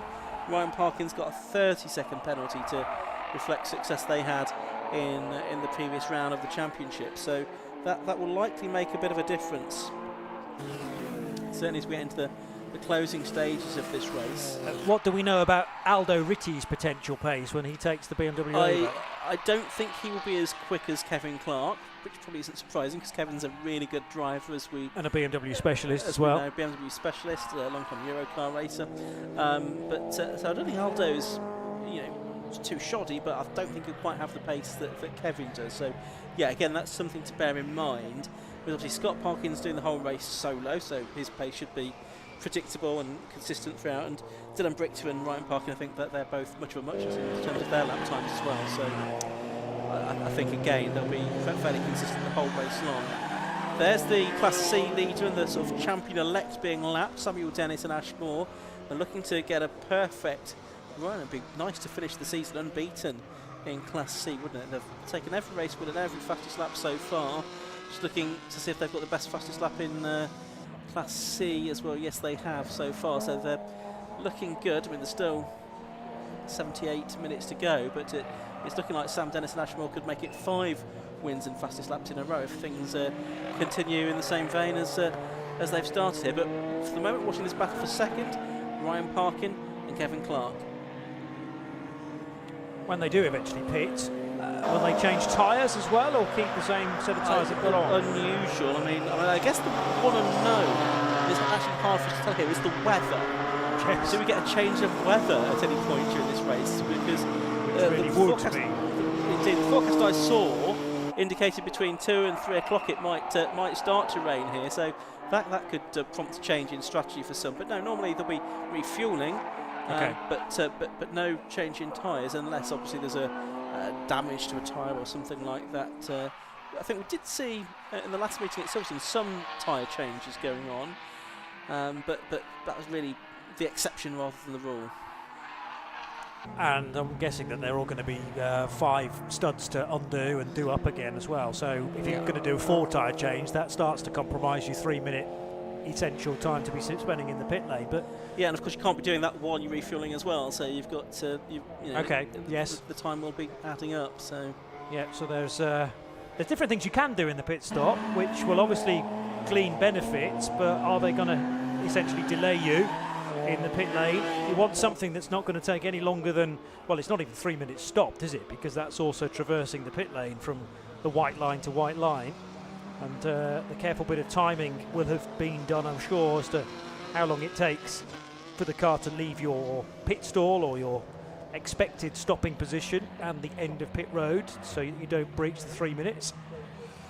Very, very wide approach there for Ryan Parkin in his number 6 Audi, almost putting the front left tyre onto the grass. I don't think he quite did that, but it was over the white line. Not really a track limits issue, more of a grip potential problem, as he's now going to go to the high side of, now that's either a Porsche Cayman, it is a Porsche Cayman, I was confusing it with another Audi that's a similar colour. So that's the 76 Cayman of Michael Downey doing this race solo, and actually very little time lost there by Kevin Clark. He got through in more or less the same position. Yep, certainly did, as they lap that Downey Porsche, the orange car. Driver coming down from north of the border. He was inspired by his dad to go racing. Started back in 2018, so now in his 7th season, and aiming for the Clubman Cup Award this year, but he's not really in contention for that at the moment. He's only got 15 points so far this season, 28 points behind the lead. The Clubman Cup is for cars more than a decade old, with more standard gearboxes, more than sort of sequential type gearboxes, etc. But Michael Downey, with quite a lot of experience in this Tegiwa Provincial Championship now. There's the second and third cars going through, powering away. There's Downey in the orange Porsche Boxster, turning his way out of Shallows corner, and a little battle going on. And is this 4 position? Yes, it is 4 position. And over the grass goes the Senna Osman car, the E30 BMW, the 171 car.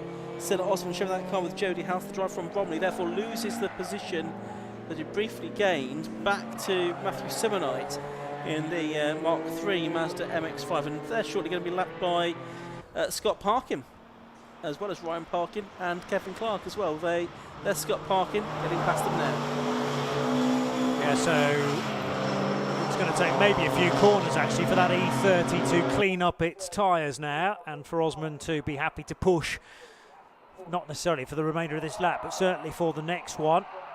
Down towards the apex goes both Ryan Parkin and Kevin Clark in their Audi and BMWs respectively. Kevin Clark using a lot of power coming out of that corner, and the car just jumped sideways very slightly on its rear tyres towards the curb, but it was neatly controlled. Also ducking underneath the Mazda MX-5 of Matthew Simonite. That was an Old Hall corner. So Parkin, Clark, and then the Ian Jones BMW, but that is now 11 seconds adrift of the rear bumper of Clark. So fight definitely on for second and third. It could well continue on into the second stint, but remember that both of those cars will be changing their drivers for Dylan Brichter and for Aldo Ritti. Yes. Thank you. So I got there in the end. I thought I've got to look down to my notes rather than the printed programme. Aldo Ritti will take over the BMW. So that's all a bit up in the air as to how they will compare for the second stint, and indeed how long each of them gets. Indeed. Only 3 minutes or so away now from the pit window opening, so we'll see if anyone does go for an early stop in particular to try and steal a march on rivals potentially. Very interesting to see how the strategy does play out. It is just the one stop that they have in this race, so it's not as if there's multiple stops that have to be taken. Maybe, I guess, with the weather potentially being changeable, maybe you wouldn't want to take the stop too early, just in case the weather does change, and then you can do something at your pit stop to change it. But that would also depend on things like fuel loads, how far into the race you can go.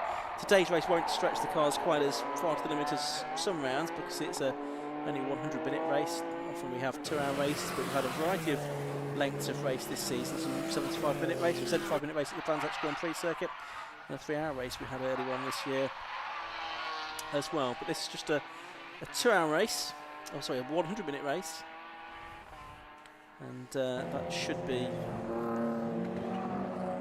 relatively straightforward for the teams to deal with. But there is this unknown of the weather forecast. I'll get the radar up on my phone in a moment, see what might be in store for us in the coming hour.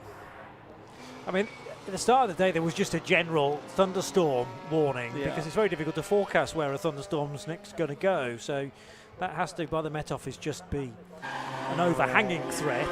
But as for actual wet weather, I mean, all around the skies look pretty promising. There's cloud, but there's no darkness approaching in a hurry.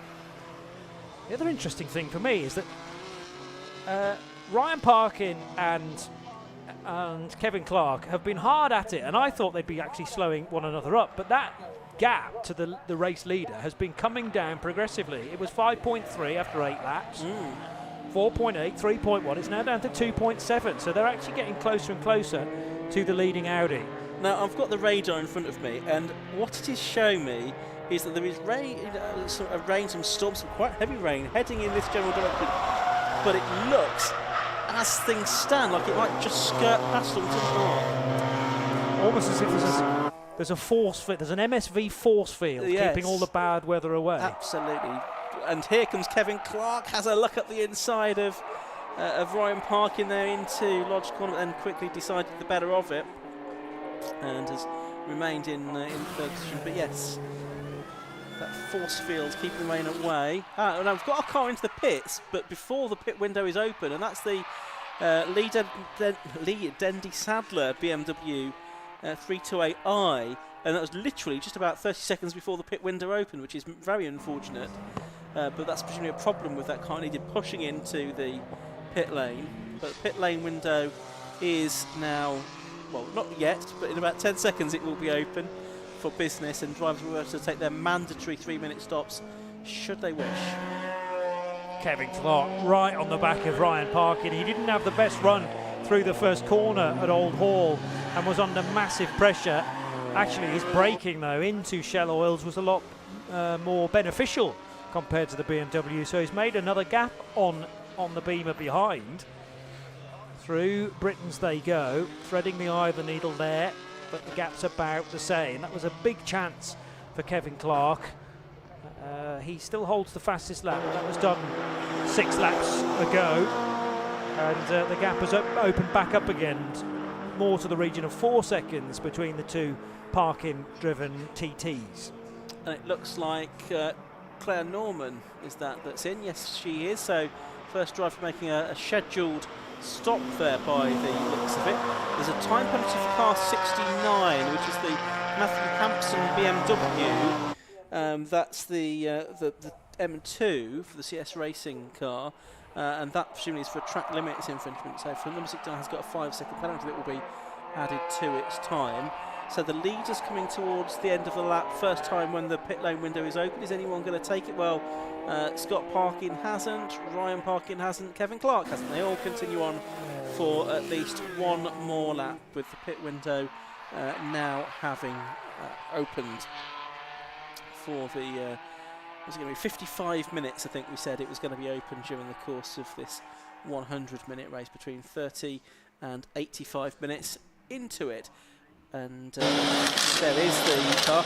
Here we are, we're talking about tyre changes, and it looks like a tyre change is required on that Claire Norman and Alan Blencoe car. And is leaning in to study the tyres that are being taken on and taken off that car. What are you reading into this, Johnny? Well, I think it's like for like, basically. I don't think you can go early and predict rain arriving, so the tread patterns look very, very similar, but it is a lengthy job. Well, having said that, yeah, I think it's just a newer tyre, a bit more grip, driving wheels on a Cupra as well. Yes. So those will be the ones that take the punishment, as opposed to, for instance, Kevin Clark's BMW being rear-wheel drive. But this is maybe early. It could be, of course, that they had 2 tyres that they knew they weren't going to do the distance, but they had a bit of meat on them, whereas these are the better ones now for the new driver as well. So treble 4 will be taken over by Alan Blencoe. I remember him in Ford Fiestas. Yes. In the early 2000s. That's right. And he raced people like Gordon Shedden and Colin Turkington in those days. He did. He'd have raced against Colin Turkington. So that was on the days when I think the Fiestas won the Power Tour package, and then F3 GT supports, weren't they? Yes. I think at that point in time. Yes. I seem to remember. There may have been a switch, but yeah, Power Tour did incorporate Fiestas at certain one points. point, didn't it? Yeah. I think you're right. But then, of course, they were sort of also associated with the Tokisport package as well. But yes, Alan Blanco certainly was a Fiesta racer. Can probably tell you exactly when that was because he's detailed it all down on his commentary information sheet. Good man. 2000, he was 5th overall in the Fiesta Championship. He was the champion of the Winter Series that year, 4th overall in 2001, and then did BTCC, the production class Alfa Romeo in 2002. So it must have been 2000, 2001 that you were thinking of then. Yeah. That he did that. Before that, he started racing with the 750 Motor Club, of course, in 1999 in the Stock Hatch Championship, when he was 4th that year in a Peugeot 205 GTI. So 750 came before his running Fiestas. Yes. Yeah. So he's gone full circle. Yeah, that's right. Well, just a quick rundown on the order for those of you at the circuit without access to the timing screen. Number 1 it is that's leading, which is Scott Parkin, ahead of number 6 Ryan Parkin. In 2nd place, 33 is 3rd, which is Kevin Clark. 4th is 117 Ian Jones. 5th is 25 Darren Paul.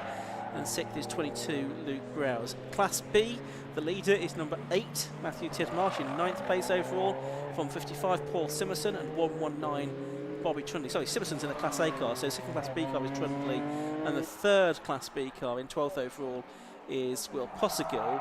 And Class C, that's being led by Sam Dennis in number 195, from number 66 now, which is Paul Subiani, and up to 3rd place in that class has gone Thomas Steadman in the Mazda MX5 since the Dendy Sadler and Gay BMW came into the pit lane. And what we've been saying all of that, another car has arrived in the pits, and that's the Alan Stockford Audi, which has just come in for its mandatory stop. So 65 minutes of the race left to go, and Alan Blanco now back out into the race. Yeah, so lap times are not quite, well, 2 of them won't quite fit into the 3-minute window. So you're going to be 1.5 laps down once you've made your stop, and therefore, you know, we're going to have to be looking as far down as 19th position for potentially a top 5 or 6 finisher. That will all equalise with time. Hint of a delay there as now Kevin Clark's come in. This was earlier than I expected, and is that Kevin yet to get out, in fact? Yes, he hadn't quite undone all his belts, I think. So Kevin can get out now, and the car's about to go up on the internal jacks with the airline readiness, but fuel first, as you've made the point, so fuel has to be done entirely separately from a potential tyre change. Oh, that's a fire extinguisher, I beg your pardon.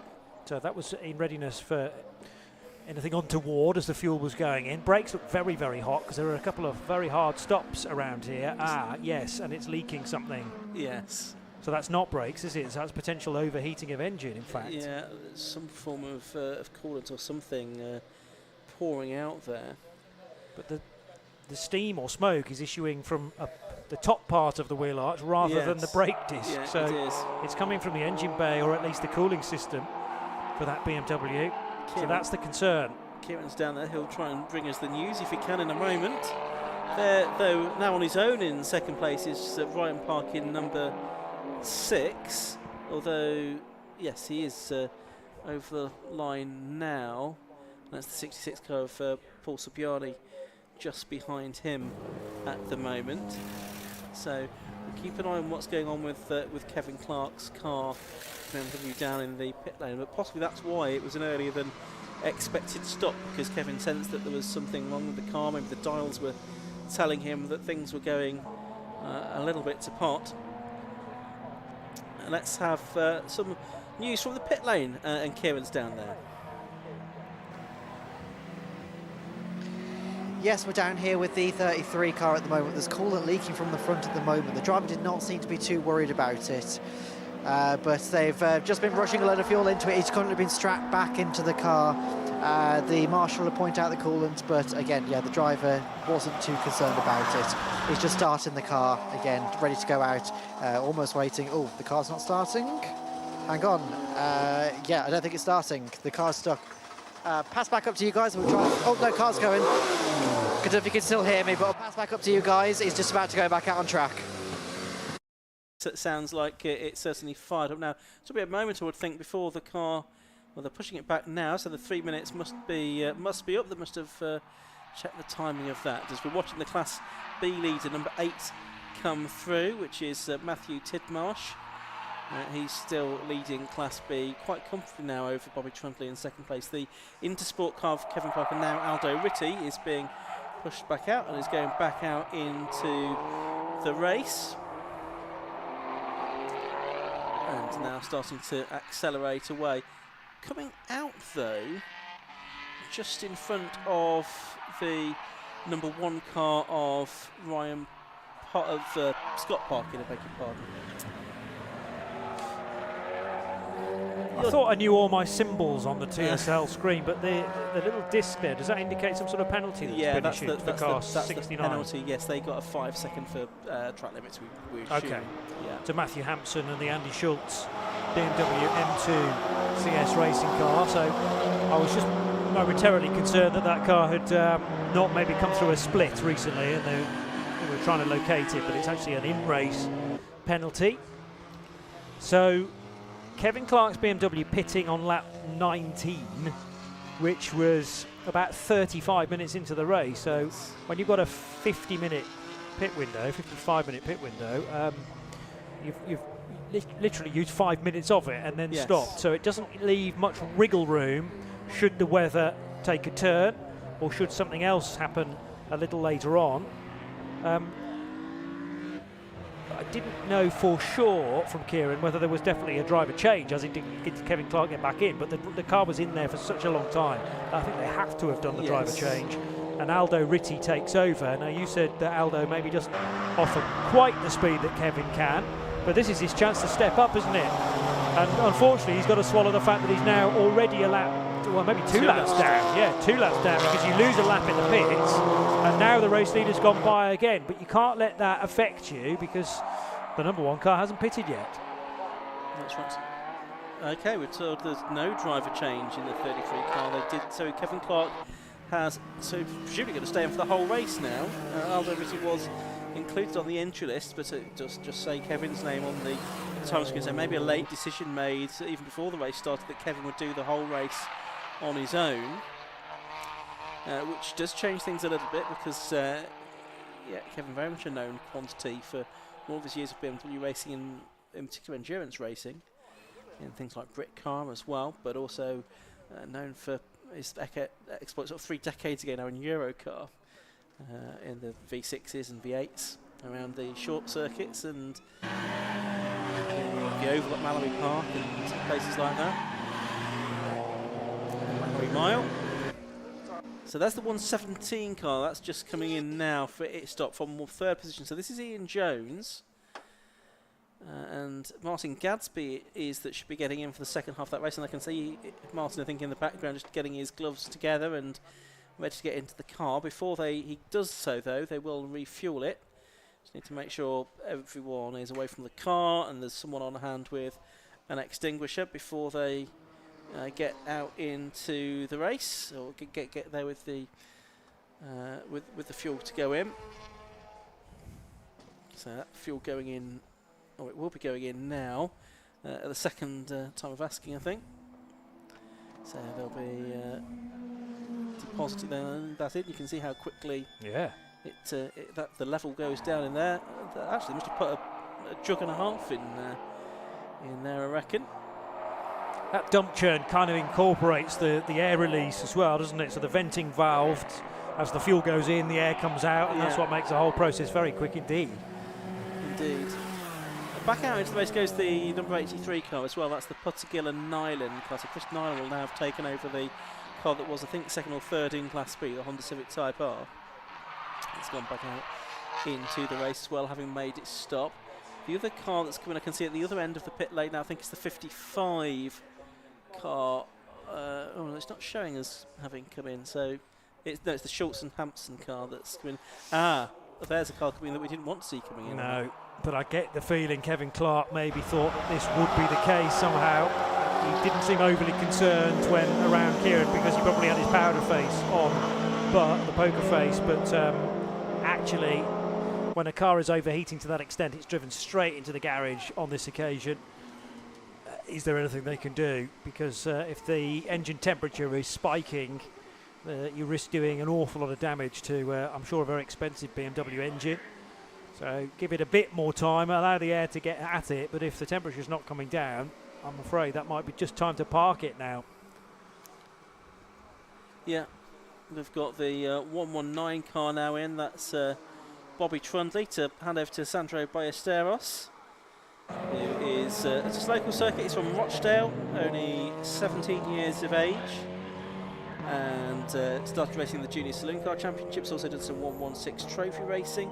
Been racing cars for 3 years now, and he featured in the CBBC My Life on the Fast Track documentary, following his journey from karts to cars. You can still watch that on the iPlayer, and the car being run by Dad with support from Team Brit. And Sandro's also raced every penny for his racing in JSCC as well. There you can see that's not the pit lane. That's the back side of the pit lane behind the garages, and that's where we find Kevin Clark at the moment, Johnny. Yeah, he's driven it very close to his trailer, in fact, so that if the car stops there, then it's, I suppose, easy to push it the remaining distance. The smoky, it probably was smoke rather than steam on that occasion, seems to have drifted now, but the engine's probably been turned off. As Ryan Parkin's in the pit lane as well. Ryan Parkin in from second place, yes. And he's going to hand over to Dylan Brichter for the second part of the race. And that's going to be split pretty evenly because there's 45 minutes gone, 55 minutes of the race left to go. So it's going to be Dylan Brichter who, along with Ryan, took the win in the last meeting at Silverstone as well in August. And those two drivers pretty evenly matched as well. So those drivers will be out shortly. So Scott Parkin's still out there, and about probably now half a lap ahead of the car that's second place on the road, which is Darren Ball, who's yet to make his stop in his Cupra. And then you've got the Luke Browse Cupra just about half a second behind Darren Ball at the moment, as we're watching Alan Blanco in the 444 car down in 18th position on the moment after what I think was a slightly longer than sort of strictly necessary pit stop earlier on in the race, but Blanco down in 18th position at the moment. The car behind him on track is the 55 car of Paul Simerson in that BMW M4 GT4 for the driver from Nuneaton. Making some good progress after its stop now is the Gadsby-driven 117 BMW Compact. So Ian Jones got out of that. Martin Gadsby takes over, and the Bristolian is already up to 10th position with a stop under his belt. So that's good now to the finish for just under 54 minutes still to go. Cooper's still lapping at a very similar speed as well. Remember, there were 3 of them, now the 2 that have not yet stopped. So Darren Ball ahead of Luke Browse, up as high as 3rd and 4th now. Will become 2nd and 3rd, in fact, with the pit stopping Ryan Parkin. Handing over to Dylan Brichter as we speak. So that Audi as well going a lap down, as you automatically do with your pit stop. The leader is now completely in isolation on lap 25. The only car on, sorry, lap 26. The only car on lap 26 currently. Yeah, the 333 cars in the pit lane at the moment. That's the MX5 of Thomas Steadman handing over to Michael Hooper. A car that has a 10-second success penalty from the previous meeting. So obviously in the midst of the pit stops, we've got about probably half of the drivers have made a stop so far. Kevin Clark's obviously been in twice and looks to be out of the race, so still quite a few drivers yet to make their pit stops. It's not, sometimes you get a very busy pit window all of a sudden, very busy pit lane all of a sudden, but it's not been the case today. It looks like the drivers and the teams have staggered their pit stops quite well throughout this window, and there's still plenty of it open. Still another 37 minutes of the pit lane window remaining. As we watch this battle, it's for 2nd and 3rd as things stand, obviously with some of the drivers having made their stops that would have been otherwise ahead of them, between Darren Ball and Luke Browse here. What kind of lap times are they doing? Well, Browse has done a best of a 150.5, Ball's done a best of a 151.2. Best lap of the race still is with, I think, Yes, Scott Park in 1:48.427, and they're in the smoky haze of a TDI Audi TT. Goes Dylan Brichter back out into the race with 52 minutes of the race left to go. So the first of the dark side development cars has been in. I think Michael Downey in as well at the moment in his Porsche Boxer as well, the number 76 car.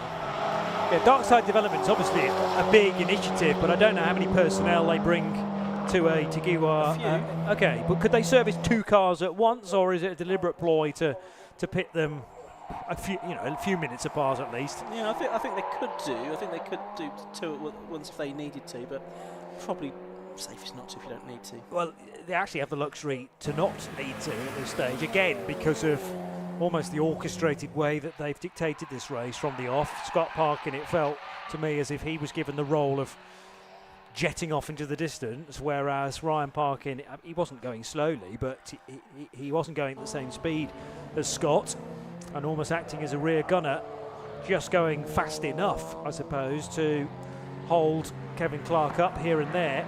The other thing is, of course, Kevin Clark's actually sitting behind a car at close quarters, a very hot race car, for a significant chunk of time. So has that lack of fresh air to the BMW actually caused the overheating problem? Yeah, probably wouldn't have helped, wouldn't it? It's for certain. The fact that it's been in such close proximity to another car, the airflow will have been disrupted. Edward Christie is the third of those 3 cars that you can see on the circuit there, the number 48 481 Class B E36 M3 for the driver from London. Good. Let's head down to the pit lane, shall we? And Kieran is down there with one of the Parkin twins. Yes, I'm down here with Ryan. Seems like we just have 1 or 2 technical issues with Kieran's mic there. We'll be back down with him just as soon as we can to hear from Ryan Parkin, as it must be, because Scott's out on the circuit at present. We'll be back down with them just as soon as we can be. So we pretty much are halfway through this race now, just under 50 minutes left to go. It is Scott Parkin, number 1, that's leading from 25 Darren Ball, 22 Luke Browse. Actually, that's just changed. Yes, it has. Luke Browse has just got through. Just as I was saying that, Johnny. Yeah, the green car suddenly appearing ahead of the black and day glow yellow. So maybe that was done into Old Hall, or into Lodge Corner, I should say, at the end of the previous lap, possibly through the Knickerbrook chicane. But it's very recent. They were separated by just 0.7 of a second as they headed across the line, and now an opportunity for Luke Browse to open up more of a gap. That car's not stopped yet, nor has Darren Ball, nor has Scott Parkin, who leads the motor race. The 10 car that was started by Robert Fennick needs to still pit as well, but that is a fair chunk further down the road from those squabbling Cupras. Well over to the right now is the rejoining number 6 car. Hopefully we can still hear from Ryan Parkin very shortly, but his teammate Dylan Brichter now at the wheel of car number 6 and straight into the traffic. Yeah, no respite for him, and even though there's not so much traffic as there might sometimes be, you still come across it fairly often, because there's quite a disparity in lap times from front to back. So the fastest cars in this race are doing well, the best lap time is 1:48.427 for Scott Parkin, and then going towards the back, yeah, sort of 2 minutes plus for some of the cars within Class C. The MX5s, for example, will be sort of north of 2 minutes in terms of their best lap times. Interestingly, for the Class C car, the Class C leader, Samuel Dennis, he's in 1:57.072, so only 9 seconds off the lap time of the Class A lead, the overall lead from the overall fastest lap of the race. So that's why they've had such success in that class this season. The 3 classes, by the way, split on power to weight ratio rather than anything else. Different splits at 300 brake horsepower per tonne for Class A, 240 brake horsepower per tonne for Class B, and 180 brake horsepower per tonne maximum for Class C. There's some variation as well for forced induction engines as well. the general theme. It's power to weight ratio is measured on and sort of certified for the season. It has to be obviously tested to make sure that that teams are complying with the power to weight split. They have to display the minimum weight of the car, which is calculated based on how much power it puts out as well, and check that they comply with that on the weighing scales at each round of the championship as well. There's the Dark Side Developments car, number 1 now in. Scott parking into the pit lane then from the race lead. You can see the cold air blowing in just to try and prevent these cars from overheating. The point of interest here is where he's going to come out relative to Dylan Brichter, who's just gone across the line now. Now, in theory, of course, Scott was ahead of Ryan parking on track before the pit window opened. And, of course, Ryan and Dylan have got a 30-second pit stop penalty serve, whereas Scott's only got 10 seconds serve. So, really, if Scott doesn't come out in front of Dylan Brichter, then we know something's gone pretty badly wrong at the pit stop. Yeah, true. But those things can happen. So, it's a useful thing to measure between now and all the cars rejoining. He will have had to have done the pit stop within the next 30 minutes. 15 minutes from the end. Two BMWs very evenly matched. So this is the 10 car that hasn't yet stopped. 68 looking for a way to unlap itself. 69, is that the BMW? Yes, 62. Is it 62? 62, I'll get there in a minute. So 69, you're quite right first time. Hampson and Schultz. Hampson and Schultz, who have stopped, and they are looking to unlap themselves, as now the Audi, which is the Scott parking car, number 1, will retain Scott as its driver and head back into the race, just out of, there it is in fact, I was say out of your vision, but in ours, and it's in yours now as well. So back to the racetrack goes Scott parking. Everything will have cooled off, of course, so important to ease your way back into the stint, and actually a relative calm both in front and behind where the car has rejoined. Yeah, and well ahead of Dylan Brichter as well, who we could see it was sort of much further back around the lap as that car was going out as well. In fact, it's just coming across the line now, so can I see what the gap is between those two cars? Not easily with the way that the TSL display works, so we'll get a feel on that as they come through next time as to exactly how big that gap is between you. So the 3 cars that are first, second and third are the 3 cars that have yet to stop now. That's 222 Luke Browse, number 10 Rob Fennick, and number 8 Matthew Titmarsh is the Class B leader. Class C is still being led by Sam Dennis and Ashmore. They've now made their stop, but they are still leading Class C and therefore well on their way to wrapping up the Club Enduro Crown with a round to spare. So 44 minutes of the race left to go. There's still this sort of pseudo scrap going on, as Andy Schultz is going to try and, if he can, to get ahead of the sort of second M2. So Fennick is on lap 30 and Schultz is on lap 28. Make that 31 and 29 as they cross the line at times. So there is 2 laps between them. Schultz should be a little bit quicker. He's a faster drive than Matthew Hampson, who's taken the car over from. But these 2 cars, by definition, are very evenly matched, both the M2s, and it's seemingly difficult for Andy Schultz to find a way past here around this 2.6 mile Oulton Park international circuit. BMW's shadowing each other's every move, so they arrive together into the Shell Oils hairpin now. So leading remains, or for the first time in fact, Luke Browse. It's still Luke Browse at the wheel of that green Seat after he made the move a little earlier on Darren Ball, and Darren has now pitted in the number 25 Cupra, not a Seat, Cupra.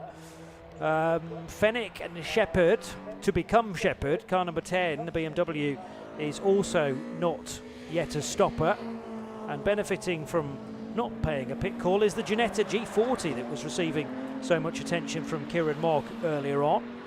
So that G40 heavily up-tuned into the overall top 3 now, but that will all equalise in due course.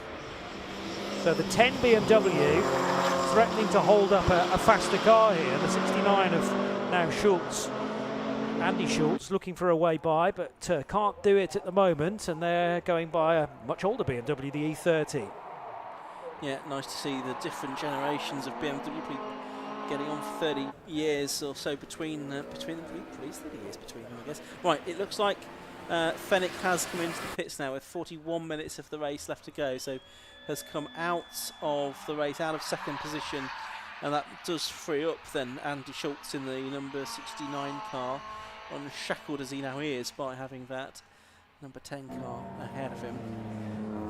So we've only got the Browse car, the Tidmarsh car, the Lawson and Pickford Audi TT, the Edward Christie BMW, and the Osman and the House E30 that we just saw. Those are the only cars left to make their mandatory pit stop, and they've got 25 minutes or so left to do that. It's one of the cars on screen now that hasn't made it stop. That's the number 19 car, the Wayne Lawson Audi TT, that is showing with James Pickford, the former single-seater racer. Wayne, who is 52 years of age, from Sleaford, company director, in his first season of racing, having done track days for 20 years. He's driven Ferrari Challenge cars around some of the greatest racetracks in the UK and Europe. But he's a wheelchair user. His car has hand controls, and it's prepared by Blackthorn Racing. And he's a freshly built car, this one, although it's based on a 2011 Audi TT chassis with a 2-litre turbo engine. Unbelievably, the floppy bollard, which is at Britain's chicane, had lasted almost an hour, but he got absolutely whacked by possibly a couple of cars at the same time and has now been completely flattened. But I can't believe it's remained standing until an hour into an hour and 40-minute race. Class B leaders into the pits, by the way, number 8, Matthew Tidmarsh, so he's now arrived in pit lane as well. So really hard now, just a few cars left to make their stops. Yeah. This is really taking the pressure off Luke Browse in the number 20 car. Paul to take over. That is a Seat Leon TCR for the drivers from Suffolk. And 25 just creeping through shot there, which is still Darren Ball. He's solo driving today. Worcestershire driver with his Cupra TCR, but with company. So heading up Clay Hill, that's going to be an interesting run to the end of the lap. And when these final stops are made, then we will get a true complexion, a true idea of which way this race is going. Well, you can kind of work that out, to be honest, anyway, because the 4th and the 5th placed Audis were separated by not very much at all for a whole host of laps in the early stages. I saw the gap coming down to as little as 2.7 seconds. It's now going to be the thick end of half a minute. So there's the Schultz number 69 BMW just going through shots. And this very experienced driver, he's 56 years of age doing that. Been racing since 1989. He's raced since the late 1980s then in UK and Europe in 750 Cup Formula 4, Formula 4 2000, Formula 4 C-Tech, Formula Open Lotus, British GT, GT City Champion, Brit Car Champion, he's been a GT Cup Class Champion, some Blanc Propel Endurance, LMP3, Brit Sport, Dutch Supercar over the years. Has Andy Schultz, and the car he races, the S55 Turbo Straight 6 engine, prepared by his team, ASR Motorsport. Originally a BMW Motorsport car though, it ran in Italy in 2022 and 2023. That's the 69 car, that M2, that looks so resplendent and is currently, where is it in the running order? It's 8th in the running order. It does have a 5-second penalty. Chris Webster's about to go out into the race for the 37 minutes that are remaining. The team counting him down, push the car back out into the race, don't want to make any mistakes and pick up any unnecessary penalties. So Chris Webster in that Ginetta, ex-junior car from 2015, goes back out into the race.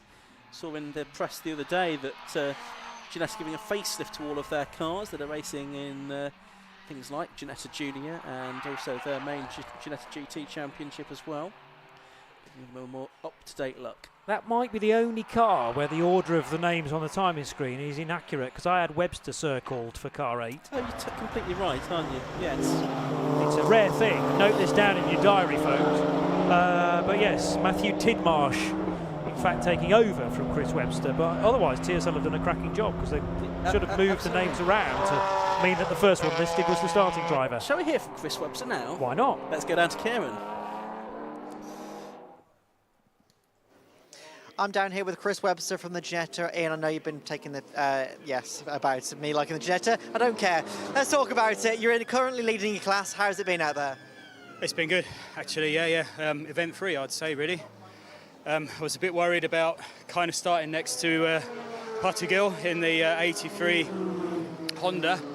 But I think fortune played a little bit into our hands at the start, because it was a Class A car that peeled off into the pit lane behind the safety car, and it ruined Williams' momentum. So I managed to get to the first corner, clear of him, and then it's been plain sailing ever since. Absolutely. And how you found the traffic management out there? It's not too bad at all. I mean, it's a smaller grid than we're used to, isn't it?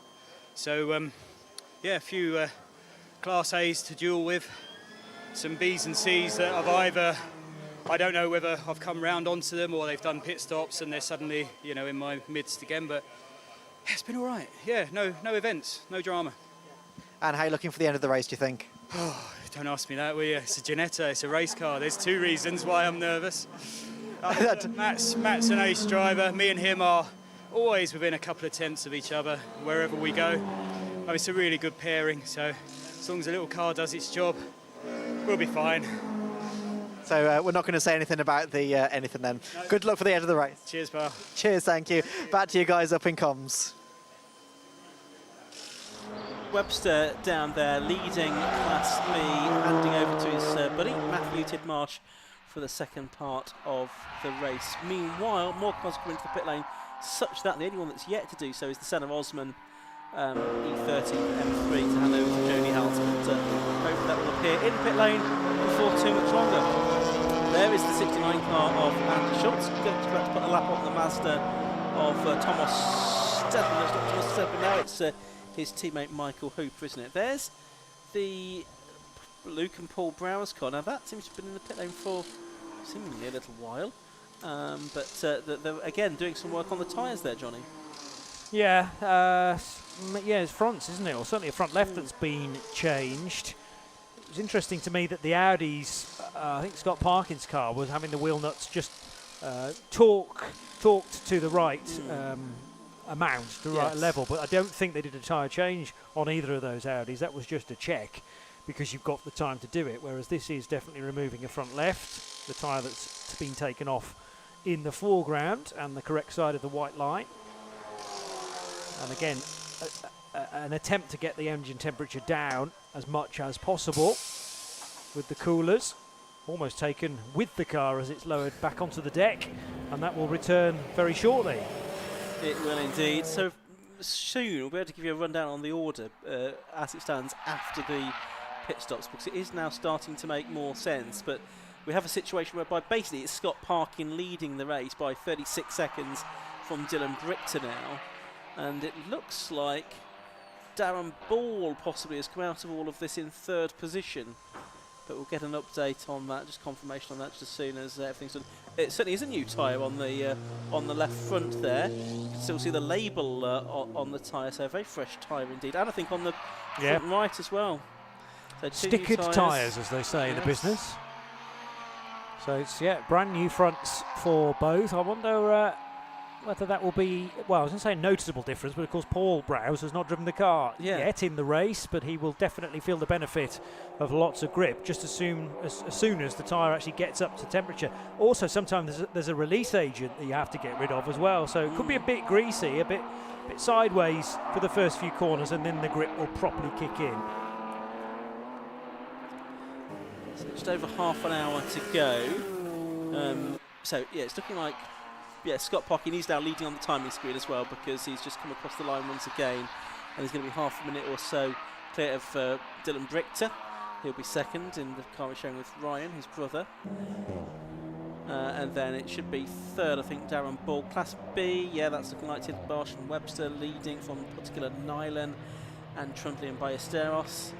And Class C, yeah, that's with Dennis and Moore. So they're looking good for the overall championship with a round spare from Paul Sabioni and Tom Walker and Thomas Stedman and Michael Hooper third. There's the 481 car, one of the later cars to make it stop. That's the solo-driven car of Edward Christie, one of the Class B drivers. One of quite a few BMWs on the grid in this race. I was watching the number 1 car, then the race leader just putting a lap there on number 10, which is now Andrew Shepherd, who's taken over in that car, and he's in 6th position. So I think it will now be 2 laps down that car in 6th place. Just looking at the timing screen by the time they come back through. So keep an eye on that. 38 seconds from first to second, 30 seconds from second to third. And yeah, we're just going to have the leader coming through shortly again to complete another lap. Still waiting for Senan Osman to head into the pits. So that's the only car now not to have stopped, and there'll need to be a driver change there as well to Jody House. So still okay for time. Yep. 15 minutes in order to do that legally. But it will drop the 171 car further down the rankings in Class B. The car that they're essentially trying to catch is the number 8 Ginetta that we've just spoken at length, of course, to Chris Webster. He's handed over to Matthew Tidmarsh and comfortably leading Class B. Well, it's 22, nearly 23 seconds. The Ginetta separated back to now the Christopher Nylan Honda Civic Type R.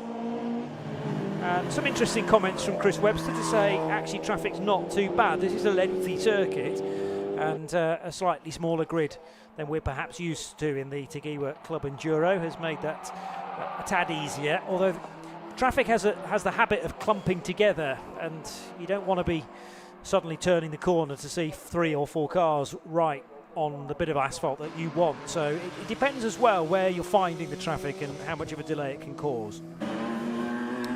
Just having a look at this rainfall radar again. I think we're safe from rain during the course of this race, but I think there's a possibility we might get some after the Club Enduro race is finished, but we should be pretty safe for the remaining 29 minutes or so of this race. It's the relief of the drivers and I'm sure you, the spectators, here at Oulton Park as well, because it's a beautiful afternoon. It's quite warm actually out there.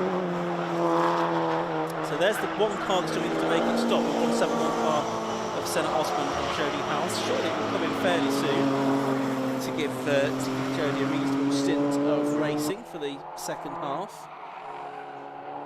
Just looking to see which car is the fastest car out there at the moment. Well, it's looking like it's probably Dylan Brichter actually, was the fastest on the last lap with a 150.182.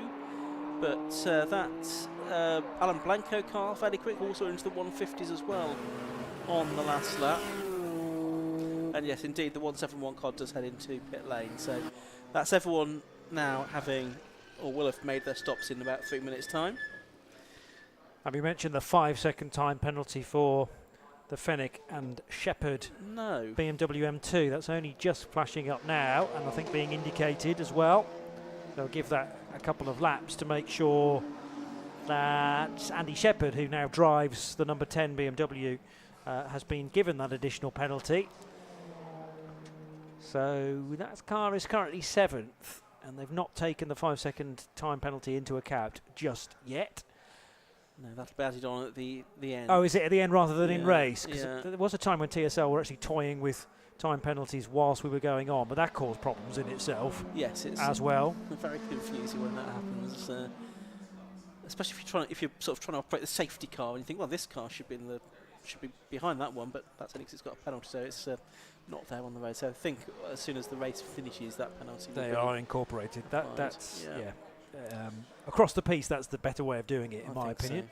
So. I think so. So long as you know what penalties everyone's got. There's that car then, being refueled for the final part of the race. Jody, you can see on the right with the extinguisher, ready to deal with any situation if there is a fire, which hopefully there isn't. That will be back out into the race shortly. So the order then, let's do the order with 27 minutes just under to go. Number 1, Scott Parkin leads. He's completed 37 laps. He's 37 seconds very nearly ahead of number 6, Ryan Parkin and Dylan Brichter. He's just completed his 38th lap in actual fact. Second, number 6, Parkin and Brichter. Third, number 25, Darren Ball. Fourth, number 22, Luke Browse and his father Paul, who's now at the wheel. Fifth, and a lap down, is number 69, Andy Schultz and Matthew Hampson. Sixth on a lap down, 117, and Martin Gadsby and Ian Jones. Seventh and a lap down is number 10, Andy Shepherd and Rob Fennick. Eighth and a lap down, 444, Alan Blanco and Claire Norman. Then we get to the Class B runner, number 8. Chris Webster and Matthew Titmarsh now driving that car. That's leading Class B, the Janetta from Chris Puttergill and Chris Nyland. There's 21 seconds or so between them, and then third in Class B, Bobby Trundley and Sandra Ballesteros. Class C, 16th overall is Sam Dennis, but now Ash Moore's taken over that car, and he is well ahead of the second place car within that class. That's the MX5 of Thomas Stedman and Michael Hooper, with the Tom Walker, Paul Sabiani BMW third within that class. And in a moment I'll just play with my spreadsheet and I'll get confirmation of where all of this is going to leave the championship if things stay as they are. Got 3 cars on the lead lap to this point. I wonder whether there's any advance on that. Yeah, the green Cupra has not yet been lapped by Scott Parkin's Audi. So that car, the Browse car, is also just about on the lead lap. That gives you an idea of the difference between the two TTs from Dark Side Developments. There's a gap of nearly 40 seconds now, so Scott Parkin is heading through the run between Druids and Lodge Corner. His twin brother Ryan, well, earlier on in the car, now Dylan Brichter, is still way back at Nickett Brook, and it will be 4 cars in total on the lead lap. But I reckon the Hampson and Schultz car, also to be given a penalty at the end of the race, is just now off the lead lap, having been overtaken by car number 1. So how much more does Scott Parkin need to do to get ahead of the number 22 green Cupra? Because that will take another car off the lead lap. I think it's going to be a big ask to lap the field, because Dylan Brichter is charging on, although about half a second slower last time through than Scott Parkin. So Dylan's not quite as quick as Ryan Parkin, I think it's fair to say. Meanwhile, Darren Ball in his number 25 Cupra is arriving into Lodge Corner now with this striking colour scheme, with the Dayglow yellow and grey wrap, and that car will head across the line in third position. The difference is 1 minute and 14 seconds back to, or up to, the race leader Scott Parkin. Let's head down to the pit lane and hear from Kieran Mogg.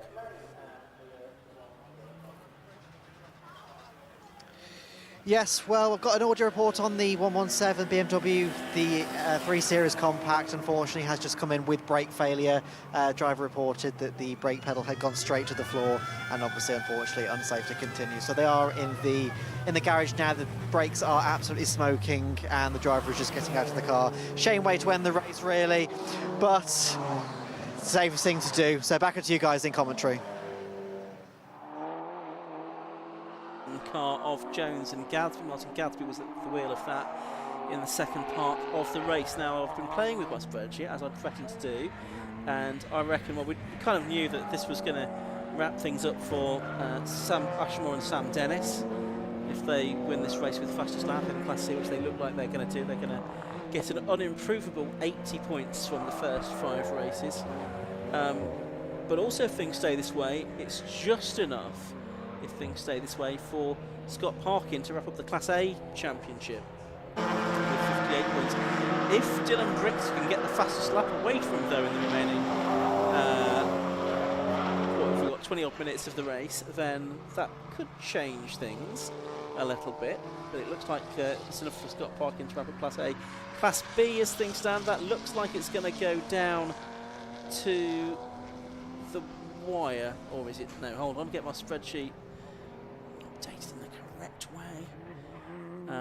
And there's almost smoke coming out of that spreadsheet, a little bit like it is. Kevin Clark's BMW from earlier on. Absolutely, there's coolant leaking everywhere. I think if things stay as they are, then the Class B Championship will at least go down to the final round. Although, having said that, the car I was thinking that might take the fight to Tim Martin is the car that we saw on the inset in the pit lane there for an unscheduled stop. The Chris Nyland and Will Pussergill, number 83 car, is in the pit lane. In for the second time. So, and if that is the case, then all bets are off in terms of the championship. It might be that Tim Martin Webster wrap things up today in Class B. I wonder how aware of that situation they are from a team perspective. Maybe you don't want to give your drivers too much information. The one driver not in the car will be well aware, I'm sure, and you don't wish ill on a competitor at any point, but this late in the season, it's just a sign that maybe the stars are starting to align in your favour when you see an opponent like that jacked up on the left hand side. The attention is front left corner. I'd say the wheel is off. Maybe they're concerned about the amount that the brakes have been wearing or something overheating, so that's not going to rejoin in a hurry. Meanwhile, we have 5.5 minutes of the pit window still open, but everybody has now made at least one pit stop, so they should have all been fine. We did have that one early stopper, didn't we? And that was a car with a problem, so they were never going to call that as their mandatory stop. No, but I have had notification that they've kind of accepted that, given they're in the pit lane for 22 minutes, they're probably going to let them get away with that, which is fine. So that's the leader, the Sadler, Ed Gay, 328i BMW. Good memory. Yeah. So less than 20 minutes to go now in this Tegiwa Club Enduro Championship race. It looks like it's one then that with that Nyland and Pussergill car in the pit lane could well sort out all of the classes. Yes. Yeah. Class C was sorted out already. Class A and Class B still to be determined this weekend. It looks like Scott Parkin and Tidmarsh and Webster respectively could wrap things up if things stay this way. So, with just one meeting to go still after this at Donington Park. That's on the Grand Prix circuit at Donington. A little battle this going on, and this is for position, is it not? And it's a change. It is, and a change, but the key thing about the Hampson and Schultz BMW is that they've got to now build a lead of 5 seconds because they're carrying this penalty that will only be assessed at the end. So, I mean, the warning is there. It's effectively been divvied out, but it will only be felt on the timing screen once the checkered flag is waved.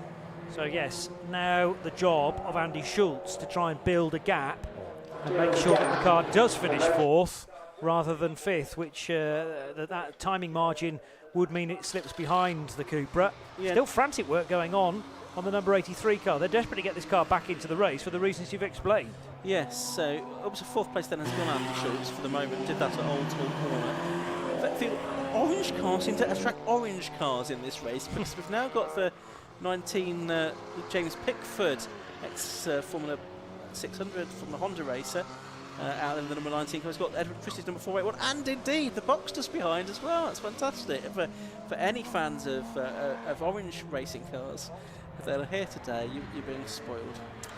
Absolutely. I imagine the marshals must cheer them on. That's why they're going so well and all the support they've got here today. Yes, and there must be something magnetic about that shade because it's weird, isn't it, how it's panned out like that. We had a couple of orange cars together, but now I think all of them collected down at Knickerbrook and climbing the hill of Hilltop I'll get it right in a minute. Clay, what's it called? Clay Hill. There we go.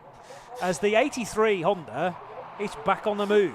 It is, which is good news. It's Oulton Park, Johnny. Thank you. That's all right.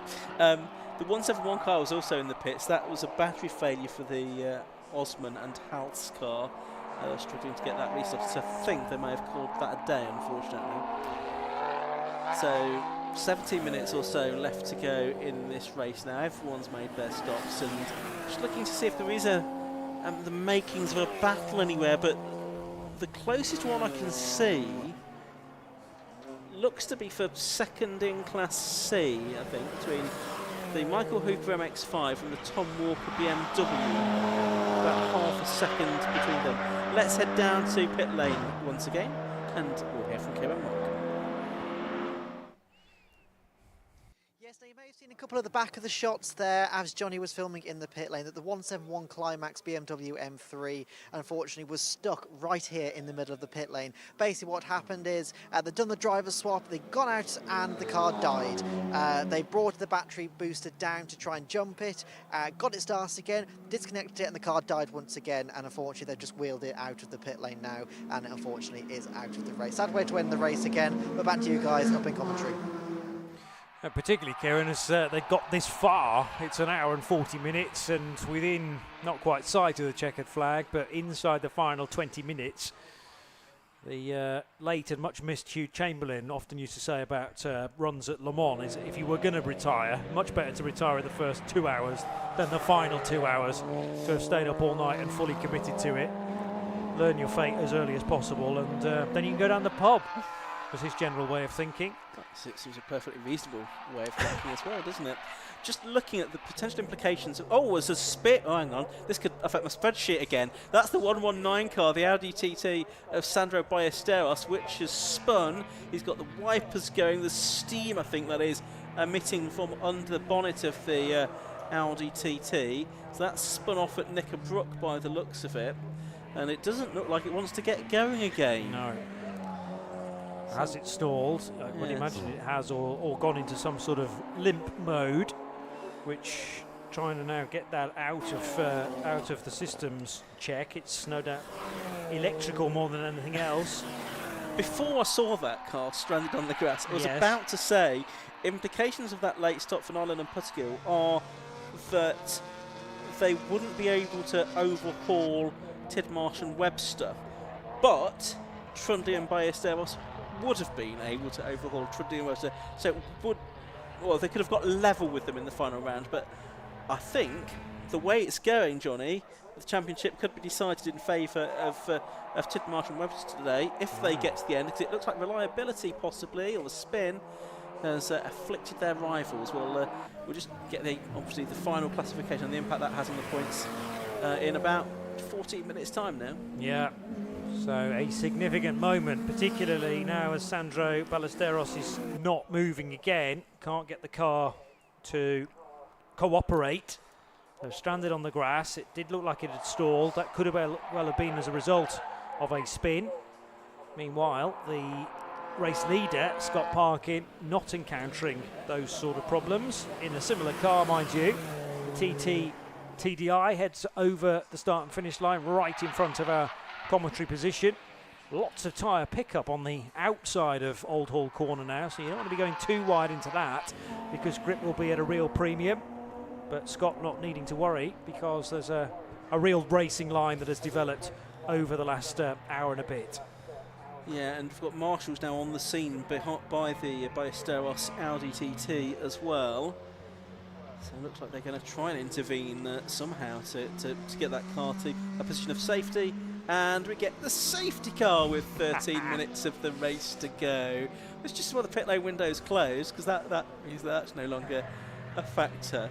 It looks like all they're going to do is push it up against the barrier there, so this could be quite a short safety car period, but it might be enough to spark a little bit more interest in some battles if it closes some gaps before the end. So we'll have to see how that works. But it doesn't look like they're going to get the intervention of a recovery vehicle there. There's the 171 car, which Kieran was reporting about a few moments ago, and there is the safety car, another BMW now on the track, just heading out onto the circuit where it will pick up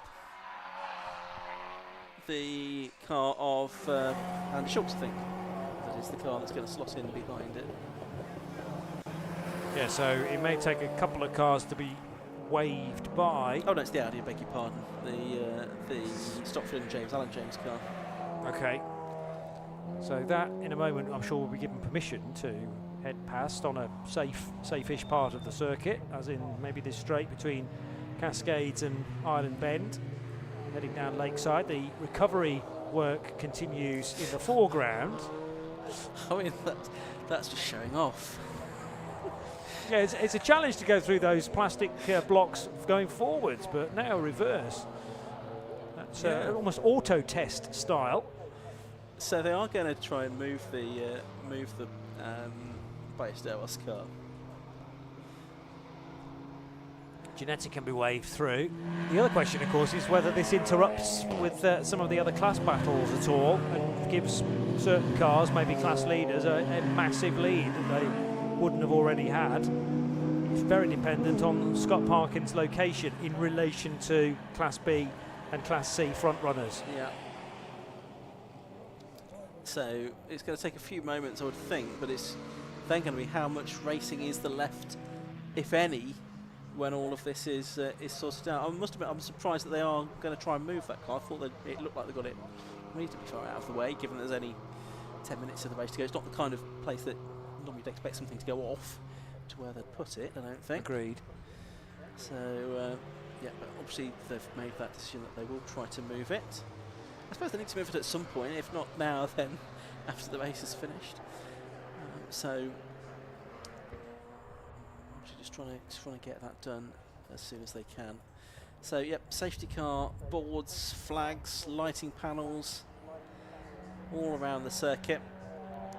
There's the race leader, with the half red, half yellow door mirrors on the dark side developments Audi, car number 1. And then in behind, that Mazda will not be on the lead lap.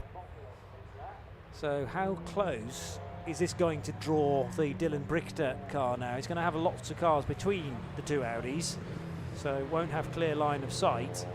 But this definitely equalises the field, and mainly in the favour, well, totally in the favour of the chasing cars. The one that is really going to lose out in this scenario is Scott Parkin. Thankfully, his car has proven to be very fast so far. The Paul Browse driven Cupra is also not far away from the race leader, but not on the same lap. Yeah, lap back, the bright green Cupra. And there's the Audi, the second of the dark side cars. So car 6, maybe about 10 cars separating them-ish. Like just looking at the point situation again in Class B, I think if it finishes as it looks like it's going to now within Class B, then Tidmarsh and Webster will have wrapped up the Class B championship as well. So Scott Parkin will have wrapped up Class A, Tidmarsh and Webster will have wrapped up Class B, and Moore and Dennis will have wrapped up the overall championship. And quite neatly, they'll all have been their respective class winners in this race as well, which is helpful for when Kieran goes to interview them at the end of the race as well. So, there we are. There's the Ballesteros car being taken out of bounds. So that's clear of the circuit. So I think there'll be one more lap behind the safety car. So that's probably going to give us about 5.5 minutes or something of racing left. So maybe another, maybe 3-4 laps possibly between now and the end of the race. I mean, there are some gaps. It has closed up. So if you look 4th, 5th, 6th, 7th, that's Paul Browse now, Alan Blenko. Sorry, we're looking at that the wrong way. Yeah, Schultz, Paul Browse, Blenko and Shepherd. They're going to be separated by only a few seconds, really. They're going to be sort of basically nose to tail as they come through. And a bit further back for 14th, 15th, 16th. You've got the Hooper, Walker and Nyland car. Importantly for Nyland, because he'll be trying to make up places to see if he can just pick up a couple more points. He needs to get on terms with Michael Downey, though, which I don't think is going to happen because, there's basically a couple of laps between them now. So I think 4th place for particular Nyland within Class B is as good as it's going to get after that pit stop that they had to make. That's the car that's just going through now on the stream. That car was in the pits for a little while for an extra stop, and that as cost them the chance of taking the title fight to Oulton Park for the final round on the 12th of October on the Grand Prix circuit there.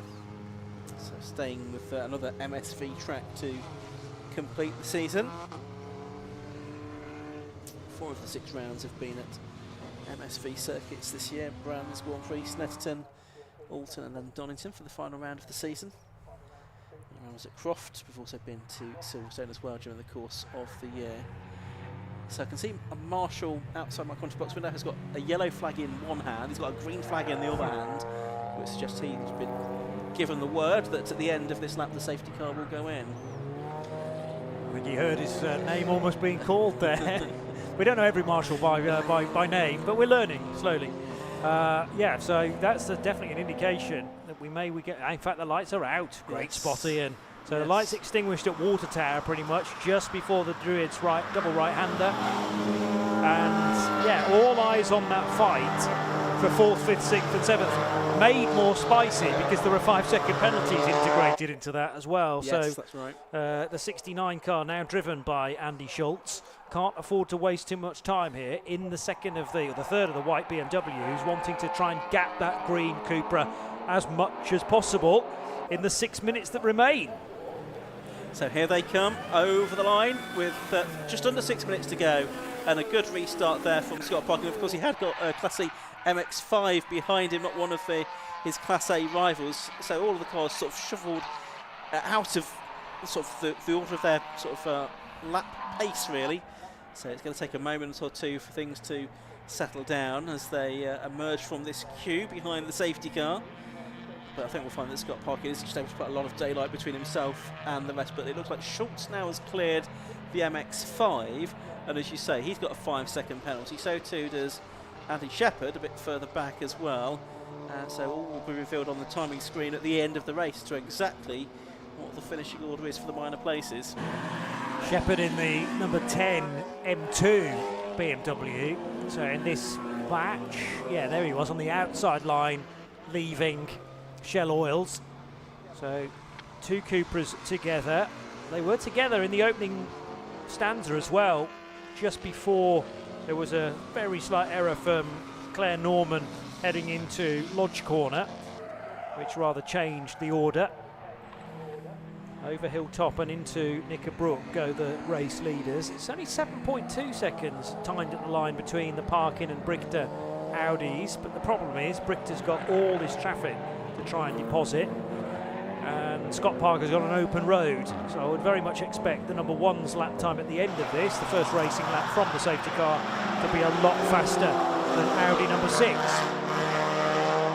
Yeah, it certainly should be, and we know that it is difficult to get past even sort of slower cars, like he's about to pass out the Class B Audi.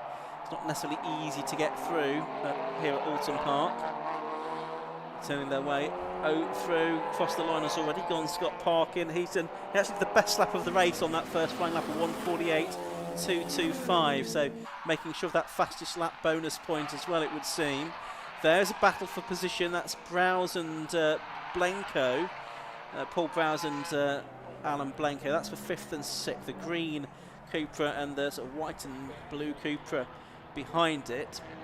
And the car behind that is the bit further back. It's one of the lapped cars, isn't it? So the car immediately behind on the road. Then we just saw a shot of Ryan Parkin, and he basically lost 7 seconds on that lap, first lap under green flag, because he was stuck in traffic, and Scott Parkin wasn't, Dylan Brichter, I should say, rather than Ryan Parkin in the car in second place. There it is. Yeah, Scott Parkin doing the fastest lap of the race, and Dylan Brichter wanting to, but getting rather frustrated, I'm sure, in amongst a lot of the traffic. But it's very easy to throw a great position in this race, standalone, if you like, race away, because a first and a second place finish for Darkside Developments is something that they would have been aiming for as we got this 1 hour and 40-minute race underway. Still the chance for the Cupras to switch positions. Blenko applying the pressure to Paul Brow's car. Meanwhile, the gap at the start of this lap to Andy Schultz in the 69 BMW, he's halfway there. 2.7 seconds it sat at the start of lap 50, 49 for the Schultz BMW, in fact. Still 3 cars remain on the lead lap. And Scott Parkin is still on the ragged edge. Braking, turning, squealer tyres. Now to the outside goes Alan Blenko to try and pick off Paul Browse, and he's done it. Excellent move. Late on the brakes to the outside of Lodge Corner. And is he going to stay ahead? Yeah, he's comfortably ahead, heading over the start and finish line. So the Norman and Blenko, blue and white Cupra, treble 4, now into 5th spot. Could even be 4th. Once you incorporate the penalties. And there is our Class B leader just going through shot. That's the number 8 Matthew Tidmarsh Ginetta. The car behind it is the car in, or one of the cars behind it is the car in 3rd place within that class, but a lap behind, that's the Michael Downey Porsche Boxster. There is the number 19 car. That is the car that is in between them, that's 2nd place within that class. That's James Pickford at the wheel of the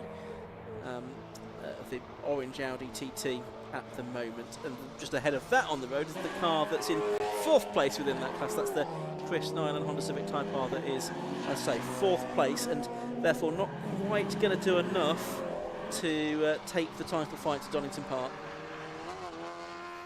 Minute and 10 seconds left on the clock. 2nd place Audi, 17 seconds adrift now. So that is Dylan Brichter. Monitoring the gap back to Darren Ball to a certain extent, but it's the thick end of 10 seconds, so he doesn't need to be hugely concerned about that. Car immediately behind is the now Christopher Nyland driven Honda Civic Type R, which spent all of that time in the pit lane. They were addressing something related to the front left corner. A further penalty. It's an extra 10 seconds now to be added to the Fenwick and Shepherd BMW car number 10. So it's already carrying a 5-second penalty, probably for track limits, and a further track limit infringement. They're incremental steps, so the next one is a 10-second penalty, so 15 in total. Yeah, so that's not going to help their cause. It will probably cost them a position, at least one position in this race. Nice little scrap going on here. This is James Pickford in the orange Audi TT taking flight to the R8 LMS car just ahead of it. That's Alan James driving that at the moment. But now onto the last lap has gone Scott Parkin. 19 seconds to the good in this race now, and it's looking like this is going to be his 3rd win of the season. Already had wins at Brands Hatch on the Grand Prix circuit and Snetterton as well. And in fact, he will have had all of his wins at MSV circuit, so he's clearly a great fan of the Jonathan Palmer owned facilities. Didn't do so well at Croft or Silverstone. But anyway, heading down towards the right-hander at Hislops for the 52nd and final time in this race. Through Knickerbrook, it's about a 1/3 of a lap to go now. Climbing up the hill, Clay Hill, under the pedestrian bridge. Then past that water tower, left-hand kink here, then into the right-hander at Druids double apex right-hander. Out of it he will come onto the what is essentially a straight. He's got his hand out of the cockpit. He's either got a very hot hand or is celebrating already. And saying thank you to all the marshals. He is. Well, normally would do that on the slowing down lap, but he's so far ahead he can do it on the last lap of the race. He's going to take the checkered flag now, and he wins for the 3rd time this season, the Scott Parkin in the Tegiwa Club Enduro Championship. He also wraps up the Class A Championship for Club Enduro for 2024. Next couple of cars over the line, it's going to be Schultz and then I think Blenko.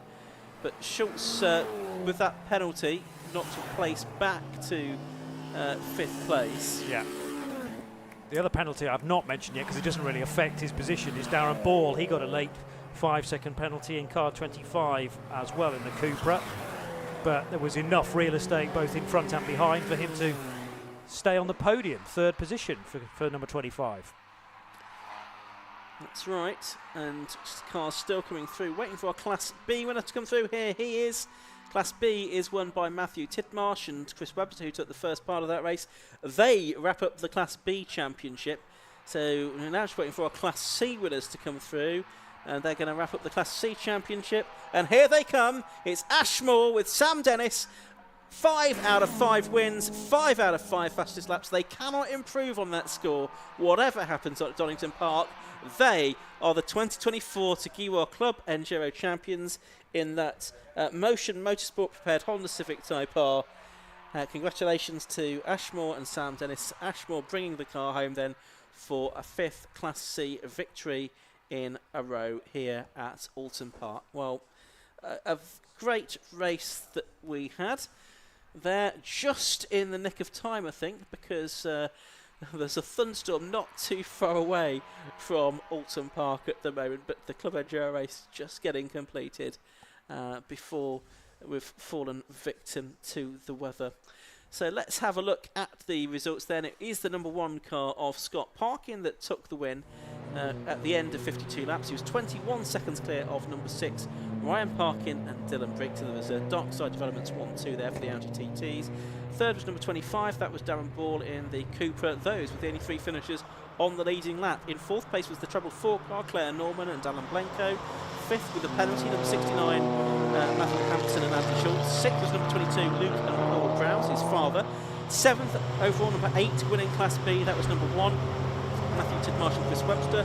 8th to number 10, Rob Fennick and Andrew Shepherd in the BMW. 9th to number 78, Alan Stockford and James in the Audi. Completing the top 10 was the number 55 car, which was Simerson and Stanton. Second in Class B, Wayne Lawson and James Pickford in number 19, 11th overall, and third in Class B, number 76, Michael Downey.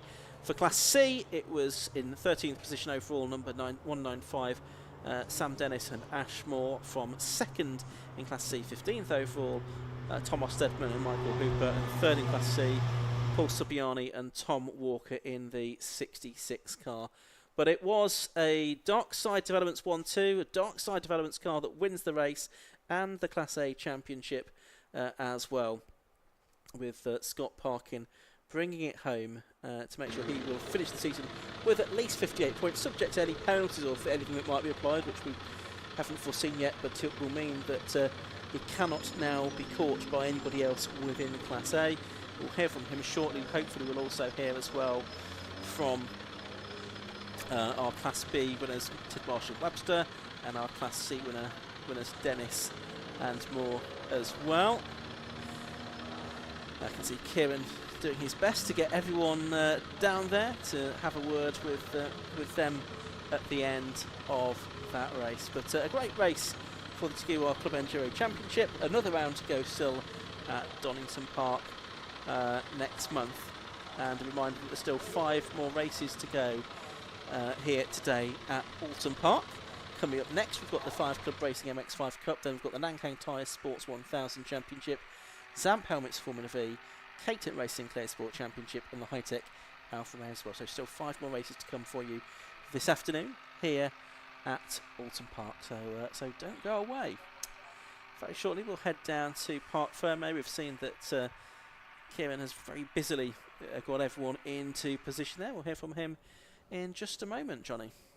Yeah, quite a lot of track maintenance required, though, after such a long race. The marshals are quickly out onto the racing surface to make sure it's suitable for those 5 races that you were talking about, Ian. And that, I think, promised a bit more than eventually it delivered, just purely because the gaps increased in the second stage. The safety car certainly did spice things up towards the end, and Scott Parkin must have been thinking, what on earth do I have to do here to ensure that I can take a class victory? And also the other cars in good positions in Class B and Class C will have been thinking the same as well. That will have disrupted some of the closer fights if indeed Scott Parker was wedged in between them, because all of a sudden you've got certain cars within categories that can be waved into a huge lead. But that is just the nature of nullifying the field to make sure that it is safe for recovery of cars to take place. Order retained, of course, and then we had a short, sharp restart. But I think the most grateful that everyone will be is the fact that we've managed to escape the rain shower, which could be heading our way, but it's not interfered with the Tegiwa Enduro Cup. And we can head now to Kieran Mogg for some reaction from that race. Well, it certainly always delivers, and these three have been dominant throughout of the year. We're going to speak to Scott Parkin. Scott, race win, championship win in your class. How was it out there? Yeah, pretty good. I was just saying the BMW Kevin Clark looked like he was going to give us a bit of trouble. He pitted quite early. They put some fuel in, came out in front of me, so I thought, right, I'll get a measure of his pace. And I seemed to catch him really quick, and I said to the guys on the radio, something's not quite right there with him, and I passed him pretty easily, and then he came into the pit, so clearly he had an issue. Yeah, and then it was just a case of sort of keeping it on the track. I had a spin, I hope you got that on camera. I had a spin into the chicane. We put new tyres on the car in the pit stop, and that changed the balance quite a bit, so I had a lot more front end. So I went into there, back end just came round, I just thought I'd just let it spun round, luckily nobody around me, so yeah, I think that cost me about 10 seconds, but yeah, with the looks of it, it didn't seem to make much difference. But yeah, thank you so much to the team. You know, they were up while nearly 1 a.m. yesterday sorting some issues out on the car that they found, and we've had a 1-2, which is fantastic for the team, so that's the payback for their hard work. No, absolutely. Well, congratulations on the win and the championship as well. Yeah, thank you very much. Cheers. Yes, thank you very much. Now, I know Ian's going to be quite laughing at this. Look what's here, it's the Ginetta, it's fantastic. I'm going to speak fantastic race with the win, as we spoke about beforehand. Yes. It made it. Yes, indeed, yeah, no problems whatsoever. A few little bits have come undone, but that's endurance racing, so yeah, pleased to be on the front stop again. Chris did all the hard work, you know, it made it quite easy for me. I think about a 20-second lead when I came out of the pits. I don't know what happened to the other Honda, but he dropped back a long way. So, yeah, I just cruised home, really, turned the cool shirt on to full and cruised home. Now, I spoke to Chris, obviously, during the pits, well, after you'd pitted, and he was saying the traffic management wasn't actually that bad. Did you find the same sort of thing? Yeah, it's not too bad. You know, it's only been 23 cars. It's not as busy as it can be. And, yeah, I just focused on keeping out of trouble, putting in consistent sort of mid-155s, because I knew that was plenty to get home, short shifting, preserve the car, and here we are. Top step, second race in a row, so yeah. Absolutely, and I believe also the class championship. Possibly, yeah, I don't know. I haven't done the math. Well, Ian Soman's just told me that you have, so if I'm wrong, then he's wrong. Yeah, but yeah. If he's right, then... I was thinking on the way in, well, if Puttigill and Nyland have had a bad result and the Audi didn't finish, then that puts us a long way ahead. And I think we got fastest lap today as well, and lap record again. So yeah, potentially, yeah, we'll have to look at that. Yeah, well, fingers crossed, and congratulations. Yeah, thank you, thank you. Yes, thank you very much. Now I'll come speak to the number 195 class winner. Yeah. Class champion and overall champion. Yeah, it's really been a dream year. It's been good. Really happy to get over the line now. So yeah, all the nerves are off. We can go into Donington and actually enjoy racing again, which would be nice. Absolutely. Obviously, you've had to really fight for it this year as well. How has the competition been throughout the year? Yeah, the competition's been amazing. There was an MX5 that kept us honest through the whole thing. Obviously, Scott and Ryan, all the people in Class A as well. So yeah, it's been super tight, but yeah, get it over the line. It's been perfect. Going to Donington, you're just going to go just for the glory? Yeah, we'll still be there to race. So yeah, it'll be good. Just have a little bit of a chilled one. Absolutely. Well, congratulations on the win, class championship and overall championship. Cool. Thank you ever so much. Cheers. Thank you very much. Right, so just before we go into the next race, we're going to hear just from our Cup Air. I'm going to go do that again. We're going to hear from a couple of our sponsors. We'll see you in just a second.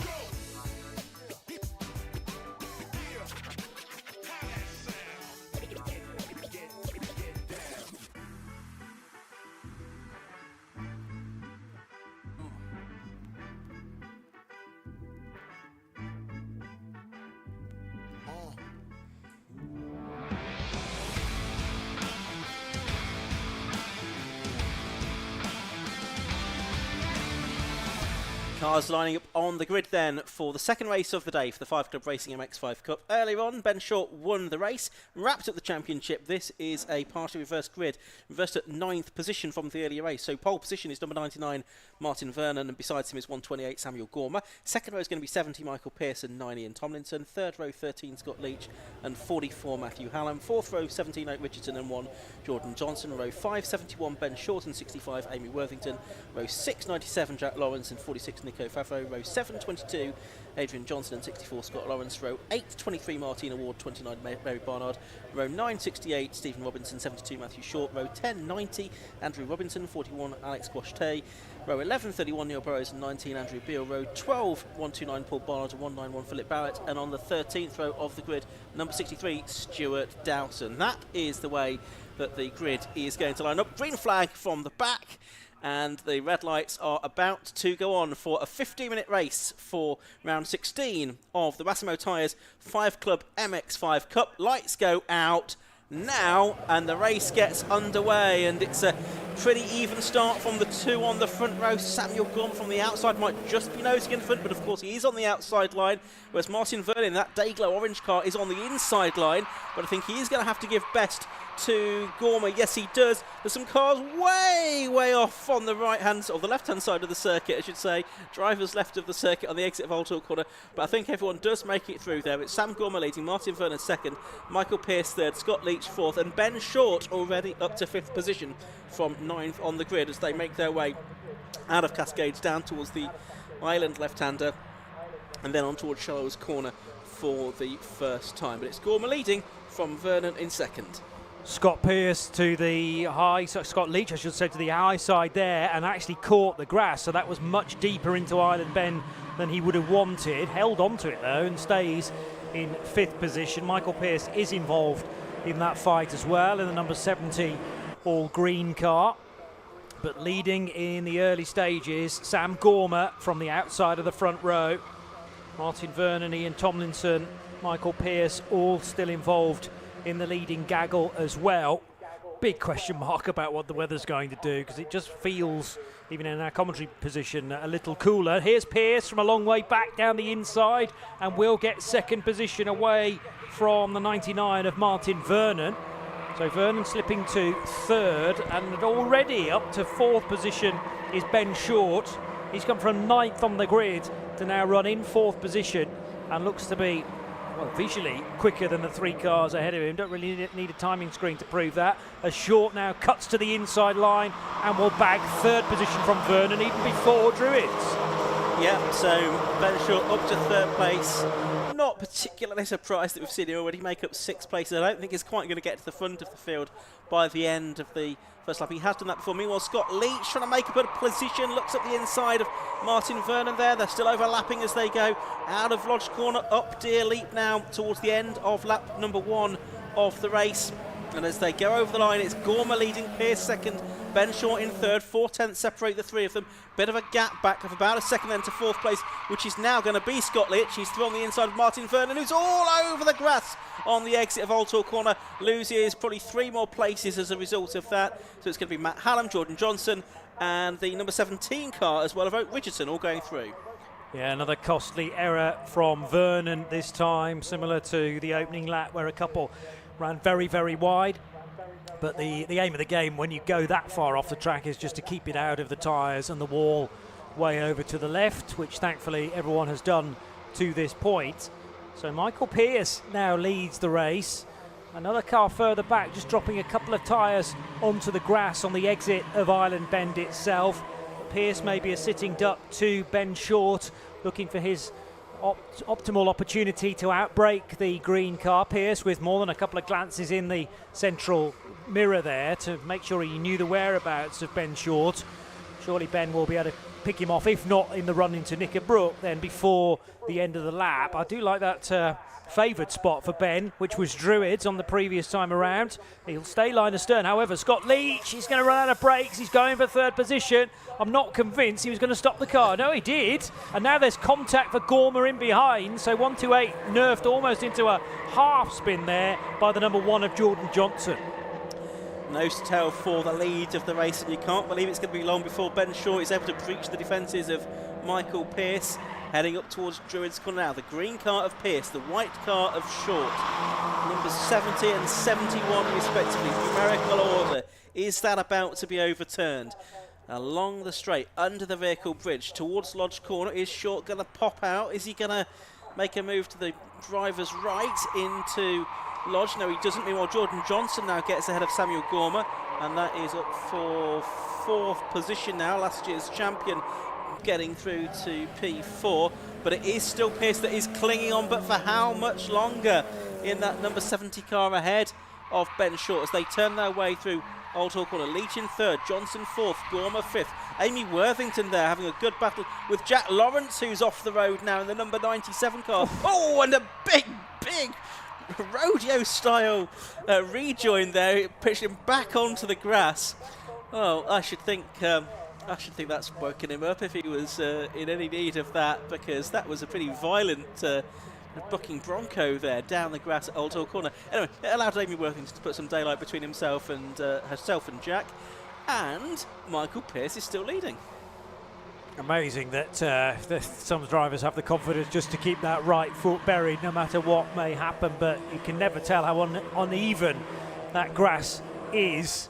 Could have been a lot worse, that car, had it decided to just tip over a bit more, but still on all 4 wheels and pushing on. Sam Gormer, meanwhile, in full defensive mode with Matt Hallam in behind in the darker red 44.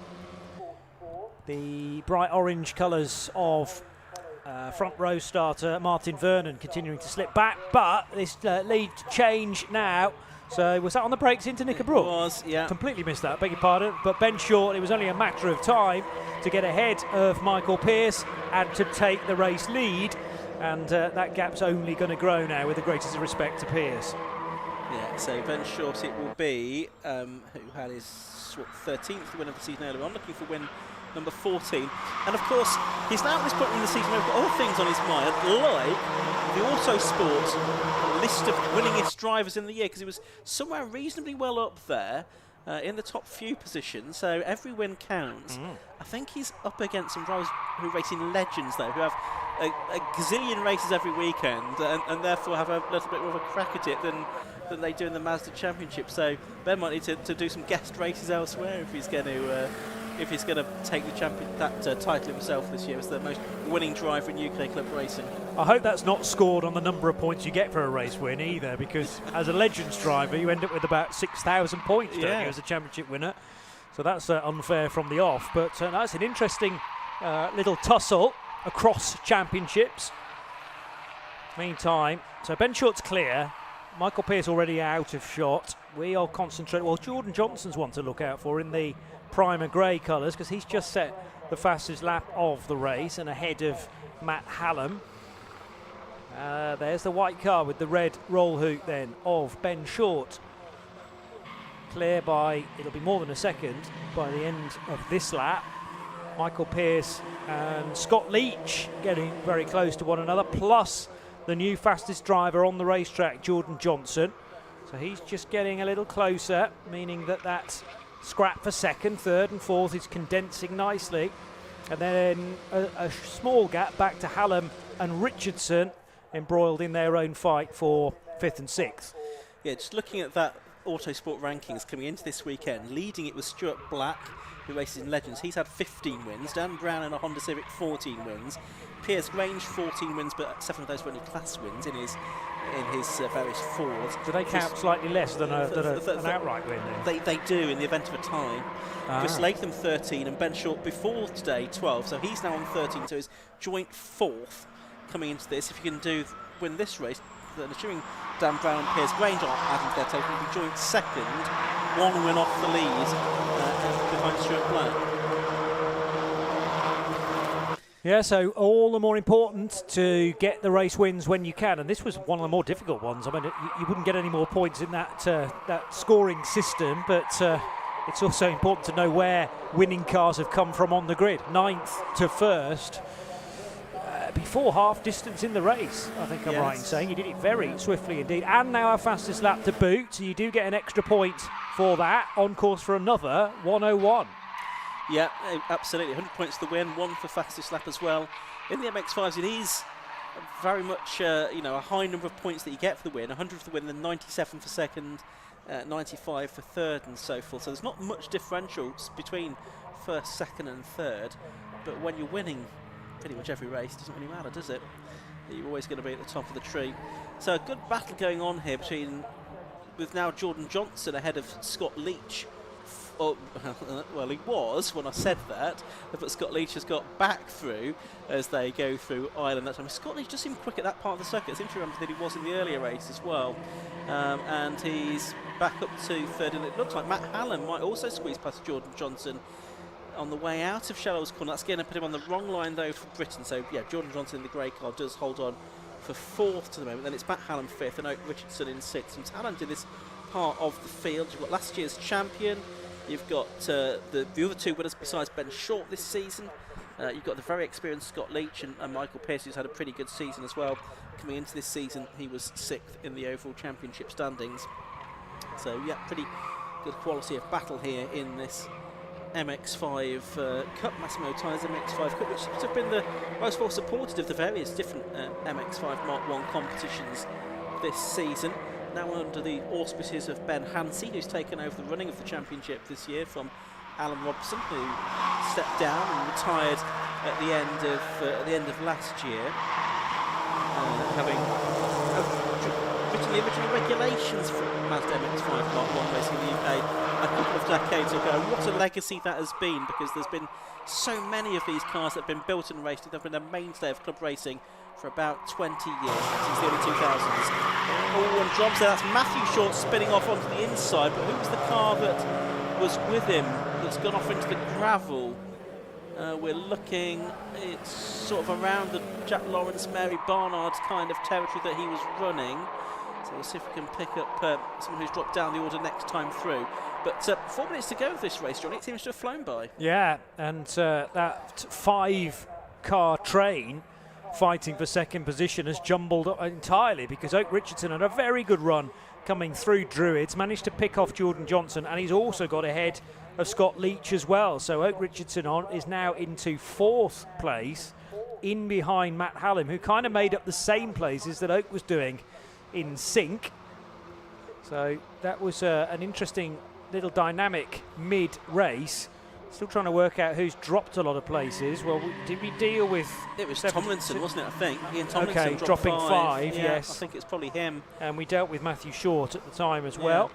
We don't think we've mentioned two drivers. We've got 10-second penalties. Sam Gormer and Martin Vernon. Now, they were the two front-row starters, weren't they? So I think that might be a 10-second penalty for out of position or jump start, possibly. That they've picked that up. They may have both gone together and at the incorrect time. Pearce, Hallam, Richardson now jinking to the left in the blue with the yellow star, number 17. Then it is Scott Leach and Jordan Johnson. Johnson was sitting right in the middle of this pack probably a lap ago, and he's now right at the tail of it. But anything untoward happening in front, he may be able to react. Which side of the road should you choose, though? Approaching Druids, which goes right twice. But it's ideal, really, to take the left-hand apex as well. Just before that, Leach is the person that's going against the grain, and he might struggle to hang on to the place to Jordan Johnson here. He can swing out wide and prevent that overtake from happening, but the net result is they're both losing ground on those 3 cars ahead, and meanwhile an off-track excursion for the 41 car of Alexandre Quachetet. So we have got 2 minutes to go, probably 2 laps to go in this race, because Ben Short's just gone on to lap 7 of a now slightly more gloomy afternoon here at Oulton Park. I can tell you that Scott Leach has just made a banzai move down the inside of Matt Hallam, and there's a touch between them, and Hallam is sideways and he gets into the side of Leach. They're both off the road, allow Jordan Johnson to get through, and they're both very fortunate that that didn't turn into a bigger incident than it was.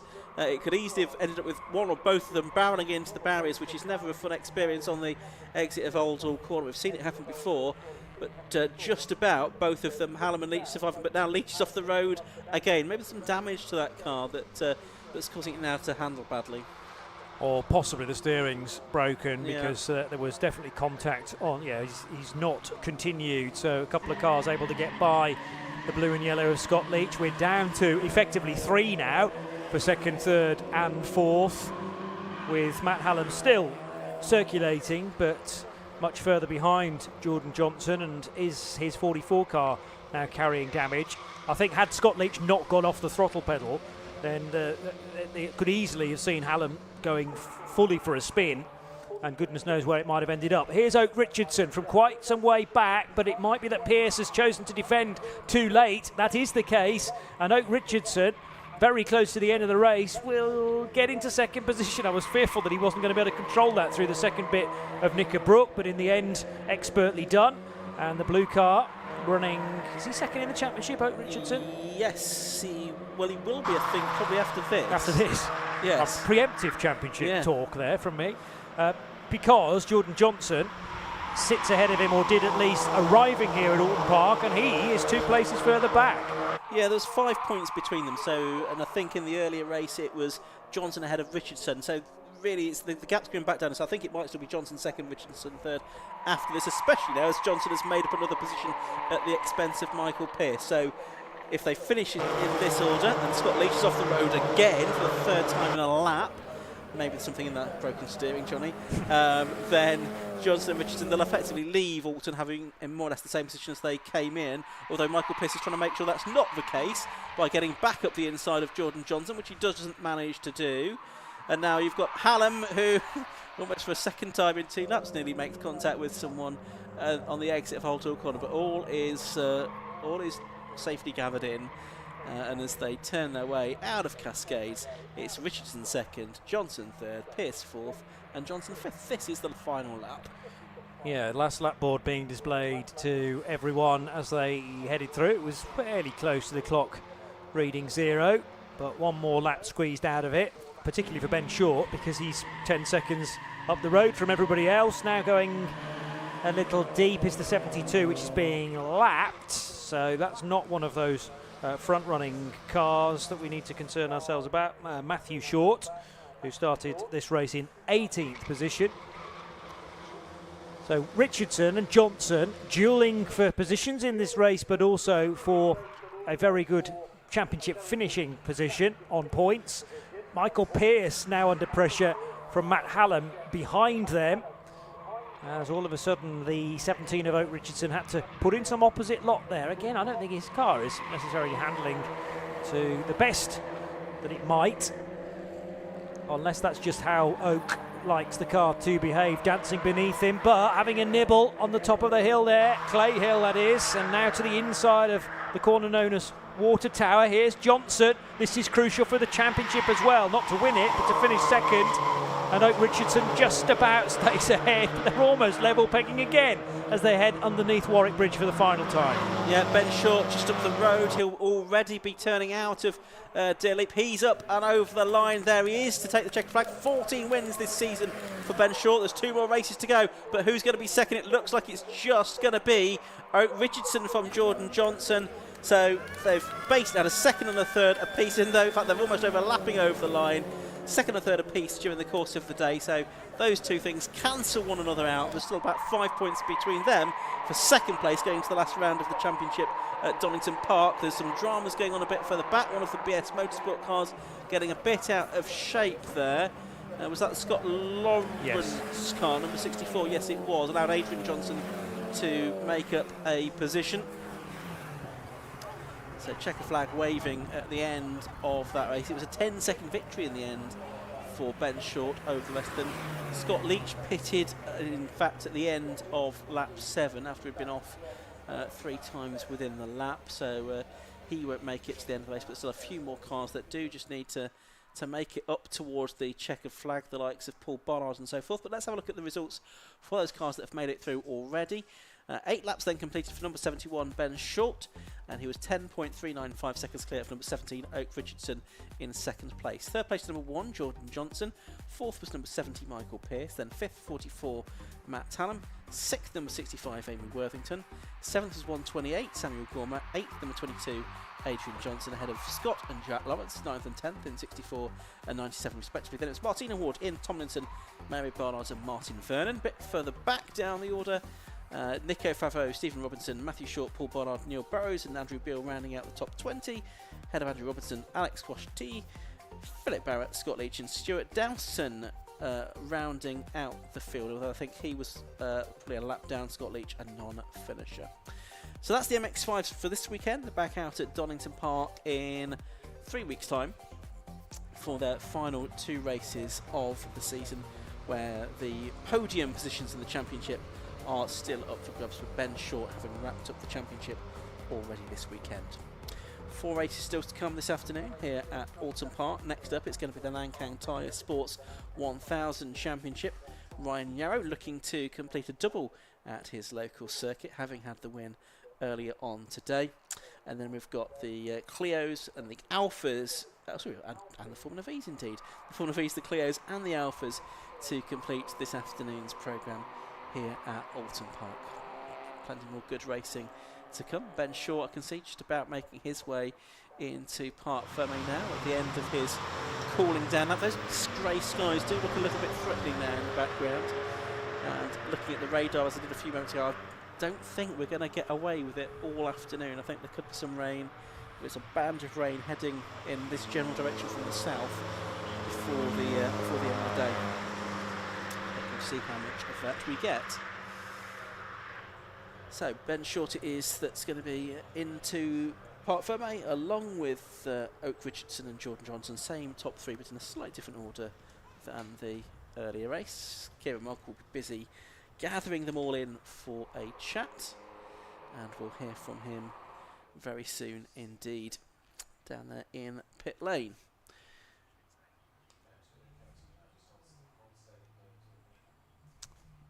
Just last few cars coming in at the end of that race, and there we can see the top 3. They've all lined themselves up in Parc Fermé, headed by the number 71 car of Ben Short, with Oak Richardson number 17 second and number 1 Jordan Johnson in 3rd place.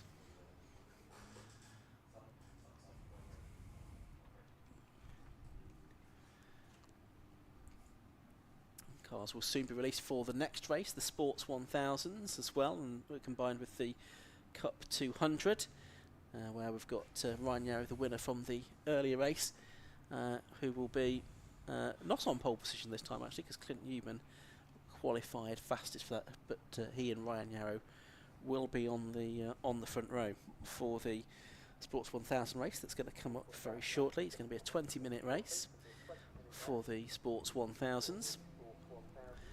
Just about now to go out onto their green flag lap before they come round onto the grid. But before they do that, we'll hopefully hear from Kieran Mogg. He's ready to go down there in the pit lane.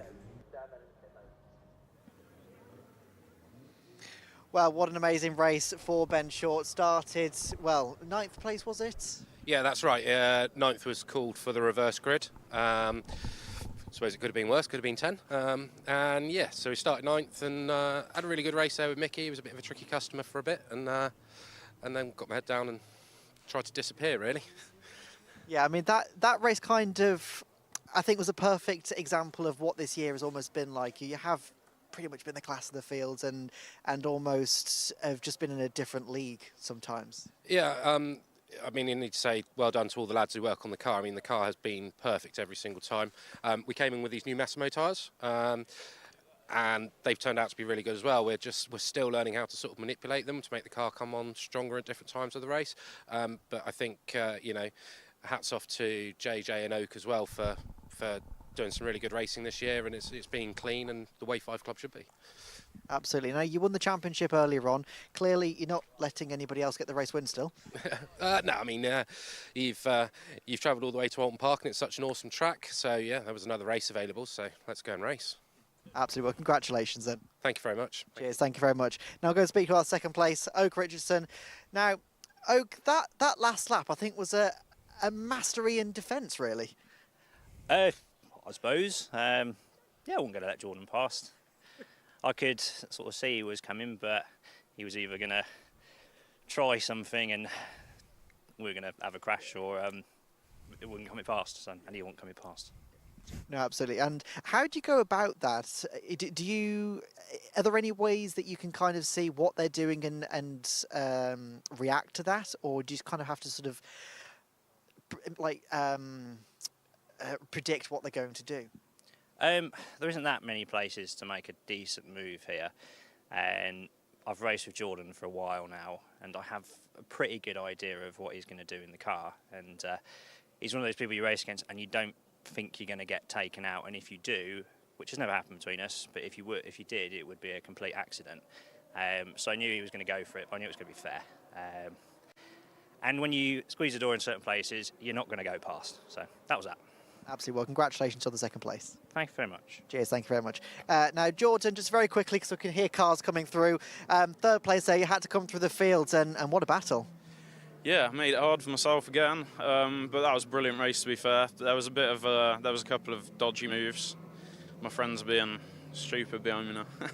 There was a couple of dodgy moves, but yeah, I'm happy with the result in the end, to be fair. Minimal damage, so. Absolutely. Well, second and third place today, it's a good way to round out the weekend. Yeah, not bad. As long as I'm close to Oak, I think I'll hold on to second for this season. I think Mr. Short's gone now. I think he's actually won it, if we do the maths. But yeah, awesome racing with these guys as always, and a great weekend. And I think we've just dodged the weather as well, so that's nice. I think so, yes. Congratulations anyway. Thank you very much. Cheers, thank you very much. Now, as you can probably hear in the background, the Sports 1000 cars are currently out on the grid. So, Ian and Johnny, back to you.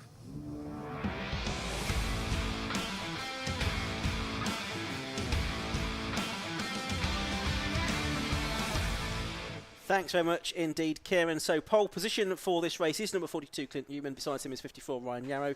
Second row, 43, Paul Rogers and 2, Dan Clues. Third row, 28, Charlie Slatton and 20, Mark Goodwin. Row 4, 72, Johnny McGill of 44, Carl Austin. Row 5, 63, Colin Chapman, 33, Daniel Ashby. Row 6, 69, Ian Hutchinson.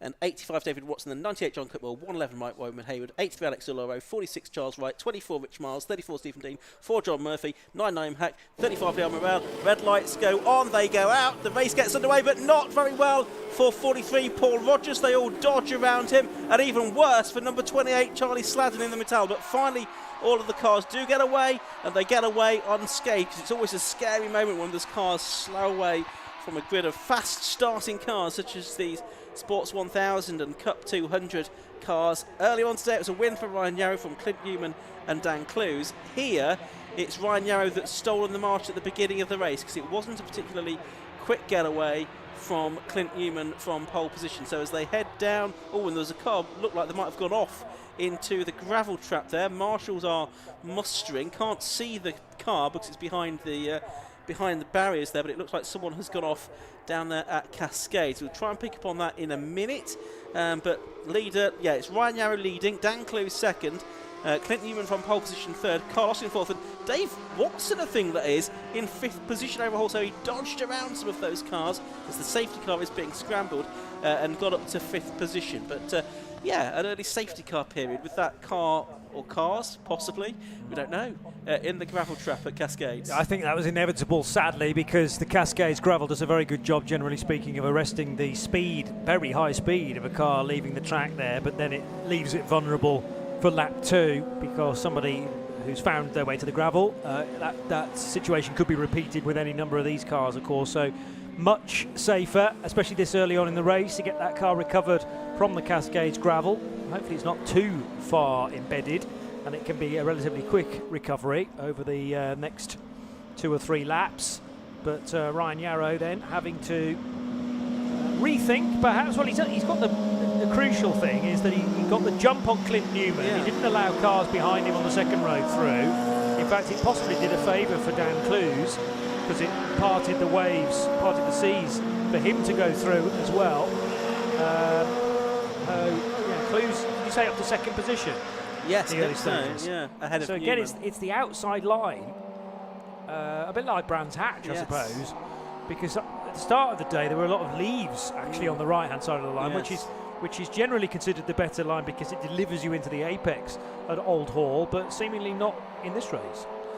Right, we've got this hiatus, the second safety car of the day that we've had in the Sports 1000. We had one earlier on as well.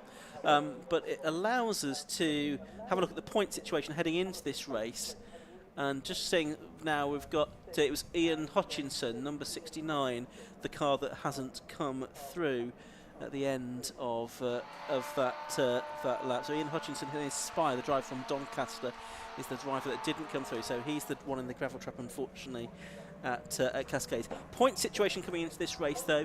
I'll give the situation after dropped scores. 246 for Ryan Yarrow, 222 for Clint Newman, 214 for Dan Clues, and 194 for Paul Rogers, and 185 for Carl Austin.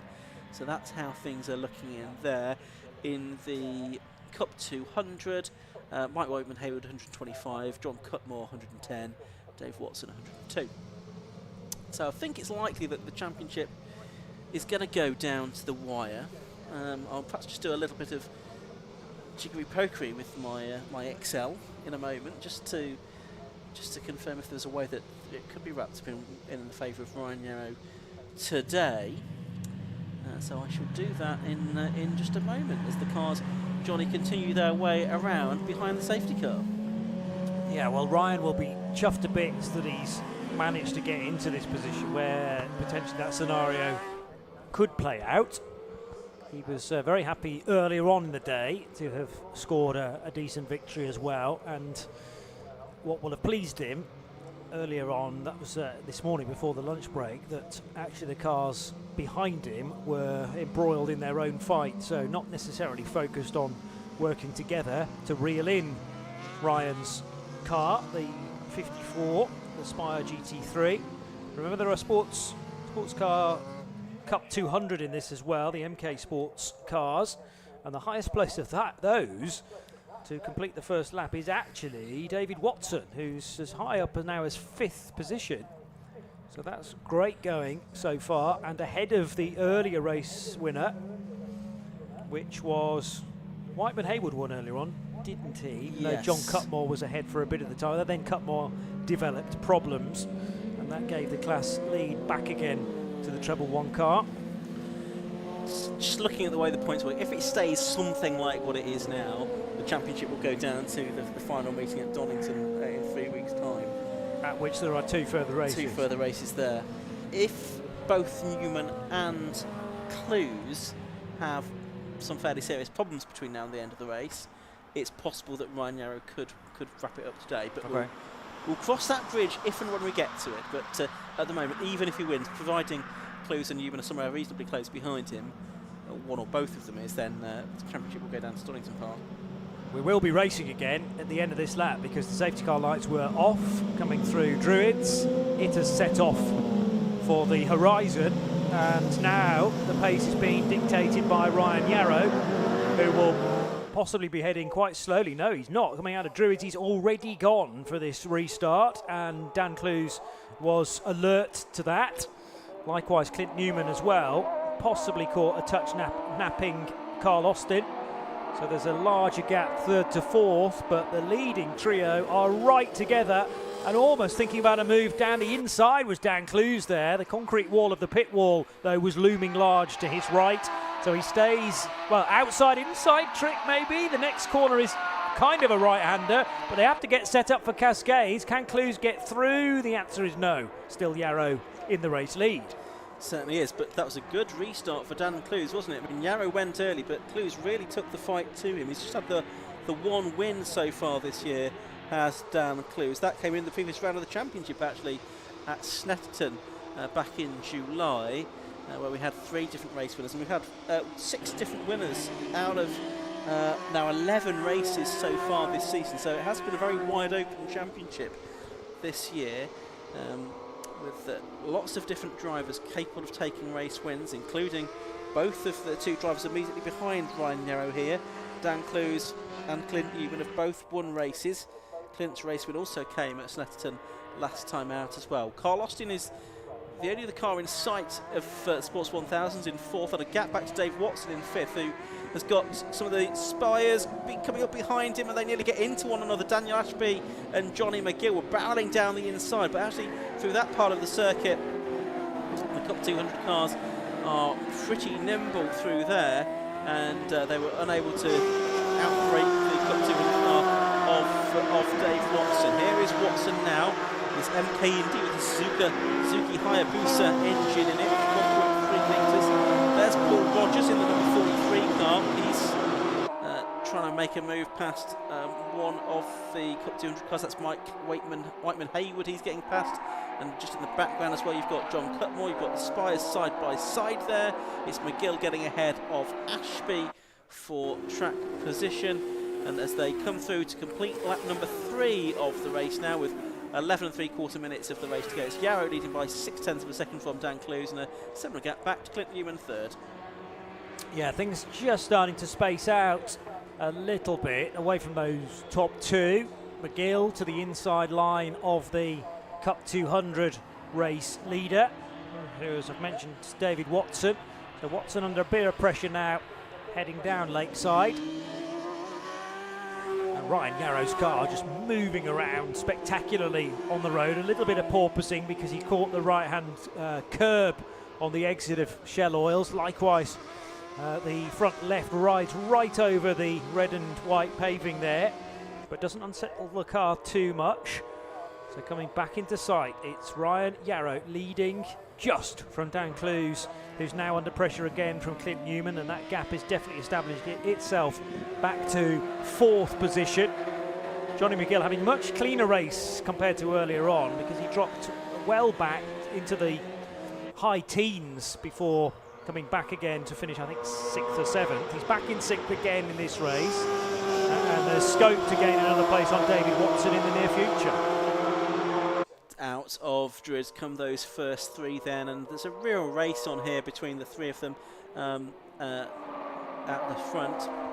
42 Clint Newman bring up the rear. The man from Bath, he's a postman in only his 2nd season of racing at all, and in Sports 1000 in particular. Yarrow with a bit more experience, about 7 years of experience behind him already, 3 championship titles under his belt. A bit further back, Charlie Sladden, after his effectively not failing to get off the line, he's making up places. He's got past John Cutmore now, so I think that's going to be for 11th position. No, in fact, it's for 10th place, because Mike Whiteman Hayward has dropped behind Cutmore on that lap and to 3rd within the Cup 200 division. Dan Clues has done the best lap of the race, a 1:45.501. In the early race, the best lap was a 1:44.025 for Clint Newman, and that equates to more than 93 miles an hour, which is really quite something around the twists and turns and undulations of this Oulton Park circuit.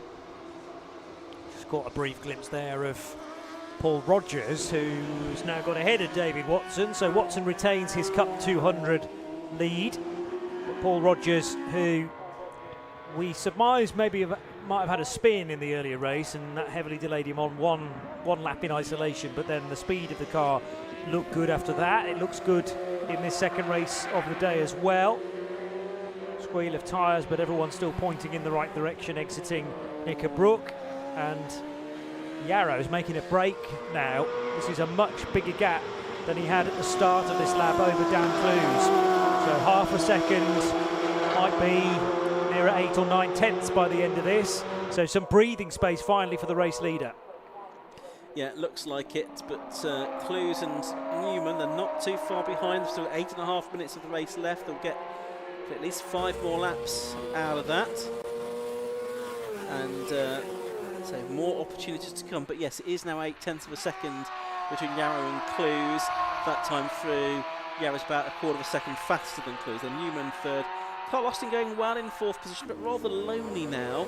He's sort of 8 seconds behind Newman, and he's 6 seconds or so ahead of Johnny McGill, who's got Rogers and Chapman for pretty close company. There they are now, McGill, Rogers and Chapman right together. Rogers getting ahead of Chapman on that last lap, and they're going to have Charlie Sladden gaining on them, I think, before much longer, because he's just in a personal best lap of the race as he continues to slice back through the field in that Mattel, the ex-Danny Andrew car, which is sort of adapted to much better than he did with the Sabre that he was racing last year, a more mainstream car, if you like. One of just a couple of the Mattels on the grid, the other being the Works Mattel Cars Run entry for Dan Clues, which is in 2nd position at the moment. But here's that battle for 5th place then. Johnny McGill, number 72. Paul Rogers, number 43. You'd probably expect Rogers, who's been a champion in the past when he drove the Contour about more than a decade ago, probably expect him to be a little bit quicker than Johnny McGill, and is he about to make the move down into his laps? It looked like he is. Yeah, just made his intentions felt quite early on there, made sure that McGill had seen him coming in the mirrors, and McGill wasn't going to make that any tougher than was necessary. Clearly in this phase, Paul Rogers' car just that bit quicker, so you're going to spend the rest of the race driving in your mirrors. Much better to allow him by and perhaps see if you can tag on to the coattails of Paul's car. I'm intrigued by this fight between David Watson and John Cutmore, because last time around Cutmore was a full second faster than the Cup 200 leader. That is a dice for the category lead, and is very much up for grabs between Watson and Cutmore. Will they have changed positions at the end of this lap? Over the line will go Johnny McGill. Wait a few more seconds to see the Cup 200s arrive yeah, they're right together, look, as they head through Deer Leap and over the start-finish line. And Cutmore still in behind, but he went for a move there into Old Hall Corner. Oh, lots of steering from the rear there from Watson's car, but it was neatly mopped up. But does it give Cutmore an opportunity to launch an attack down into Cascade? No, it doesn't. They've got just behind them Daniel Ashby in his Spy, but then Mike Whiteman Haywood in his red Cup 200 car, the MK chassis. And the bodywork on the MK chassis just behind. So the first three not too far away, and there is a change there. John Cutmore Island gets through. There is quite a lot of overtaking that does happen at Island, which is quite a quick left-hander, and drivers do say there's a dearth of opportunities here, but Ireland does seem to be one place where you do get quite a few moves made, but you've got to be fairly brave, I would think, to make the move there. First of all, a tow is useful down Lakeside itself, and then you have to be fully committed, yes. I suppose the danger is if you shuffle to the outside line, you kind of have to either get out of the throttle or on the brakes early for fear of running out of road on the exit. So you're bullying your opponent out of the equation, and that's maybe precisely what John Cutmore did. So it's a tidy little manoeuvre, but he's not going to be able to shake David Watson here. Watson's got a quick car, and Cutmore's very wide coming out of Knickerbrook. Almost dropped a tyre over the curbing. They're almost side by side. They are side by side, heading back up the hill. Yeah, great battle this one. It's Cutmore, and then it is Watson, and they're overlapping almost through Druid, double apex right-hander. So back in behind, then it's Ashby, and then it's Haywood and Mark Goodwin as well, who we've also seen out in the all-comers races today. Looks like he's going to get a move made on, no, he's not actually going to make the move on Whiteman Haywood there, the 111 car. But you've got these 5 cars, they're separated by just over a second, all 5 of them, and it's a great battle between them, and they're pretty evenly matched, although in different ways around the lap, the Cup 200 cars and the regular Sports 1000 cars. Looks like Goodwin might make the move stick there. Does he? Yes, he does, and he gets ahead of Whiteman Haywood, and therefore takes more points away from him in this battle with Cutmore and Watson for the Cup 200 title. Because regardless of what category you're in, you're scoring points according to overall position. Correct. Rather than the individual classes, which we remarked on earlier on being an interesting way of doing the championship. Gives you more impetus to push on regardless of who you're racing, I suppose. Ryan Yarrow is still 2.2 seconds to the good over Clint Newman and Dan Clues. So is that a relative recent change for Newman to be ahead of Clues? It's, I mean, they crossed the line only 0.3 of a second apart. So Newman has, there it is in reality. It's a lot more than 0.3 of a second, I would argue, at the end of the very next lap. So this is potentially Clint Newman with the new fastest lap of the race, making a go to Ryan Yarrow to see how close he can get to the race leader. Yeah, so 1:44 second now, best lap for Clint Newman in second place, and that was the best lap of the, no, it's not the best lap of the day, it was 1:44.0 for Newman in the earlier race. 2 minutes 50 to go in this race. Still this fight for the midfield positions, but also the Cup 200 lead goes on, and it's Cutmore and Watson. Oh, and that's one of the cars that has gone off there. Haywood? Yellow flags. Is it, or is that in the wrong position around the lap? It is a red car though. Caution board coming out as well. Just trying to work out precisely where it is. Yeah, it's on the exit of Old Hall Corner, isn't it? It's on the exit, so it's facing the wrong... No, it's facing the right way, yes, yeah. but we're looking at it from behind, okay. Yeah. Whiteman Haywood crossed the line. Yeah, he did. Anyway, we've got, what have we got? 2 minutes 11 seconds to go now. Trying to pick up where the leads are. There they are, just going through shot. And Clint Newman has narrowed the gap to Ryan Yarrow. We should try and pick up on that as well, because that was 1.3 seconds at the start of the lap, and it's not 1.3 seconds now. That battle among the Cup 200 cars is just heading down to Shallows Corner. But here are the two leaders now. There's that battle we're talking about. It's not Whiteman Haywood, he's still there. So it is, I think, was it John Murphy then? I think it has possibly, to be, yeah. Everybody else has crossed the line. Here's the battle for the lead though, Johnny, with a lap to go at the end of this one. Yeah, so pressure's on now, with Yarrow having to look out for a different car than in recent times. Clint Newman, although carrying a time penalty now as well, so oh dear. That's a black and white, well no, for car 28, but there's definitely a penalty for Newman, which I can only assume is 5 seconds, and well, there's nothing less than 5 seconds, is there? So it's immediately going to take him out of the scenario, and it will probably take him out of second position as well, with Dan Clues 3 seconds behind in the number 2 car. So that's going to change the dynamic entirely. As Paul Rogers comes up the inside of Carl Austin here, so he's done well here to take the time out of Carl Austin, because he was 6 or 7 seconds ahead of that battle earlier on, and very nearly Paul Rogers in the spy got ahead of the man from Devon, the man from Norfolk, Paul Rogers. Just up the road from Stetton, couldn't quite make it work there, but that is the battle on screen now for 4th position. Nothing between them as they disappear along Lakeside and now reappear at Island Bend. No opportunity to get through there though, despite the number of overtakes that have been pulled off in that area. Less than half a minute for Ryan Yarrow. We'll have a bit more than that, of course, because it'll take him longer than that to get to the start and finish line more importantly, from Knickerbrook, and he has managed to drop Clint Newman now. So Clint, a couple of laps ago, the fastest car on track.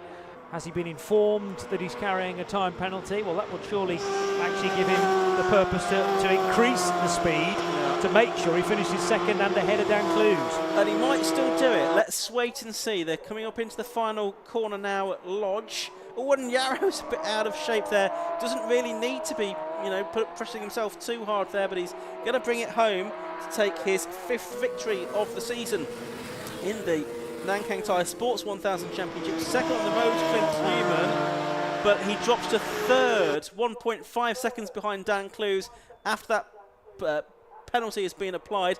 Fight for 4th still going on. Paul Rogers to the outside of Carl Austin going into Lodge Corner. Is he going to get the cut back now and get the move done on the exit? He might do, they're absolutely side by side as they come out of the corner, up to the line. They're side by side over it, and there's 4 thousandths of a second between them, and it's Carl Austin just that holds on from Paul Rogers. So 44 from 43. Charlie Slazen, good comeback from him to take 6th place in car number 28, 7th to number 72, Johnny McGill, and 8th to number 63, Colin Chapman. And we're still waiting for that Cup 200 battle to come through. Well, here it is. Here's John Cutmore at the front of it. He's got Daniel Ashby between himself and Dave Watson now. So it's going to be Cutmore that comes through to take the Cup 200 win. There he is, with 2nd going to Watson and 3rd to Mike Whiteman Haywood. So a very entertaining conclusion to that race for all kinds of reasons. Ryan Yarrow it is that is classified as the winner by 4.5 seconds from Dan Clues. The championship will go to the final round of the championship at Donington Park, the final meeting of the championship at Donington Park. Here are the results then. Number 54, Ryan Yarrow, the winner after 10 laps of racing. He finished ahead of number 2, Dan Clues, by 4.524 seconds. Once the penalty was applied to number 42, Clint Newman, who therefore finished 3rd, 6 seconds behind the winner. 4th to number 44, Carl Austin, by 4 thousandths of a second from 43, Paul Rogers. 6th to number 28, Charlie Sladen. 7th to 72, Johnny McGill. 8th was 63, Colin Chapman. 9th, Mark Goodwin in number 20. Ahead of John Cutmore, number 98, who won Cup 200. Daniel Ashby was 11th, then David Watson, Mike Whiteman, Haywood and Charles Wright completed the first 14 positions. I think we had 18 cars that made it to the checkered flag in the end, because it was then Leon Morel who got a bit further than he did in race 1 on his guest appearance. Then Naeem Hack, Stephen Dean and Alex Aloro were lost. John Murphy and Rich Miles, sadly, during the course of that race. And of course Ian Hutchinson didn't even manage to complete 1 lap before he went off into the gravel trap at Cascades. So if I just do some very quick maths, So that was a win for Yarrow, and he didn't get fastest lap, did he? So 30 points for him. Newman was third, so he's going to pick up 25 points because he's got the fastest lap as well. Beg your pardon, Clues picked up 27. So yes, going into the final round, or final 2 rounds of the championship, it's going to be a 29-point lead for Ryan Yarrow over Clint Newman, but there's still the possibility that mathematically Newman or Clues could overturn Yarrow's advantage in that final meeting at Donington, Johnny. So almost all permutations still possible. Yeah, just about. Should the results fall the way of those 3 drivers. But with the firm advantage, Yarrow, did you say 27 points? Yes, it's his to lose, really. Yeah. But if he has problems, then Newman or Clues, if they have a strong weekend at Donington, they could pick up the pieces. So, yeah, watch out for that one. It's only 3 weeks away. Well, from the perspective of Newman and Clues, you kind of go there and look to have a fun weekend. Yes. And if the first race goes your way, then the nerves can start to creep in. But at least you're not necessarily in Ryan Yarrow's perspective, because he may not be able to sleep at all that weekend for fear of throwing away a very good position. Yeah, and looking for his 4th championship title. He's already had 3 successes in Sports 1000. Well, that experience will pay dividends, though, of course, as well. Absolutely. Newman in only his 2nd season. Clues has been racing a long time in F1000, switched to Sports 1000 more recently. He's got the experience there. He's got the pace there. Has had a win this season. But yeah, Yarrow with those 3 titles already, 5 wins now this season under his belt. He's going to be a very strong favourite, I think, going into that next meeting. We've still got 3 races to go this afternoon, haven't we? Yes, we have. We've got Formula V coming up next. We've got Cleo's, and we've got the High-Tech Alfa Romeo Championship to conclude the weekend's entertainment. We're keeping our fingers crossed that the rain stays away. One thing that isn't going to stay away, though, is Kieran Mogg. He's down there in the pit lane. Thank you very much. Yes, I'm down here with Ryan. And Ryan, 2 for 2 today. It's been a fantastic day, and you're heading into the final round with a fair lead in the championship. Yeah. I mean, it's still mathematically possible to throw it all away. So, yeah, I'm not going to get ahead of myself. But, yeah, I'm obviously pleased with how today's gone. I think I was lacking a bit of pace on Clint, kind of ultimate pace. The car just goes off massively towards the end. I'm sliding all over the place. And that seemed to be when he was coming on, so I was quite a lot of pressure, really. But all in all, yeah, pleased with Are you confident ahead of that final round? Yeah. I don't love Donington, but it's one of them where you get to this point where you think, you know what, I can afford to actually play it safe and sit behind people if I have to. So I've done that before. If I have to do that, then I will. So, yeah, reasonably. Absolutely. Well, congratulations. It's been you couldn't have asked for a better day, really. No. I mean, it was about to get exciting because everyone was saying it was going to rain, and I thought, do I want that or not? It'd be fun, but I'm glad it didn't. So, yeah, a good day. Absolutely. Well, congratulations. Thank you. Cheers. Thank you very much. And we'll speak to our Cup 200 winner. You had to really, really fight for that one. Well, it's been a difficult day. Lost the engine in the first race, dropped a valve, managed to get a finish. Then I went straight out and done the all-comers race. Now I need to go and get in the all-comers race again. So make it quick. I will just let you go then. well, just very quickly then, how have you found the track? How have you found the traffic? How have you found the day in general, other than the issue earlier? Danger? What danger? No, it's all great. Love the track. It's fast. It's flowing. You know, what else can you say, really? Great car. Fantastic. Absolutely. Well, congratulations on the class win then. Yeah, not a bad recovery after this morning. Absolutely. Well, I'll let you go and run back into the other car then. Cheers then. Thank you. Yes, thank you very much. All right. So head back up to Ian and Johnny coming up with the next race.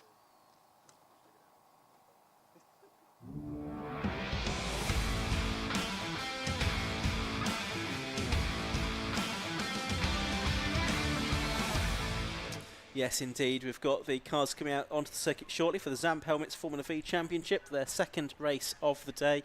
We're busy just looking at the rainfall radar here in the commentary box, because probably in 30 to 45 minutes there's something pretty wet coming our way. So it looks quite vengeful on your radar. It does, doesn't it? Starts with blue colours and then they slowly turn yellow and green. Purple. And the purple ones I'm really not liking.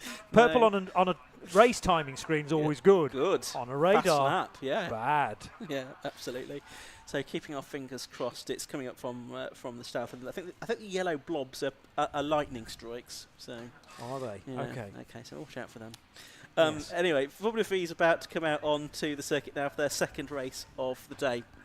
The situation earlier on was that Matt Harbert took the win from Craig Bell, and they are starting first and second on the grid again this time. That sort of 2-point swing in favour of Matt Harbert means that he's now 4 points ahead of Bell in the championship coming into this 12th round.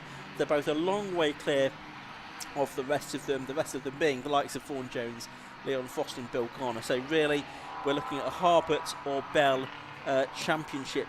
I think mathematically that's not quite true, but I think it's more than likely that it's going to be one of those two that wrap up the championship. It's not today necessarily, but going into the final meeting of the season at Oulton Park on the Grand Prix circuit. So that's the way that the point situation stands. In Class B, by the way, it's still Bill Garner that is ahead by, what's that, nearly 40 points from Simon Foley, and then Phil Waterhouse third in Class B for the Carterman. A slightly older and more standard and basic specification. But for this one, the grid is set by the second fastest times from the qualifying session that was held this morning, not based on race results from earlier on today. So it's second fastest times in qualifying that have set the grid for this one, and Matt Harbert was pole position earlier. He's pole position for this one as well, the man from Markfield in Leicestershire, and then it's Craig Bell in the number 99 car, the man from Brampton, that is going to line up alongside him on the front row of the grid. Leon Frost didn't get away well at either attempt in the earlier race. There was a restart, and he had to fight back in the end to finish in third place. We're seeing on screen there, for those watching the live stream, the number 8 car, that's Ross Price. Looks like he's going to start this race from the pit lane. He was a non-finisher, having gone off in race 1. Next to Leon Frost on the grid, number 93 is going to be the 46 car of Will Malins.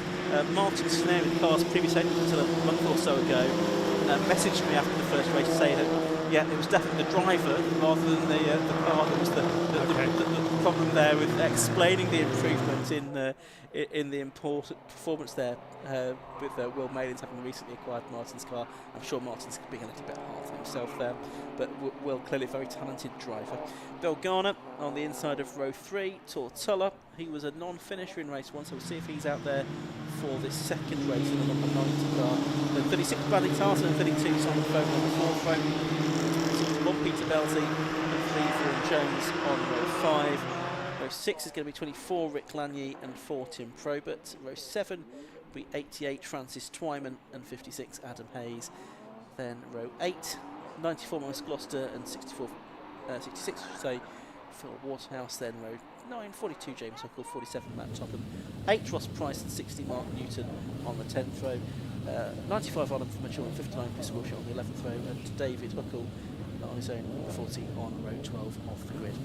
So it looks like Tortulla is there on the outside of the 3rd row of the grid, so the right-hand side rank, or for those of you watching, the left-hand side from the perspective of the drivers. You can see there is a gap further back on about row 5, and that's Peter Belzy that's missing, I think, from there. So no spider of number 61, Peter Belzy, who did finish the first race, I thought. Yes, he did, in 8th place. But red lights go out. The race gets underway. That's another sluggish start from Leon Frost. He really is still learning how to get these cars off the line. He's done lots of karting before, but relatively new to car racing. And it was a good start from Craig Bell. Can he sweep around the outside of Matt Harbert in through Old Hall Corner for the first time?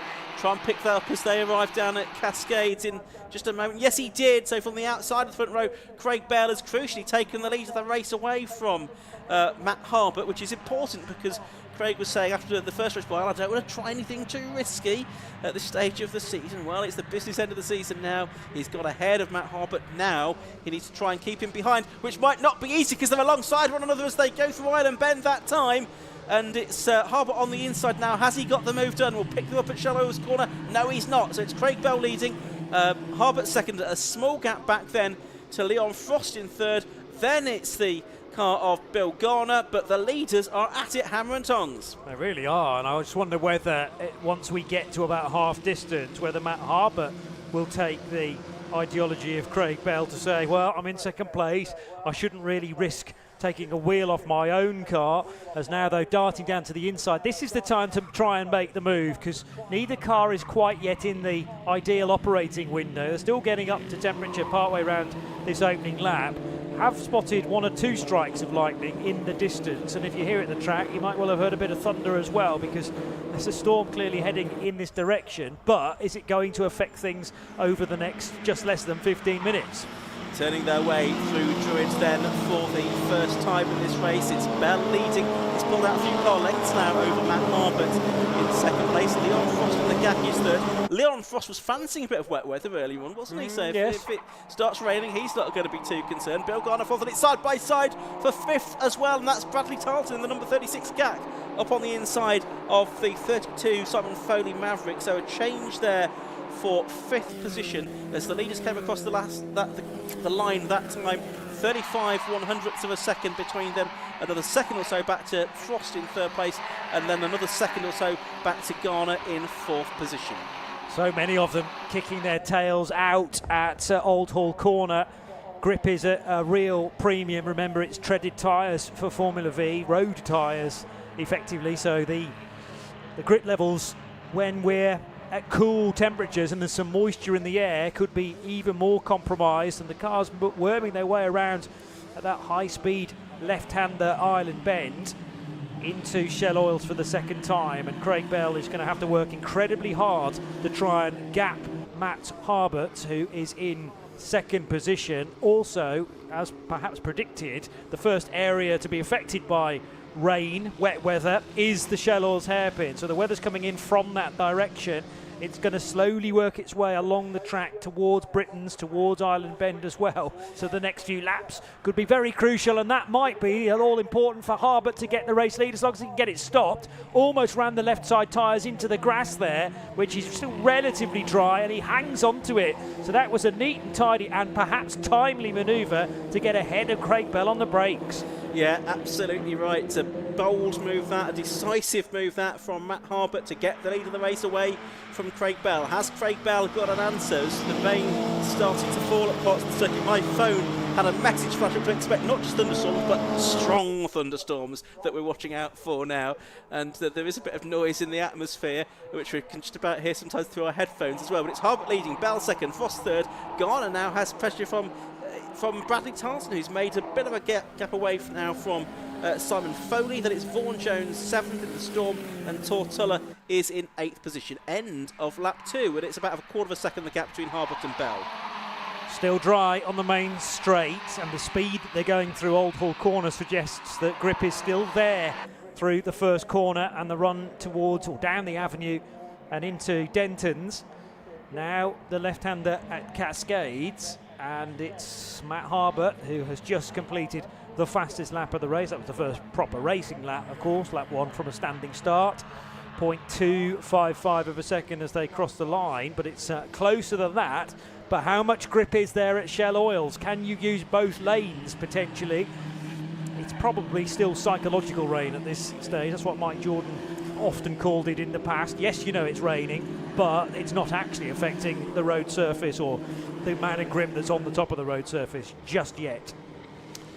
So there's Bradley Tarleton. He's got Bill Garner now behind him. And look at this scrap. You've got Tortulla there in the number 90 car. He's now got ahead of Simon Foley.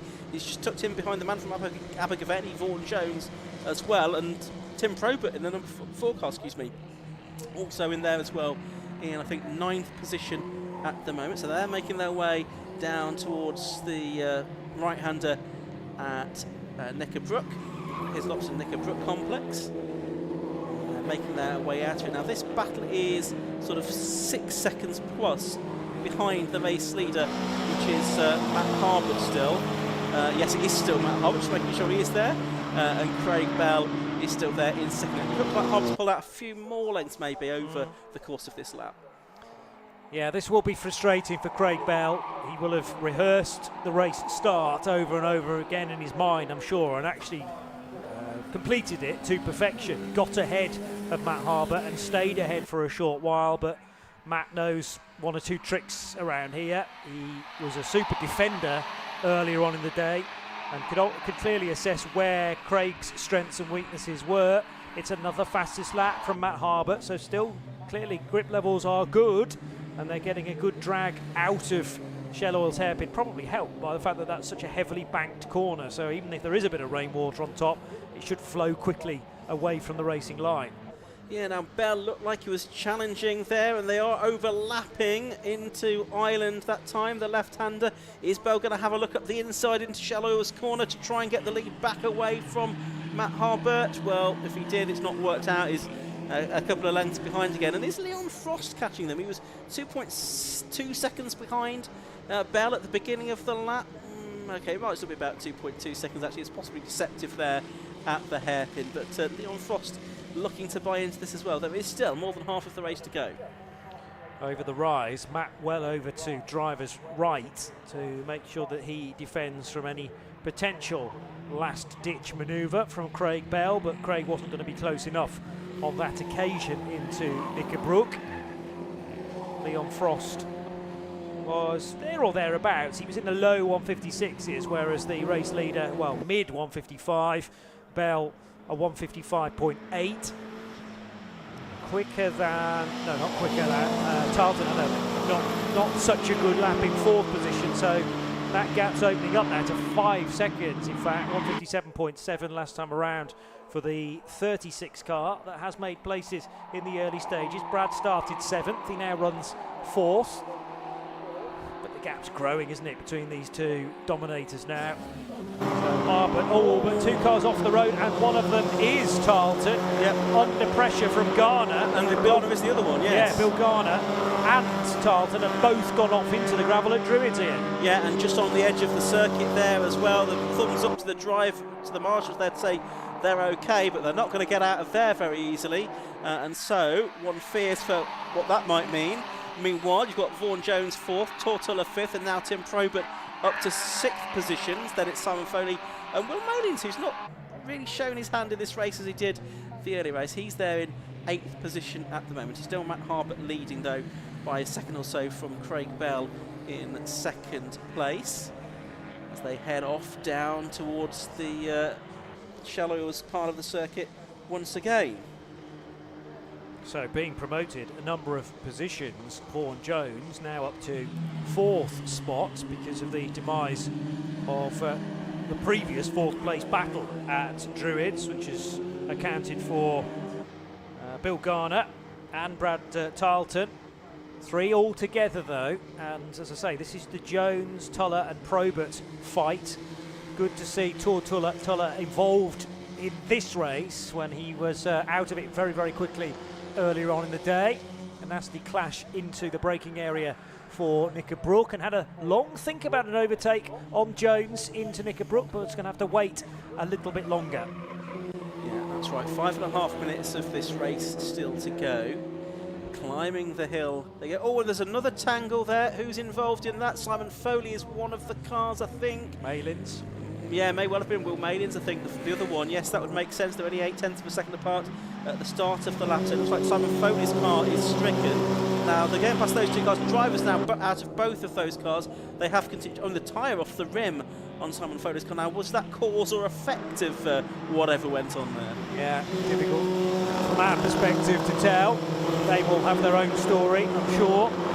Because the drivers at Druids have gone out very, very quickly, actually, well, there'll probably be local yellows there. The greens are flashing at the next post to say that you are allowed to overtake into Lodge Corner at the end of the lap. Now this is pressure from Tim Probert on Tortola's car, and Probert with the inside line. He's got in well before Denton's, in fact, so a neatly timed manoeuvre and a much better exit out of Old Hall. Yeah, it seems to be one of Tim's best performances of the season. He's been a race winner in the past as Tim, the man from Richmond in North Yorkshire, a long-time racer now in Formula V, run by the 750 Motor Club for long time, but he's not been there all of that time, but been there for a couple of decades. Just coming through there, the number 60 car, Mark Newton, his Shane Mark II, and also you can see there 59 Chris Wiltshire in his Storm W7. Storm being the operative word at the moment, I think, with a bit of a lightning flash from the skies above our commentary box there. Our race continues though, and we've still got Tim Probert in 4th ahead of Tortola in 5th with 4 minutes to go. And to answer the question about Will Malins, it certainly was the 46 car involved with Foley down at Knickerbrook. They've both not come through at the end of lap 5. But it is side by side into Lodge Corner now for the 2 yellow cars scrapping away. That was, tell me Ian, I've lost that entirely. I was looking for a 60 car. Mark Newton in 60 in 19th and Chris Wilshire in 20th in number 59. Here's our race leader though, just behind them. He is coming through, and it looks like the checkered flag has been made ready a little bit early. So checkered flag goes out, and it's Matt Harbert that takes the win then at the end of 6 laps of racing. Craig Bell is 2nd, and it's going to be, I think, Leon Frost that takes 3rd. Yes, he does. And then in 4th place it will be, I think, Vaughan Jones is the next car that's scheduled to be through. Yes.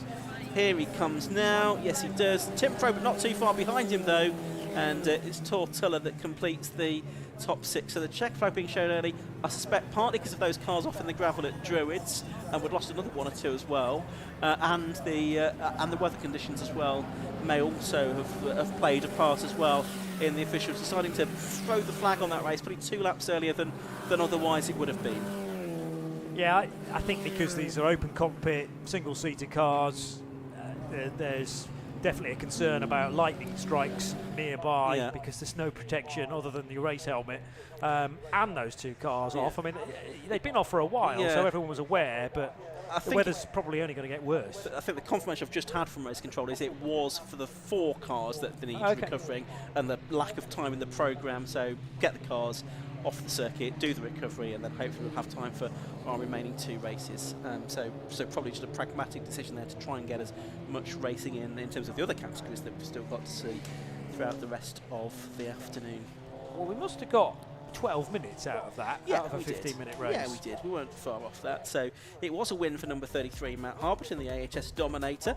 And did he get fastest lap as well? Yes, he did. So another sort of 4-point swing that time from Craig Bell. So he'll be 8 points ahead in the championship. So Matt Harbert, 33, the winner. 99, Craig Bell in 2nd, 1.9 seconds behind. Number 93, Leon Frost was 3rd. Then 4th, 5th and 6th crossed the line more or less together. 3rd, number 3, Vaughan Jones. Number 4, Tim Probert. And number 90, Tortola, who won Class B. 7th was number 88, Francis Twyman in the Storm, ahead of 24, Rick Lanier, who got to the end this time. Adam Hayes, number 56, was 9th. And Phil Waterhouse rounded out the top 10, ahead of Matt Topham, Maurice Gloucester, Ross Price and James Huckle, who was 14th. And then further back, in 15th place, it was Daniel Lanier, ahead of Oliver Mitchell, Mark Newton and Chris Wilshire, the final 2 finishers. So that brings to an end Formula V for this weekend. The championship will go down to the wire. Just input those points into my spreadsheet. 26 there for Harbert, 22 for Bell. So the gap, 8 points between them going down to the final meeting at Donington Park in 3 weeks' time. It's really between those 2 now for the championship. I think Vaughan Jones, I think, is mathematically out of it now. I think Leon Frost will also be mathematically out of it as well. Yes, he is, and Bill Garner went on finisher, so he certainly will be. So yeah, Harbert and Bell, that's the showdown at Donington Park for the Formula V Championship in 3 weeks' time. There are a few cars that need to be recovered here before the next race can get underway, which is going to be the K-Tech Racing Cleo Sport Championship. It looks very dark out there now, doesn't it, Johnny? The lighting panels are sort of shining very brightly. I think we have got tinted windows on this commentary box, so it might look worse than it is, but it doesn't look particularly pretty out there, does it? No, I'm often a fan of racing into the evening, shall we say, but it is only not quite 5:10, so it shouldn't be this dark this early on in the race meeting. So, and there's definitely again some thunder and lightning over towards Shell Oils and Cascades, which is precisely the direction of the weather. We had I was in Barcelona last weekend, Ian. Yeah, there was a 24-hour race going on there, which in fact Kevin Clark was part of as well. But in support, there was a couple of Cleo races. Right. each with, well, the same field entered into both, but I think about 50 odd Cleos going around Barcelona circuit, and they did race into the evening. Oh, did I mean, they? it was practically darkness. Okay. But thankfully they all have headlights. Yes. But one thing to make a Cleo race even madder than it ordinarily is to make it night time. Yeah, it was good fun. It sounds like it. A wonderful anecdote. But we're going to go down to Kieran now to hear from the Formula V drivers. Well, Formula V is always fantastic, and if you're wondering why the race has been ended early, I'm guessing if you look over there, nice bright skies, and if you look over there, not so much. We've just seen a load of lightning flashes as well, but we're going to speak to our race winner. I've just felt a spit, actually. Matt, you've just extended your championship lead as well. It's how was that race out there? It was good. The track was a bit slower that time, colder, and I was waiting for the rain. I kept seeing the lightning cracking, and obviously Craig got ahead that one, and we had quite a good battle, and I sort of picked my moments and dived up the inside really and made it stick, and then just got my head down trying to make a bit of room really, and then there's a few yellows which sort of broke the race up, and then I think they put the flag out early by the looks of it. Who got fastest lap this time? It was you. Oh, brilliant. So you're better in the colder conditions then, which is both well going into the winter. Yes, yeah, for sure. Yeah, we'll hope for snow at Donington, but no, good. A good week. I've not won two in the same weekend before, so that's a good result. So happy with that. That's the first. No, absolutely. Well, congratulations. 2 races, 2 wins. Thank you very much. Thank you very much. Right, speak to Craig. Craig, second place. First place in the championship is just a little bit further away. How are you feeling about the last round? Yeah, I think it'll be 6-7 points. Who got fastest up in that race? Matt did. All right, okay, that's another point back then. Yeah, 6-7 points. Anything can happen in 2 races. Anything at all. Makes society harder. All he has to do is finish ahead of us now. But it's fine. I thought I might have won that one once I got the lead, but his car's performing a bit better than mine. Just don't quite have the power. It's tiny amounts, but it's enough. It's enough to make it harder for me. So. And how are you with Donington? Obviously, that's the last round, I believe. Well, I've won at Donington before, so I'm pretty like Donington. But as I say, it depends where the cars are on performance. Well, both of us perform well at every track we'll go to. It's going to be a case of where we are on cars and what the weather's going to do on the day. It's a lottery now. Just anything can happen. It's close enough to still win it. So either way, one of us will do it. Absolutely. Well, at least the championship's going down to the wire. Yes, yeah, it makes it exciting for the spectators. Makes it harder for us too. Pressure's still on. Absolutely. Well, good luck for the next race, and well done for this weekend. Cheers, thank you. And we'll speak to Leon as well. I don't know what the shouting's about. Leon, we'll just try and ignore that. How was your race out there? It was good. It was tough. I think Bill Garn had a really good start. He shot past everyone. I'm not sure how if it was a good start or if he jumped or not, because it was really good. So that sort of split me up from the top 2. But it was sort of just a lonely race, you know. I spoke to my mechanic Jack beforehand, and we both agreed that if we're in third, there's a gap between the top guys, and gap behind, just look after the car, bring it home, don't overdrive it, because you don't want anything to go wrong, and secure third to try and, I don't know if that's secured us third in the championship now, or given us like a big gap now, but you know, I think it's given us a good advantage going into the last round, so I'm not sure where everyone finished, but I'm just happy that I stayed in front of the guy I'm fighting with and finished on the podium again. Yeah, absolutely. Obviously, 2 third places today. And how do you feel about Donington? Well, the car, we were really good around the tight and twisty tracks. Like we showed that at Cadwell and where else? Brands. You know, the smaller tight twisty tracks. It tends to be the tracks with the longer straights. We do struggle. We haven't got as much of top end as some of the top guys this year, so we do struggle with that. So I'm hoping it rains because that, you know, speed doesn't matter then, it's about the driver. But I'm looking forward to it. I'm just going to try and keep third probably and go from there. Yeah. Absolutely. Well, good luck for the last round then. Thank you. Thank you very much. Now, we will have to end because it is actually raining down here now. So this is going to be quite interesting to see what happens, because that sky does not look like it's about to lift off anytime soon. Back to you guys.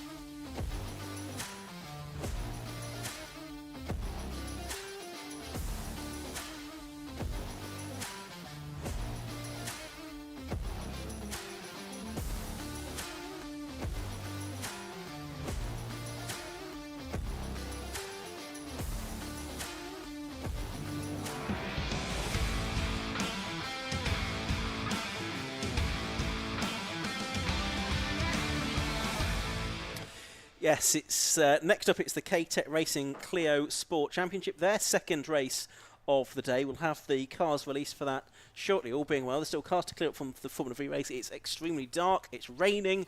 Now there is a weather front coming through, which should probably take what's that? About 3/4 of an hour to do so. So it might be a little bit wet between now and the scheduled end of racing at 6:30 when our circuit curfew is at Oulton Park. You can see the rain coming down quite heavily now with that shot of the pit lane as well. Now, do you remember, Johnny, in that Formula V race